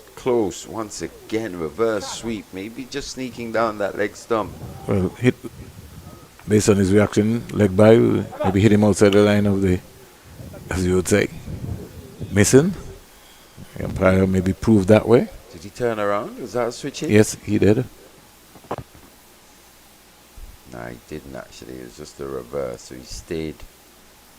That one was turning back. I think the only issue was, did it pitch in line? Yeah. Conversations taking place. The academy, they have to believe, man. They're getting a little ruffled here. That was a good decision from umpire Black in the end. Couldn't be quite sure whether that one was pitching within the line of that leg stump, or enough of that ball was in line with that leg stump. Dangerous times for the Volcanoes. One wicket here would open things right back up for the West Indies Academy.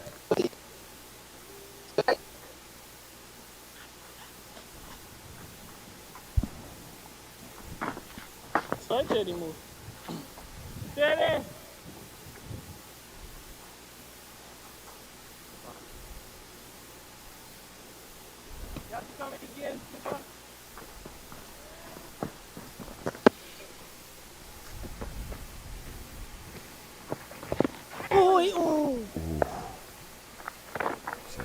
Was that pad first?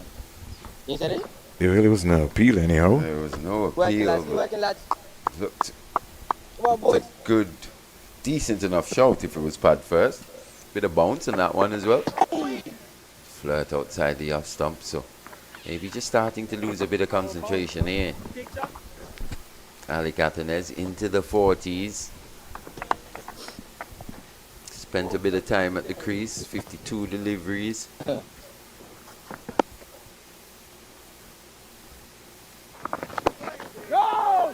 Oh yes. I think what they just need now is some containment. The academy bowlers try and put the pressure, reverse the pressure back now onto the Windward Island Volcanoes batsmen.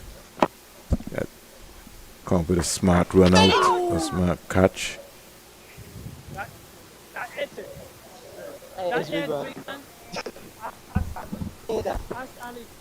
No man, that's it. Bad. 151 for 4.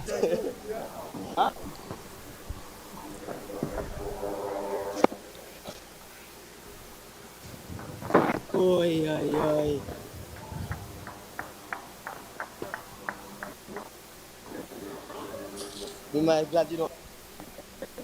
And this is only over number 34. Anyhow.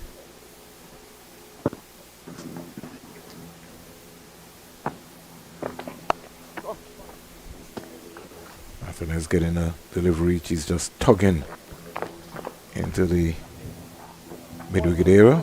Over comes to an end. And score quickly goes up to 152 for 4. Lane 2 for 21. Nathan Edwards 1 for 27 from his 5.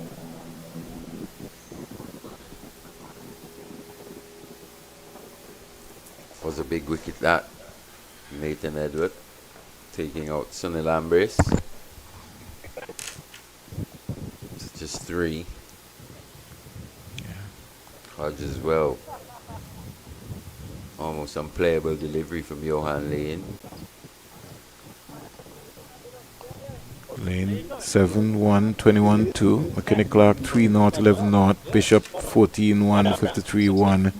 Nathan Edwards 5-0, 27-1. Kelvin Pittman 3-1, 12-0. And Rivaldo Clark. He's been pulled out of the attack. And Johan Lane, the man who was already picked up 2 for 21, he comes back into the attack. Yeah, not a bad move this. Thought maybe he could have bowled a couple more at Athens when he just come to the crease. He was just getting the ball to move around as well. And once again, bit of extra bounce. Beautiful catch. Gone. Yogi Lane produces a rip snorter here at the Coolidge Cricket Ground. First to remove Kavim Hodge. Now, Alec Athens, well set on 41. Up around the splice, couldn't keep it down. Comfortable catch. And I wonder, do the fortunes go with Alec Athens to the pavilion for the Windward's Volcanoes here? Look at Yogi Lane, he's over the moon. Is that Ogie's taking that one? Yeah, I think it was. So again, Mali, on the run of play, the break again. Athens, after a start, 2:26, 14 minutes away before tea. Yeah, me and Terry were just speaking about this in terms of, well, a few minutes ago. Johan Lane and how well he had bowled, and then when it seemed like he could have been persisted with in this attack, he was pulled out after a couple overs. But now he's back. And boy, what a way to come back. His first delivery of his second spell. And he's produced the deliveries to remove the international players, so in Hodge and Athens. Both actually just trying to defend, looking to survive. Can't really say they've done too much wrong, really. But Johan Lane just more than good enough to produce those deliveries, those wicket-taking deliveries, genuine wicket-taking deliveries to remove top-order batters in that fashion. That bodes well. That's some of the data in which I think Miles Bascom and the like was talking about. That's the analysis we're talking about. Yeah, some guys may get 4 or 5 wickets. Who did they get out? Oh, he's cleaned them up. Rolled him on a hat trick. Yogi Lane through the gate. Wow, Leo, he's still at the crease, wondering how did that get through. Nail that middle stump out the ground. He's made a real mess of the stumps. Have a look at that. Went tumbling. Noah Leo stuck on the crease. And with a lead of just 5, 6 wickets down now, you've got to say the West Indies Academy overwhelming favourites to pick up their first win here in the final round of the 2025 4-day season. 152 for 6. They're only leading by 5 runs. On a hat trick. I don't think we've had any hat tricks this season in the 4-day competition, have we? None that I can remember. I've not seen any in the notes either. So have a look at that. Yogi Lane, big inward movement. Just saying, that first spell started a bit inconsistently, but towards the back end he was just honing in. Maybe if he was persisted with this, the partnership, especially Athens, if he would have produced that a bit earlier in the piece, things could be even worse for the Windward's Volcanoes. But 4 for 21 here. Yogi Lane, he's put his hand up in the second innings. He wants at least a couple of days off in this final round. Maybe not the best beach weather in Antigua at the moment, but I'm sure these youngsters can find something to do. Certainly can. It'll be well earned. Ryan John comes out. He's already scored 100 for this season against the Leeward Islands. Not quite over yet, eh? How does he go about this, though? We saw in the first innings he ran out of partners. He's now batting with the number 6 in Shadrach Descard. I think he's got to look to be aggressive, to be fair. That's the nature of his play. I think he's got to pick his moments. He's got to look to be aggressive against the spin, look to keep out Yogi Lane here. 3 slips of gully, cover, backward point, mid-off. Gets the first up delivery. So he survives the hat-trick ball. Ryan John. No, Ifan Girawa. Ifan Girawa.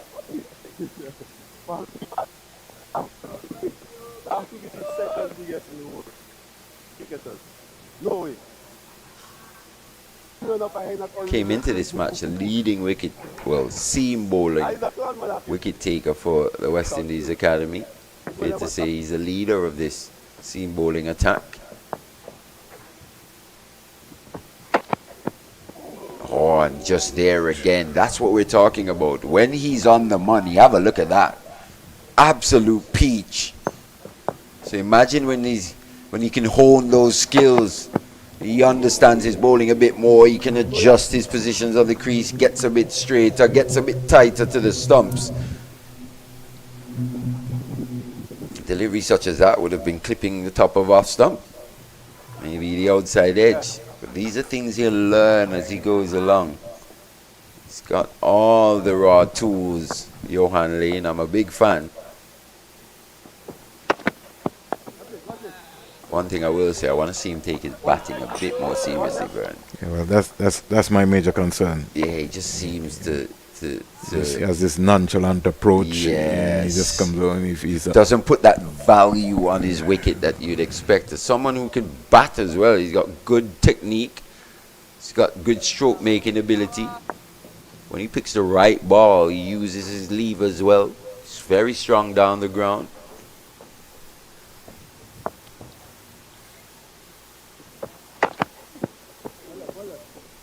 I think he's got genuine all-round ability. Genuine all-round ability. And he's a natural athlete as well, too. Even though he's a tall man. Good in the field. Yeah, he's got good flexibility, you know. He's got good fitness as well. He's managed to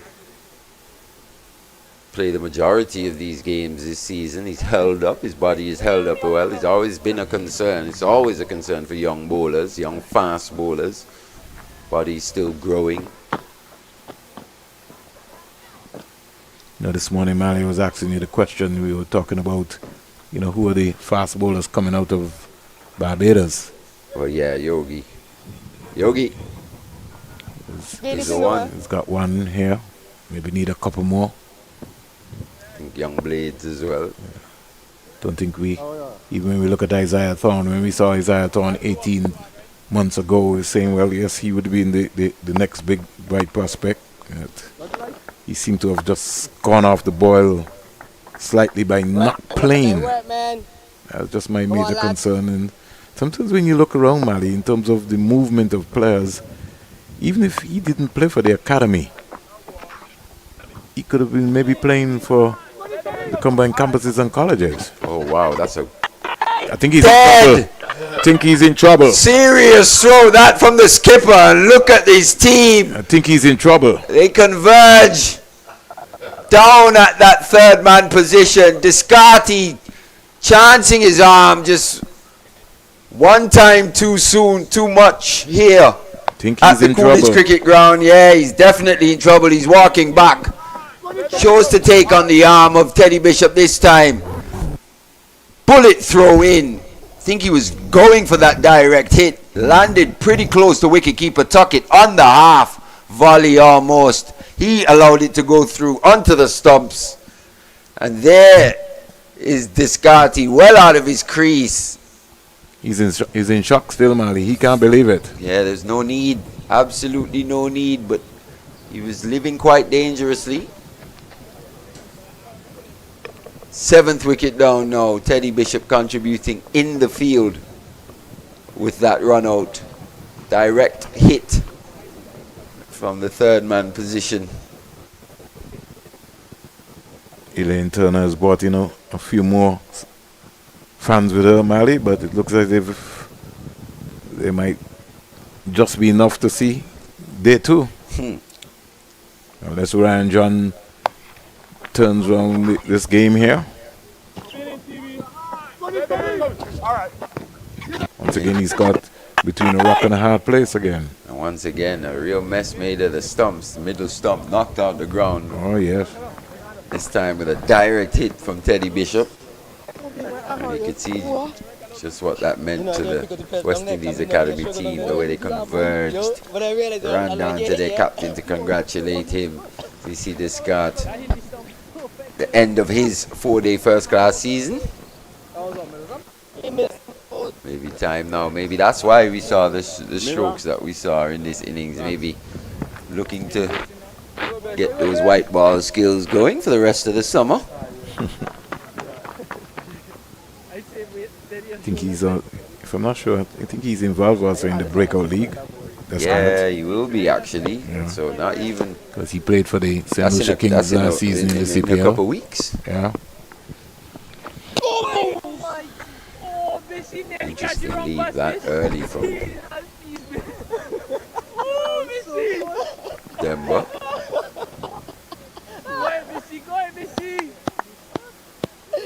That's the difference, Mali, about the direct hit. You're always going to find yourself in a quandary.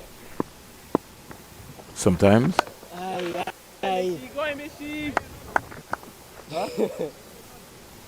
no real need as well, to be honest. The ball was.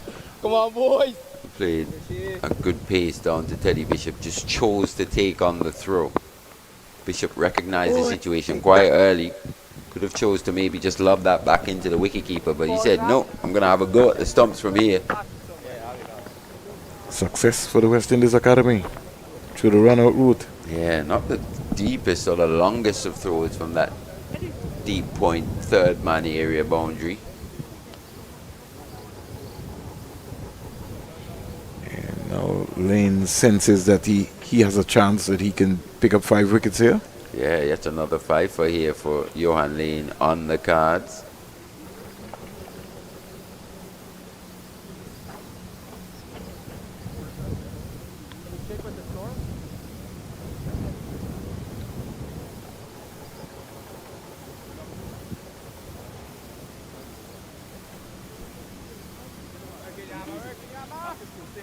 Yeah.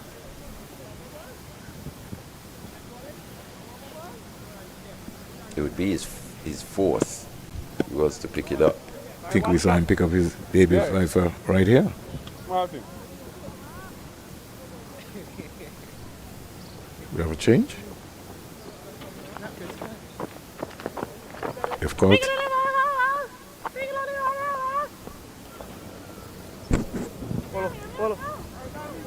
I'm a little confused. The over wasn't complete?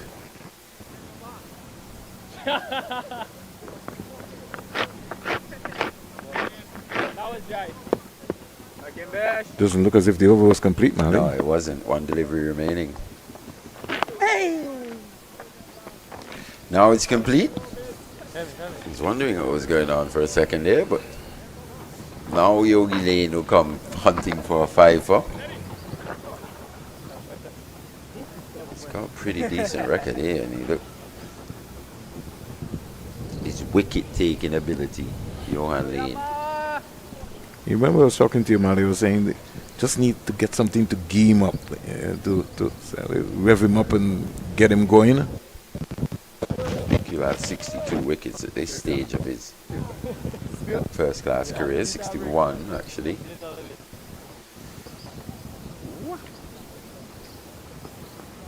I think I made this one. Been only 16 matches. He's got 61 first-class wickets already. Yeah, so he's proving his wicket-taking ability here, Johan Lane. Shows you the depth. Once again, in the business area. He's found the right length here on day 2. Denver wants aside some sort of padding. To be honest, the next stage of Yogi Lane's development is analyzing and assessing conditions a bit quicker. So on day 1, this is the length that we wanted to see from Johan Lane. That's it right there. All of a sudden, he's a lot fuller. That yard fuller. Especially with the movement that's available to him through the air, off the pitch. And that was something I kept talking to Kelvin Pittman. I was saying to him, if you remember how you bowled Jason Mohammed down, that's you. That's where you have to be bowling. That's where you got to be aiming. Forget about that short ball. Because the batsman, you know, the pitches up here don't give you that assistance. That's the brilliant thing about YouTube and the fact that these games are being streamed at this stage, the advances in technology. should probably have that clipped up somewhere on his phone. He Something does. that he could look at over and over and over and over again. It's supposed to be repetitions. That's something you've been talking about all the time, Ali. But as you were saying along when you were on with Terry's program on Epolis, the conversation for Winston Benjamin is that the bowlers are not consistent enough, they're not disciplined enough in their approach. Because they're very reluctant to put in the spot work. bowling. You have to. It's not just the work, but a particular kind of work. You hear it over and over again. Even top bowlers not really that keen.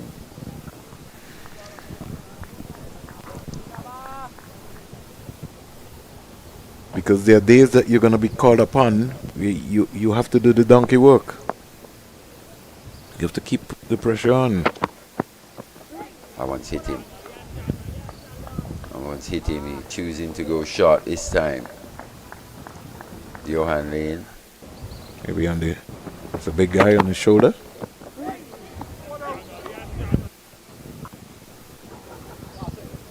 Ryan John is now put into more or less a backed up.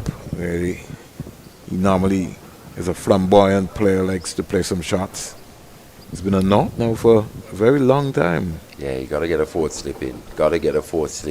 Especially one with might Lane just in splice that off. groove, yes. It's going to go full and wide here, I think. No, well, choosing to go on the stumps. Big outswinger. It's not good cricket at all. Went for the magic delivery there, Johan Lane. Just missed his length, though. Think it's T? Yeah, I think it'll be T. So the West Indies Academy go into T in the ascendancy here. Windward's Volcanoes lead by just 6. Volcanoes, after hitting back here on day 2, they've been hit themselves by the West Indies Academy, leaving them reeling at 154 for 7 after 37 overs. Johan Lane, the pick of the bowlers, with his 4 wickets.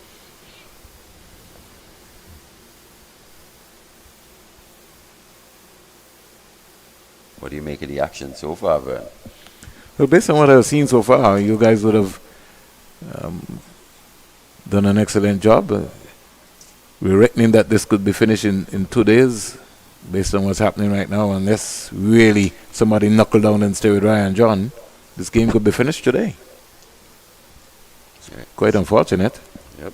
Well, we'll see just how the rest of the game progresses. Join us back in roughly 15 minutes or so as we resume action here on day 2 in this encounter between the Windward's Volcanoes and the West Indies Academy.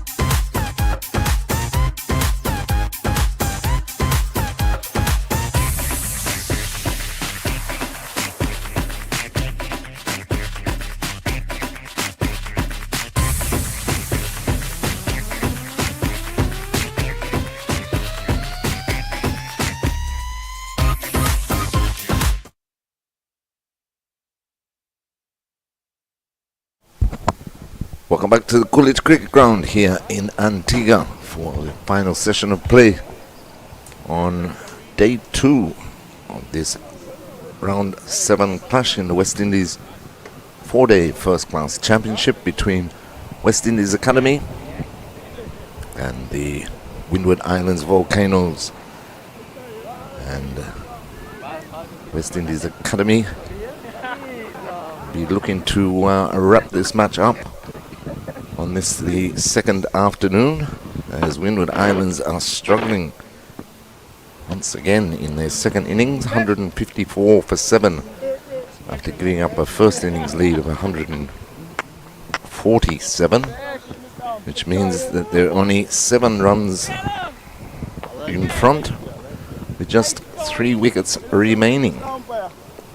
As I say, a very good afternoon to Vernon Springer. Good afternoon to you, Terry. King. We could do like England, though. England make bench. It's going to be Joshua Bishop to continue from the northern end. He'll be bowling to Ryan John, who's on 1. Wide down the leg side. All done by Bowen Tuckett to dive, save any buys. Loosener there to start with after the tea break by Joshua Bishop. In again to John. He's got to slim it off. 2 slips.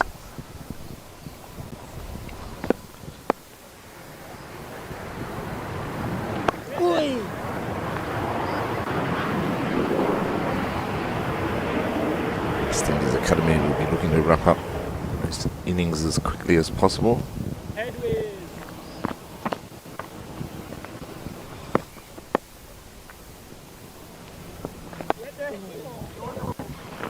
Peels off the outer portion of the bat, but past the second slip. Keep working, lads.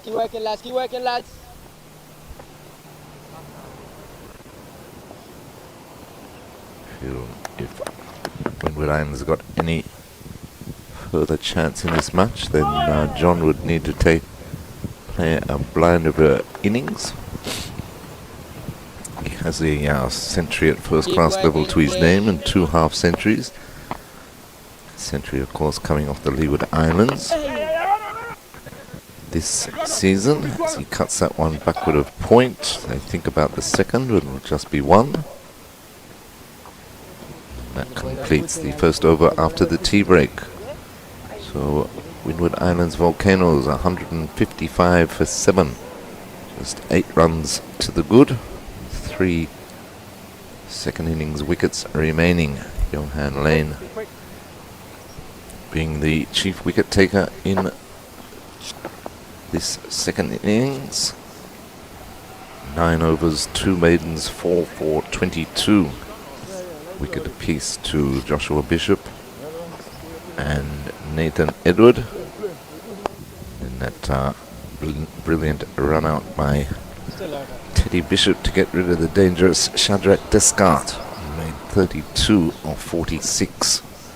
So 155 for 7. The lead for the Windward Islands Volcanoes is just 8. Johan Lane to continue the attack.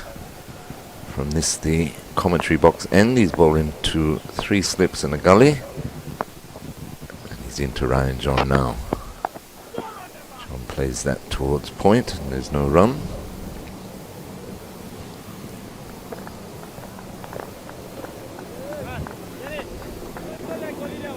I think, Vernon, that the young West Indies Academy boys have sensed they've got a big chance of claiming their first victory. The last match of the 2025 season. The Windward Islands haven't really been switched on since the get-go yesterday after losing the toss. Overcast conditions.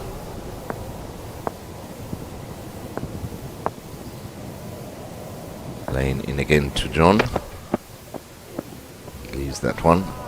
Rising delivery outside. Off stump.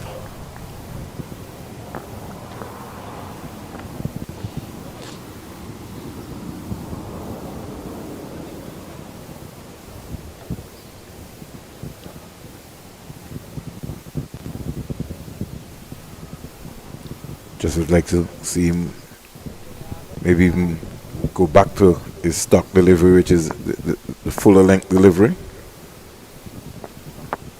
Lane in again. Almost full, but down the leg side, clipped nicely backward of square by John for 4. He's got to get back on the money. He's just come back out after tees. Got to be no need to get complacent. This game is not over by a long shot. I know things have become quite easy, but got to be able to be on the money all the time. Don't ease the pressure up. Yep, still got to put in the hard yards. And these remaining 3 wickets. The lead is now 12, 159 for 7.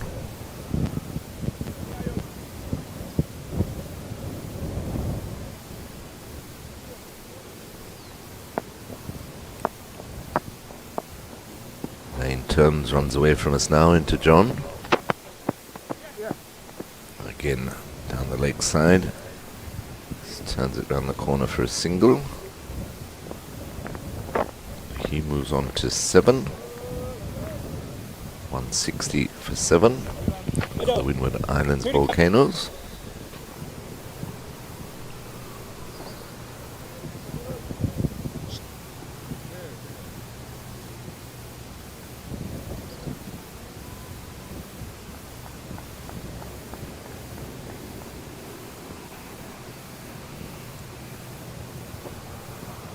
Brings Kenneth Demba into strike.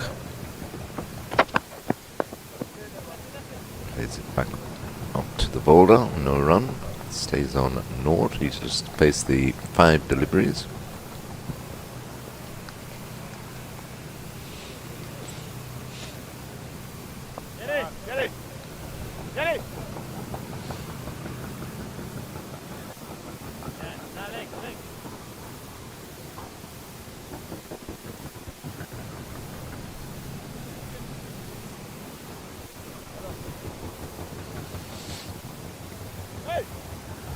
Lane has just taken slip out and put him in a leg slip position. We've got 2 slips a gully and a leg slip now for Demba.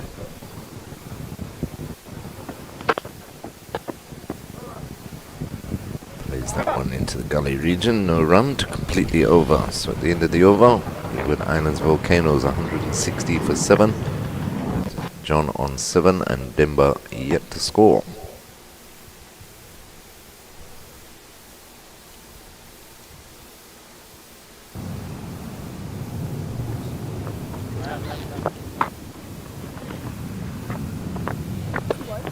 So quiet time here, almost like a wait and see period. Yeah, sure. When you look at this is day 2, Terry, and 27 wickets. 27 wickets have fallen. It's quite alarming. Not good, yes. Joshua Bishop to continue to John. John is playing that backward of point, can't beat the field. You working, bitch? You working, bitch?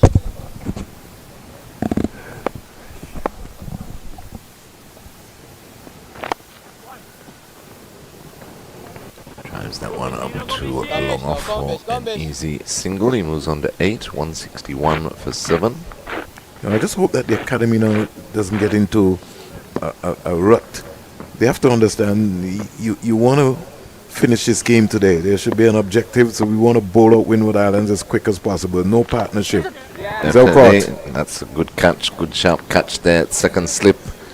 So Demba is gone for naught. Joshua Bishop picks up his 2nd, and the Windward Islands Volcanoes lose their 8th. They're 161 for 8. That means theoretically they're 14 for 8, as the lead is just 14. But quite right, Bernard, now that you've got them where you want them, you want to finish them off and finish the game off this afternoon. Should be upper foremost in the minds of the young West Indies Academy boys.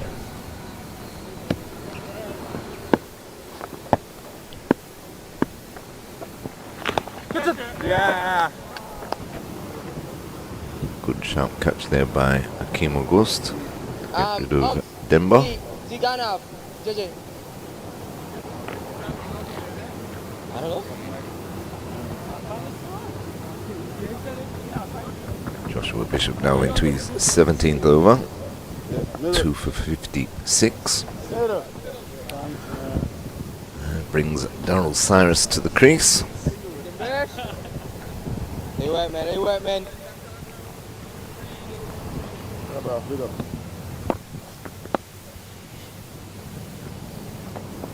Catch him, boy! Cyrus loves that up. They go for a quick single. Too easy. True. Too easy. Yeah, that's what I'm talking about, Terry. In terms of the game awareness. You're so dramatic, He's just coming, so you gotta be looking to pressure him.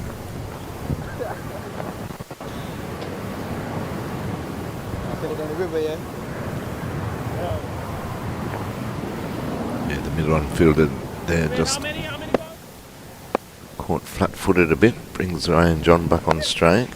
Forward in defence to Joshua Bishop. Work, Bish, work, Bish.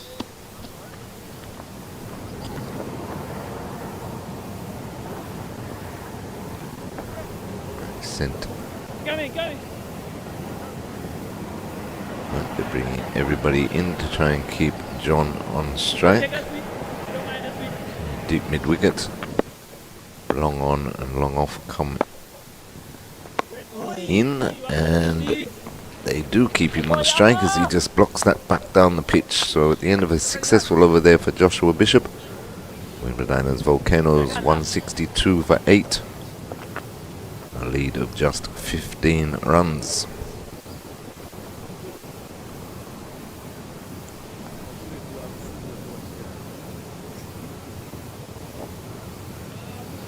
You know, there are some habits, Terry, that has to be worked on, because this is first class level. So when you leave from this level, the next level is test cricket. And if you take these habits from your first class competition and then you go to the test level and somebody expects you to be on your game, you have to cut those out very, very early. From the under 19 level, as you step up, you have to keep increasing your attitude and your game awareness. I don't think anybody needs to tell you. New batsman come in, you have to be on the money. You have to keep him on strike. But what I think has just happened, Terry, is that wickets have just become so easy that everybody just sits back and just waits. Nobody makes anybody grind. Yeah, they expect things to happen rather than making things happen. And then the batsmen themselves, they get bored, and after a time, you know, they themselves give it away. Yogi searching for a fifer. Another one, yeah. Wraps Cyrus on the pant, but going down leg. Run through for a leg by, although he got a touch on it, umpire says. So he moves on to 2, 163 for 8. Yes, and I was listening to Jeffrey Dujon the other night. He was saying that how batsmen right round the region got so many flaws, so many faults. We don't invest in, or don't invest enough in coaching. We don't see coaching as a top profession. Laying into Demba, that's caught the top edge and lobbed straight into the hands of the second slip fielder. Ryan John has to go. He looks dejected as he looks down at the bottom of his bat, but it was poorly executed. Attempted pull, and that's 9 down for the Windward Islands Volcanoes. They're in disarray here at the Coolidge Cricket Ground. Johan Lane picks up his fifer, and that is his 4th fifer in first class cricket, so well done to him. 5 for 28. His best bowling is 5 for 39, so he's well inside that at this stage. As last man, Keon Gunston ambles out to the middle. Yes, and he was saying, you know, if this is what we expect that where we find our next test batsman from, and it's worrying signs. And when you see matches like this one, and as we say, 29 wickets have fallen inside 2 days play, it's not ideal way to go about things in first class cricket.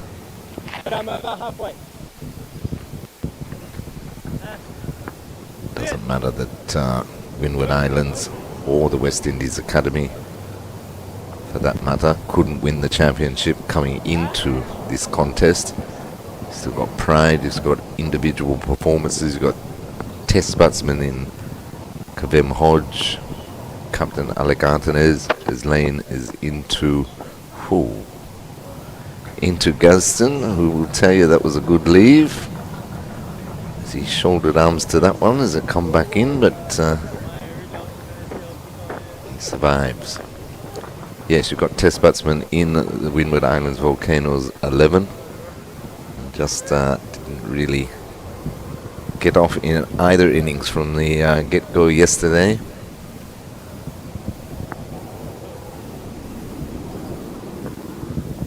But credit to the West Indies Academy boys, they've their energy levels have been up for this contest. And maybe just trying for an extra bit of pace, it'll wayward down the leg side on that occasion. He's bowled very well again. Great prospect for the future, this boy, there's no doubt about that.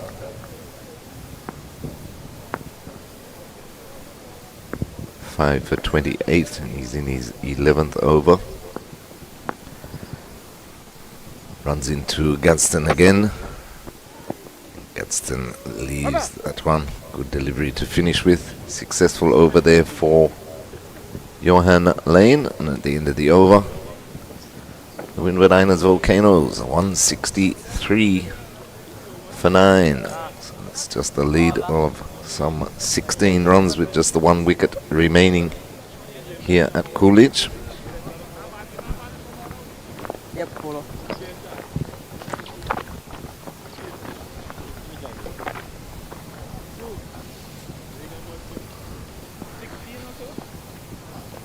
You said he's 16? You want to bring everyone round the bat for Daryl Cyrus. He's on 2. He's facing Joshua Bishop. Silly mid off, 2 slips. Goes for the heave. Just clears mid on, and they'll take 2. Come on, boys. Come on, On boys. 4, the score 165 for 9.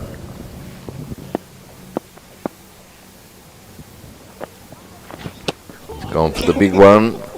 Missed it completely, but luckily for him, missed the stumps.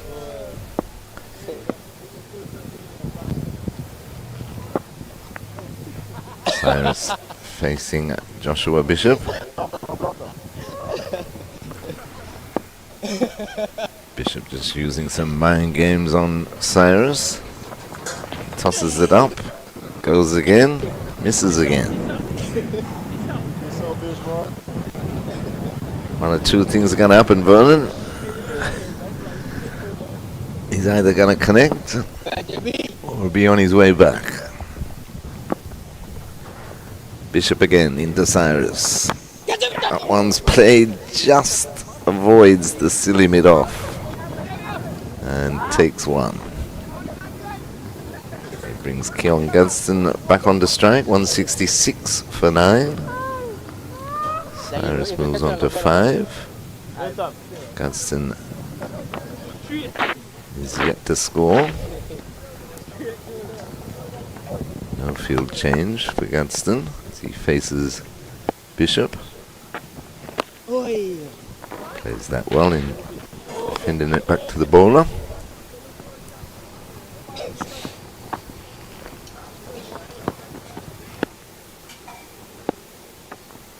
And again, defends the last two deliveries to complete the over. So at the end of the over, the Volcanoes 166 for 9. Gives them a lead of just 19 runs with the 1 wicket remaining. West Indies Academy bore down on victory here, which, as we say, will be their first one for this season.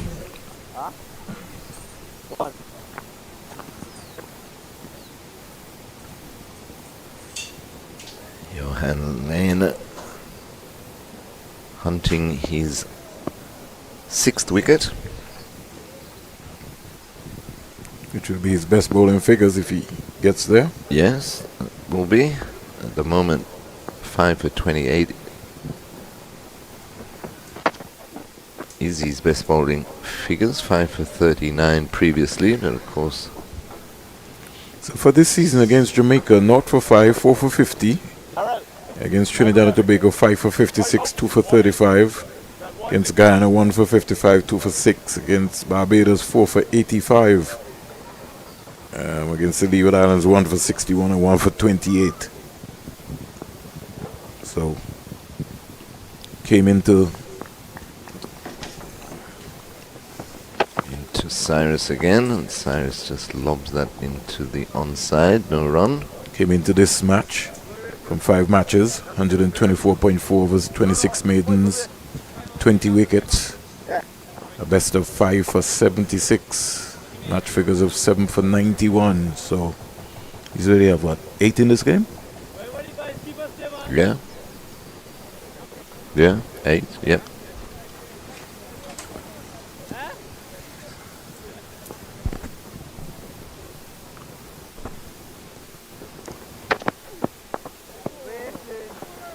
Got to produce that Yorker. Yeah, just keep looking for the stumps. He's got to produce that Yorker. He's got to find that Yorker. No, he's got 6 so far in this game. He took 1 for 18. 1 in the first? Yeah, in the first. All right, so he got 6. Can very well get 7 here now. We can get 6 here, which would be considered his best bowling figures. Runs in again to Cyrus. Cyrus, wild sweep. Got to attack the stumps. Got to attack the stumps.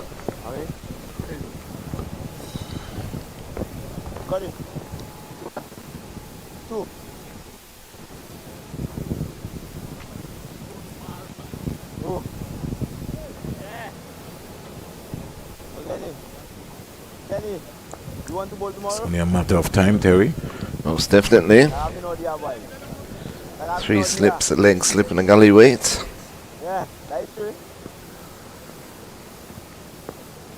Lane into Cyrus. Spot on and good catch. If it carried. I think it bounced before. Don't think it carried. This is from my vantage point. Well taken, but I think he's saying now, no, he believes it's out. He's giving him? They're having a discussion. I think they will give this out, but you be out leg before you mean? I think they're giving him out. Straight in his hand, Jason says, and that's the end of the innings. Yeah. I think the umpire said not out. No, the umpire says not out. Okay. Well, the field was that was Rivaldo Clark. You got a good pair of hands, Rivaldo Clark. No doubt about that. Let's have a look.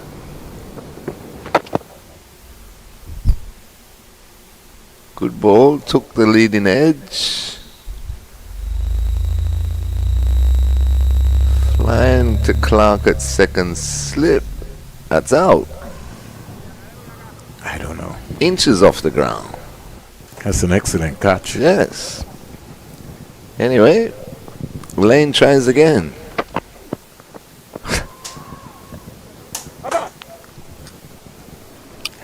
goes through to the keeper this time on the advanced Cyrus to complete the over. So it remains 166 for 9. The umpire's conferred. Central umpire wasn't quite sure. He went to square leg and they decided to give the batsman the benefit of the doubt. What happened to listening to the fielders? That's gone out the window these days. But it's not even a matter so much about listening to the fielders. I think Gregory would have been maybe unsighted as well. The standing umpire would have had to make that decision because everything would have been in front of him. And it's not like it went lightning fast, really. Bishop continues. Gadsden gets off the mark with a single through the mid-wicket area.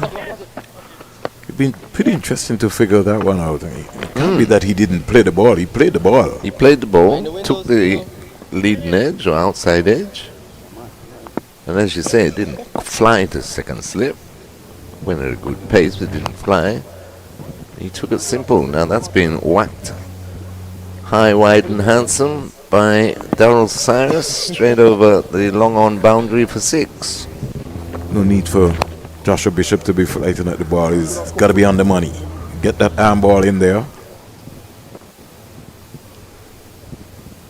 They have to be clinical. They have to finish this.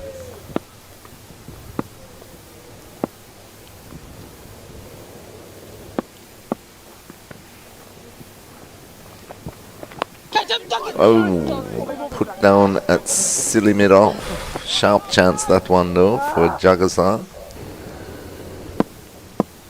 He's been in the game in that area. Couple he's almost held on to. Whacked in the helmet also. 174 for 9. The lead 27. Those have to stick, Terry. Yeah, they either stick or they don't. That one didn't. Gadsden turns that round the corner for 1.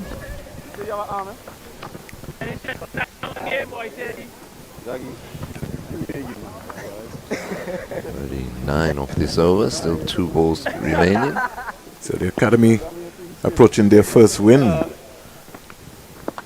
As well as the Windward Islands could also be thinking that they could win this game as well. Terry? Yeah, but you never know. So if he's getting that amount of turn, Terry, then he certainly needs a leg slip. True. Although Marley and I was saying that he should have had somebody close in on the onside from the beginning, but chosen to stay with the 2 slips and the silly mid-off.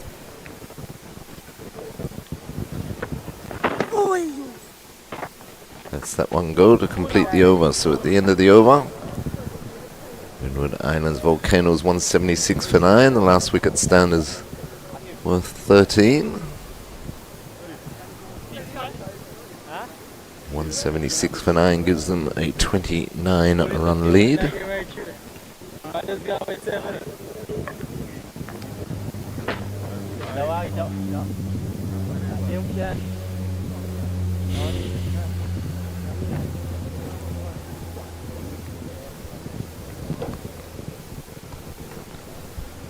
Johan Lane will continue. Should have had his 6th wicket in the previous over, but umpires decided that didn't carry to Clark at second slip.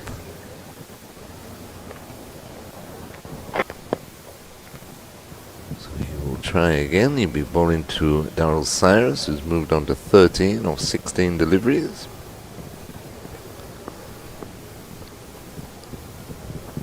Three slips in the gully and the leg slip for Cyrus as Lane is into him now. Very wide down the leg side, in fact called wide.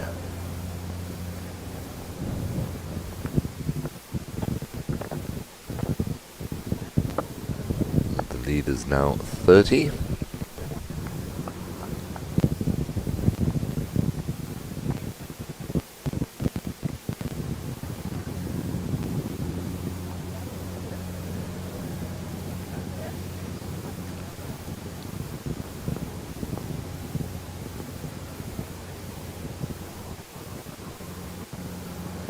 Lane runs away from us now into Cyrus. And this one almost takes the inside edge back onto the stumps, but instead back onto his pads.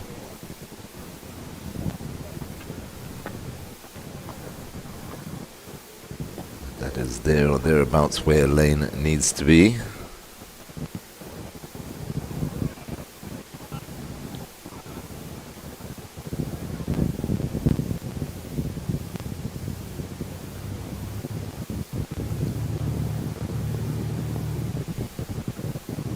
Lane in again to Cyrus. That's straight. Some bat on it, lobs out into the offside, no run.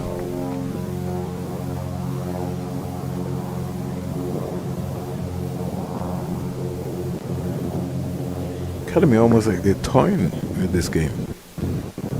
Seems so. I think they were. I know they were disappointed that they didn't get the decision for that catch. As long as they don't just expect it to happen,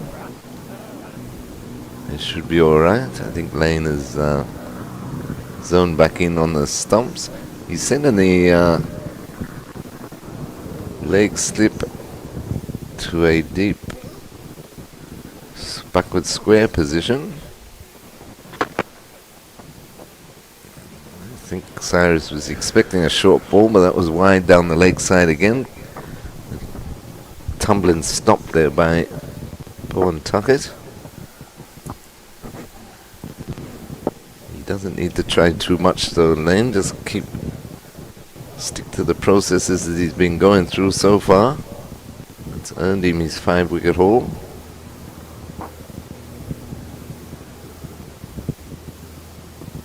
He's bowled at the stumps. In he is again. That's at the stumps. It's hit straight up in the air, but it looks like it'll fall short in the cover region between mid-off and backward point. So Cyrus survives again. Picks up another one. He goes on to 14, 178 for 9.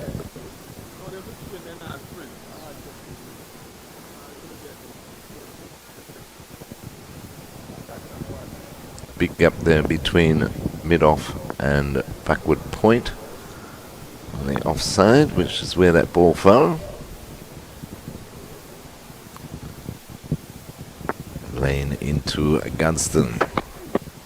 Again, wide down the leg side. He's trying for too much pace here, Vernon. But he has to just have to bowl the ball in a full length. Just look at the stumps and bowl the ball full.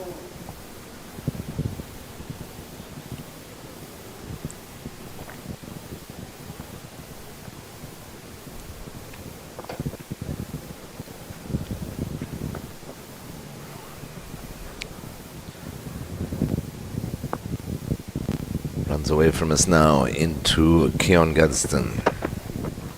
Again, wide down the leg side to complete the over. So at the end of the over, the Volcanoes lead by 31, 178 for 9. Cyrus on 14 and Gunston on 2.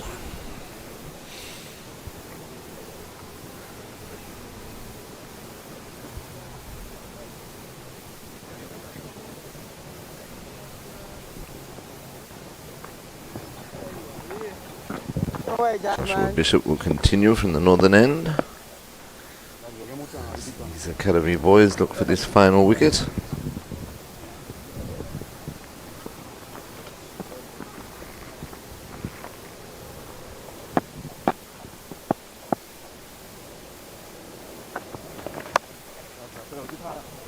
Cut into the cover region for a single.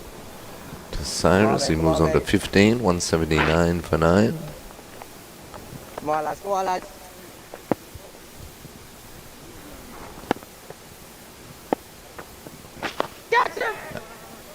That one peels off the outer edge, but falls safely off the bat of Gunston. He picks up one.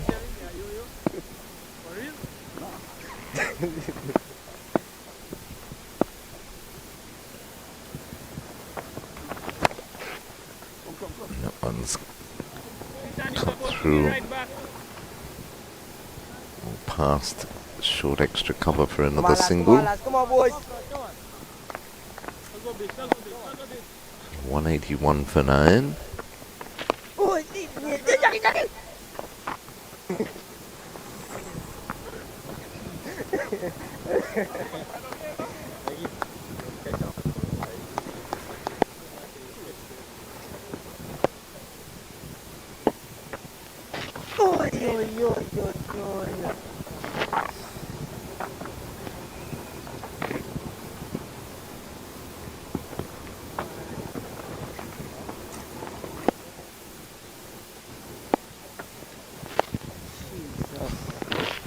Gadsden survives another over, so 181 for 9, 3 coming off that Joshua Bishop over. Partnership now is worth 18 for the last wicket. Cyrus is on 16, Gadsden on 3.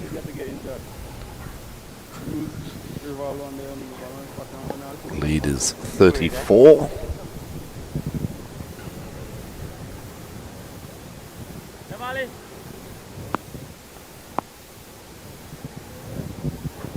Let's see if Johan Lane can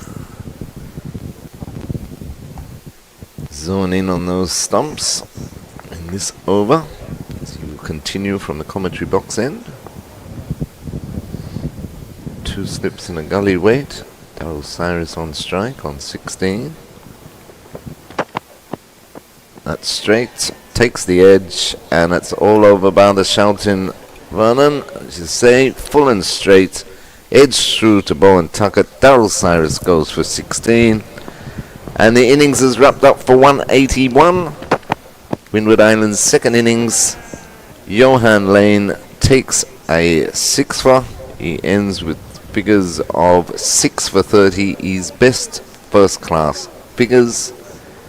And all that means is that the West Indies Academy, to record their first win of the 2025 West Indies 4-day first class championship, require 35 runs to win.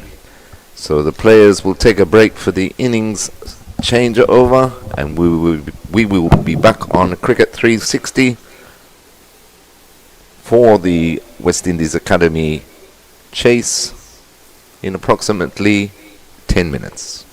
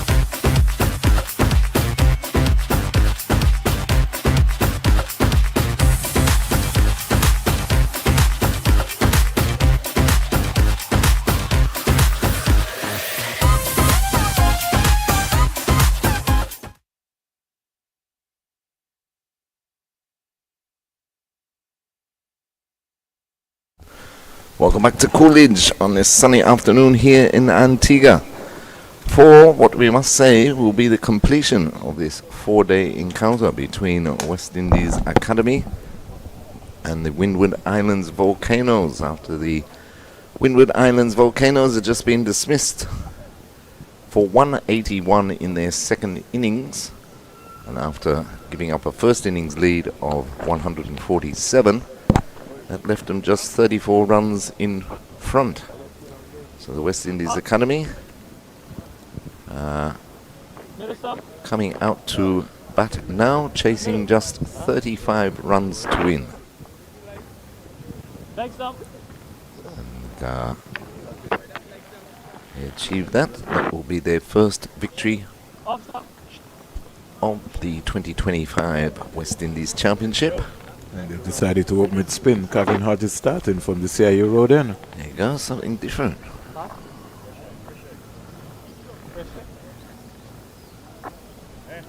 Pretty interesting. Yes.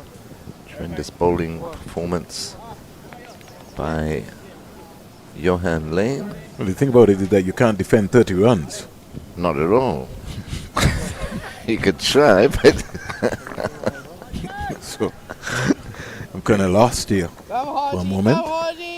I see sweepers on both sides. 36 or 3 will look good, They just need 30 singles. Yes. 36 singles. 35 singles, yeah. The field is relatively spread, just the one slip. 45. 45. Yes, Johan Lane, 13.1 overs, 3 maidens, 6 for 30. Knocked over Windward Islands in their second innings. And here we go. That first ball by Hodges, swept by Akeem August down towards the boundary. And they'll pick up 2. I think it's going to be a soul-searching time by the time the post-mortem is done by the Windward Islands Cricket Board on this season for this franchise. You never know, heads might be rolling. Yes, it hasn't been a good season, especially considering whether this time last season they were challenging very much so, coming into the last round for the title. This season the batting has just not clicked at all. It's the one match where they got themselves out of trouble through Descartes and Ryan John against the Leeward Islands, and they were able to get up to 470 odd.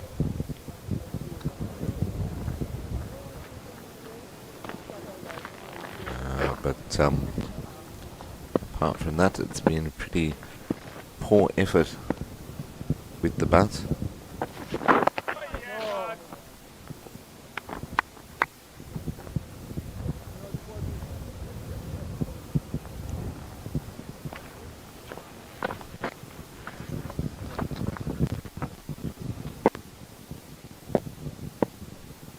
Hodge to August. August again on the sweep, doesn't make contact. Score remains 2 without loss.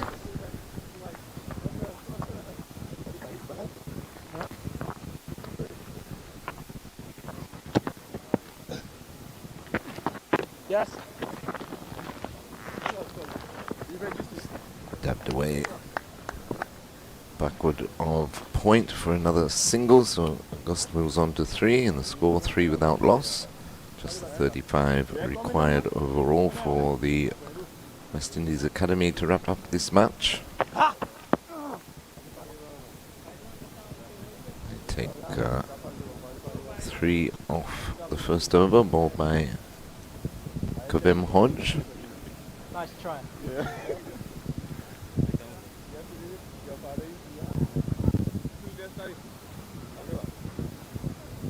Oh. Middle. Middle. Right up.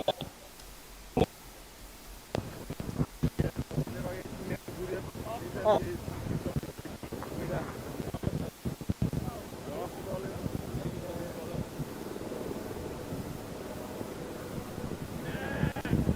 be Keon Gunston to take up the attack for the Windward Islands from this the commentary box end. Bowling to August. 2 slips and a gully as in he comes now to August. And August plants that beautifully over the mid-wicket area for 6. Full delivery by August, and he just hit with the swing of the ball straight over mid-wicket, 6 runs. So August is in the mood, he's not wasting any time, he goes on to 9, it's 9 without loss.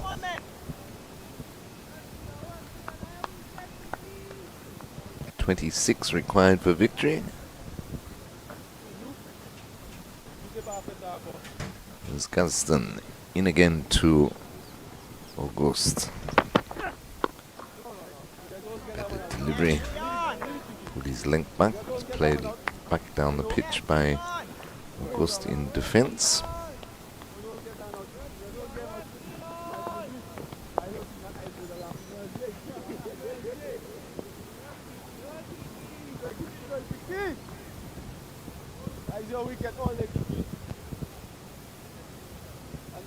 Under 19 veterans, let's leave it.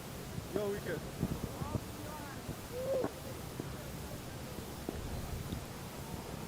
Gunston in again to August. He tries to pull that through the shot too quickly.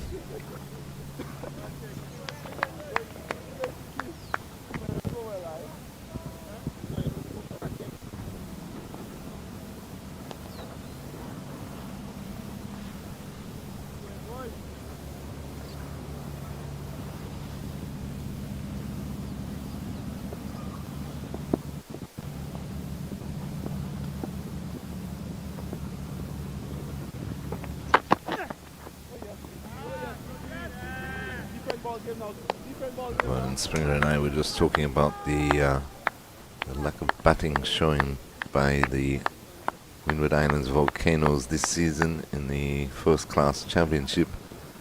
Just looking at the guys that are in the current West Indies Test 11. Kavem Hodge got the 1 century and 1 half century, scores of 126, 8. There's a appeal, but I don't think he hit that one straight through to the keeper. Yes, 126 and 8. 0, 9, 17 and 40. 6 and 99, so just the 1 century and 1 half century to Kavem Hodge. Captain Alec Artanez scores at 23, 13, 39 and 18, 1 and 78, so just the 1 half century for him this season going into the Test series against Australia. That's pulled again through the mid-wicket area. This time will it reach the rope? Yes, it will. So another 4 to August. Score moves on to 13 without loss. That's at the end of that Gunston over. And all 13 have come off the blade of Akeem August as he's faced the entire 12 balls of the 2 overs that have been bowled so far.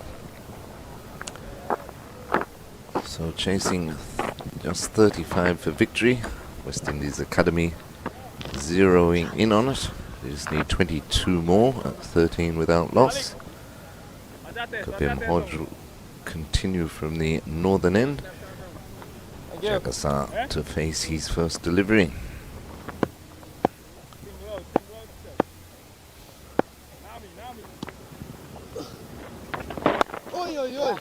Jagasar's just knocking that up to long on. They think about 2, there's no need for that. Take 1 and be happy, which he does. So he's off the mark. 14 without loss.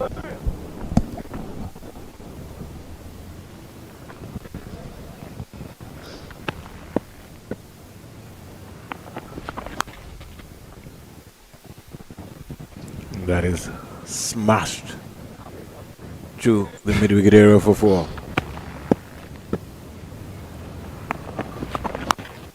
2 4s and a 6 through that mid-wicket area for Akeem Auguste. He's not messing around with this small target.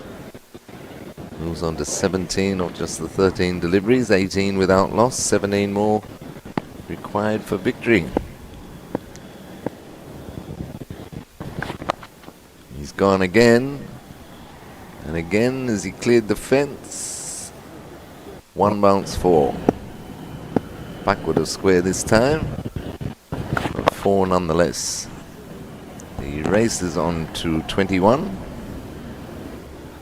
Certainly the lines here by Kevin Hodge certainly been offline. Just been good batting anyhow by Auguste. Yeah, he's hit the ball very well, very cleanly. 21 off 14, 22 without losses the score. There's 13 more required by the Academy boys for victory. Gone again and again. Pulls it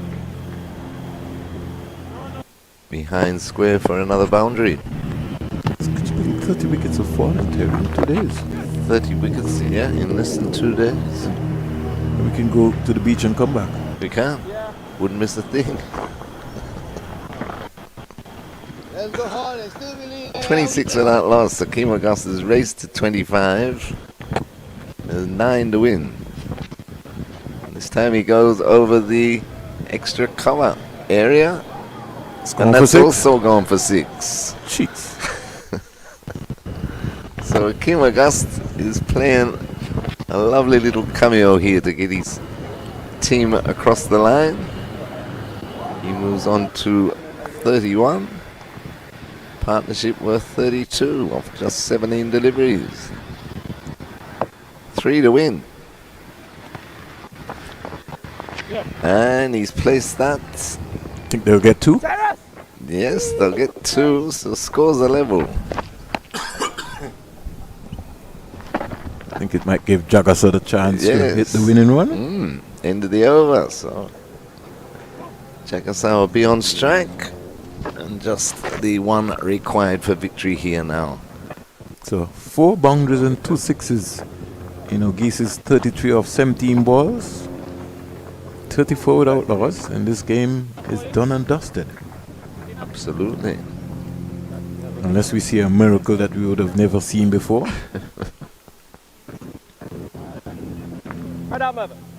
Miracles do happen. Captain Arthinez is going to take the responsibility of bowling what will surely be the last over.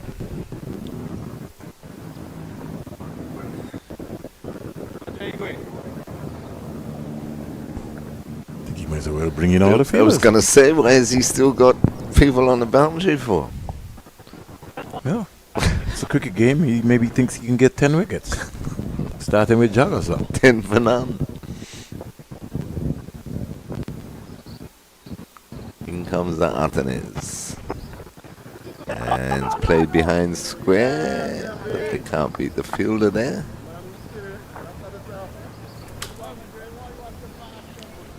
Just the 1 required for victory. Jagasa faces Arthinez.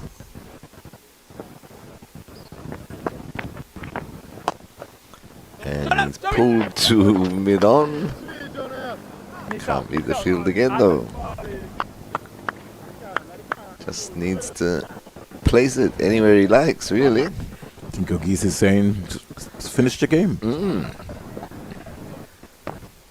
Victory?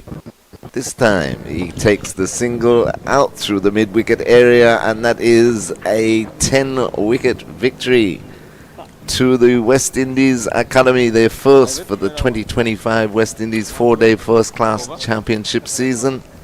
Well done to them as they finished the season on a high. 35 without loss, 35 was the target. 10 wickets, West Indies Academy win by.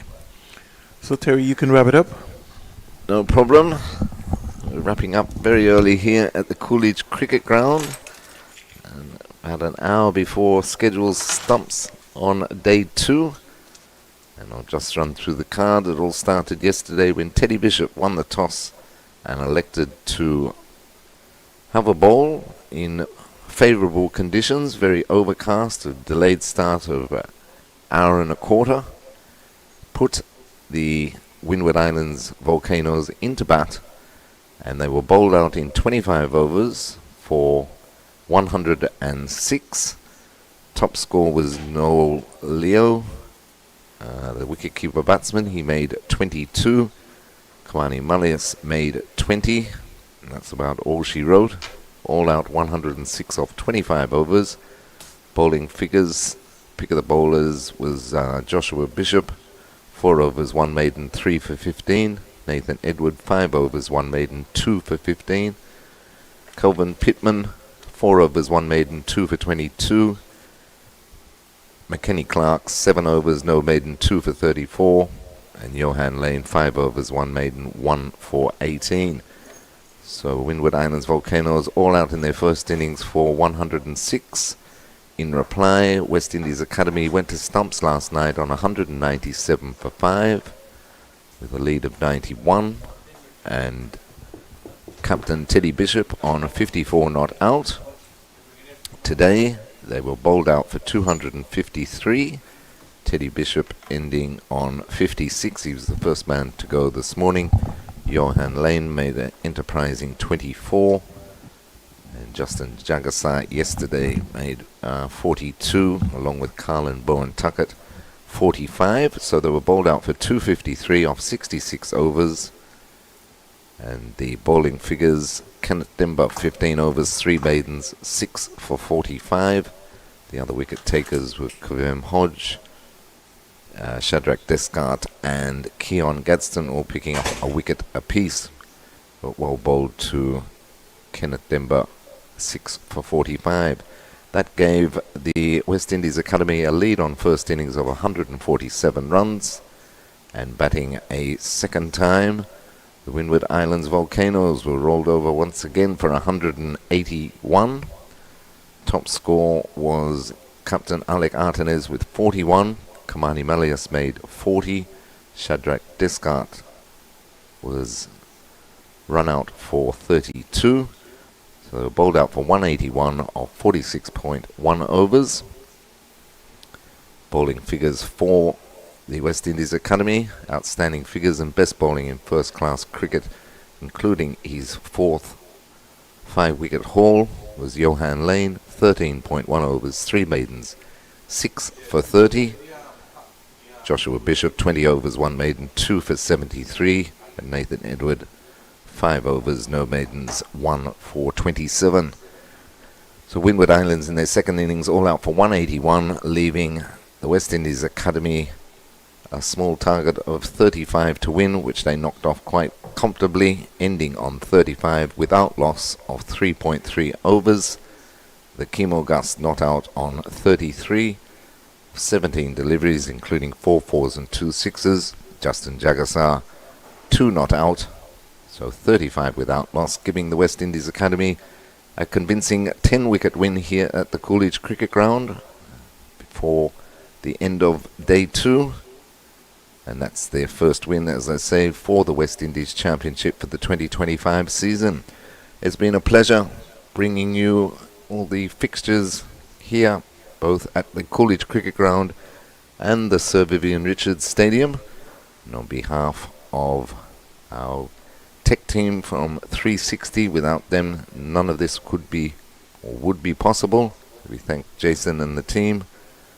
And on behalf of myself, Terry Laraji, Vernon Springer and Marley Richards, we thank you for your company, and don't forget to join us next week from April 14 through to 23 for the CWI Rising Stars Under 15s Championship. Until then, enjoy the rest of your evening and take care.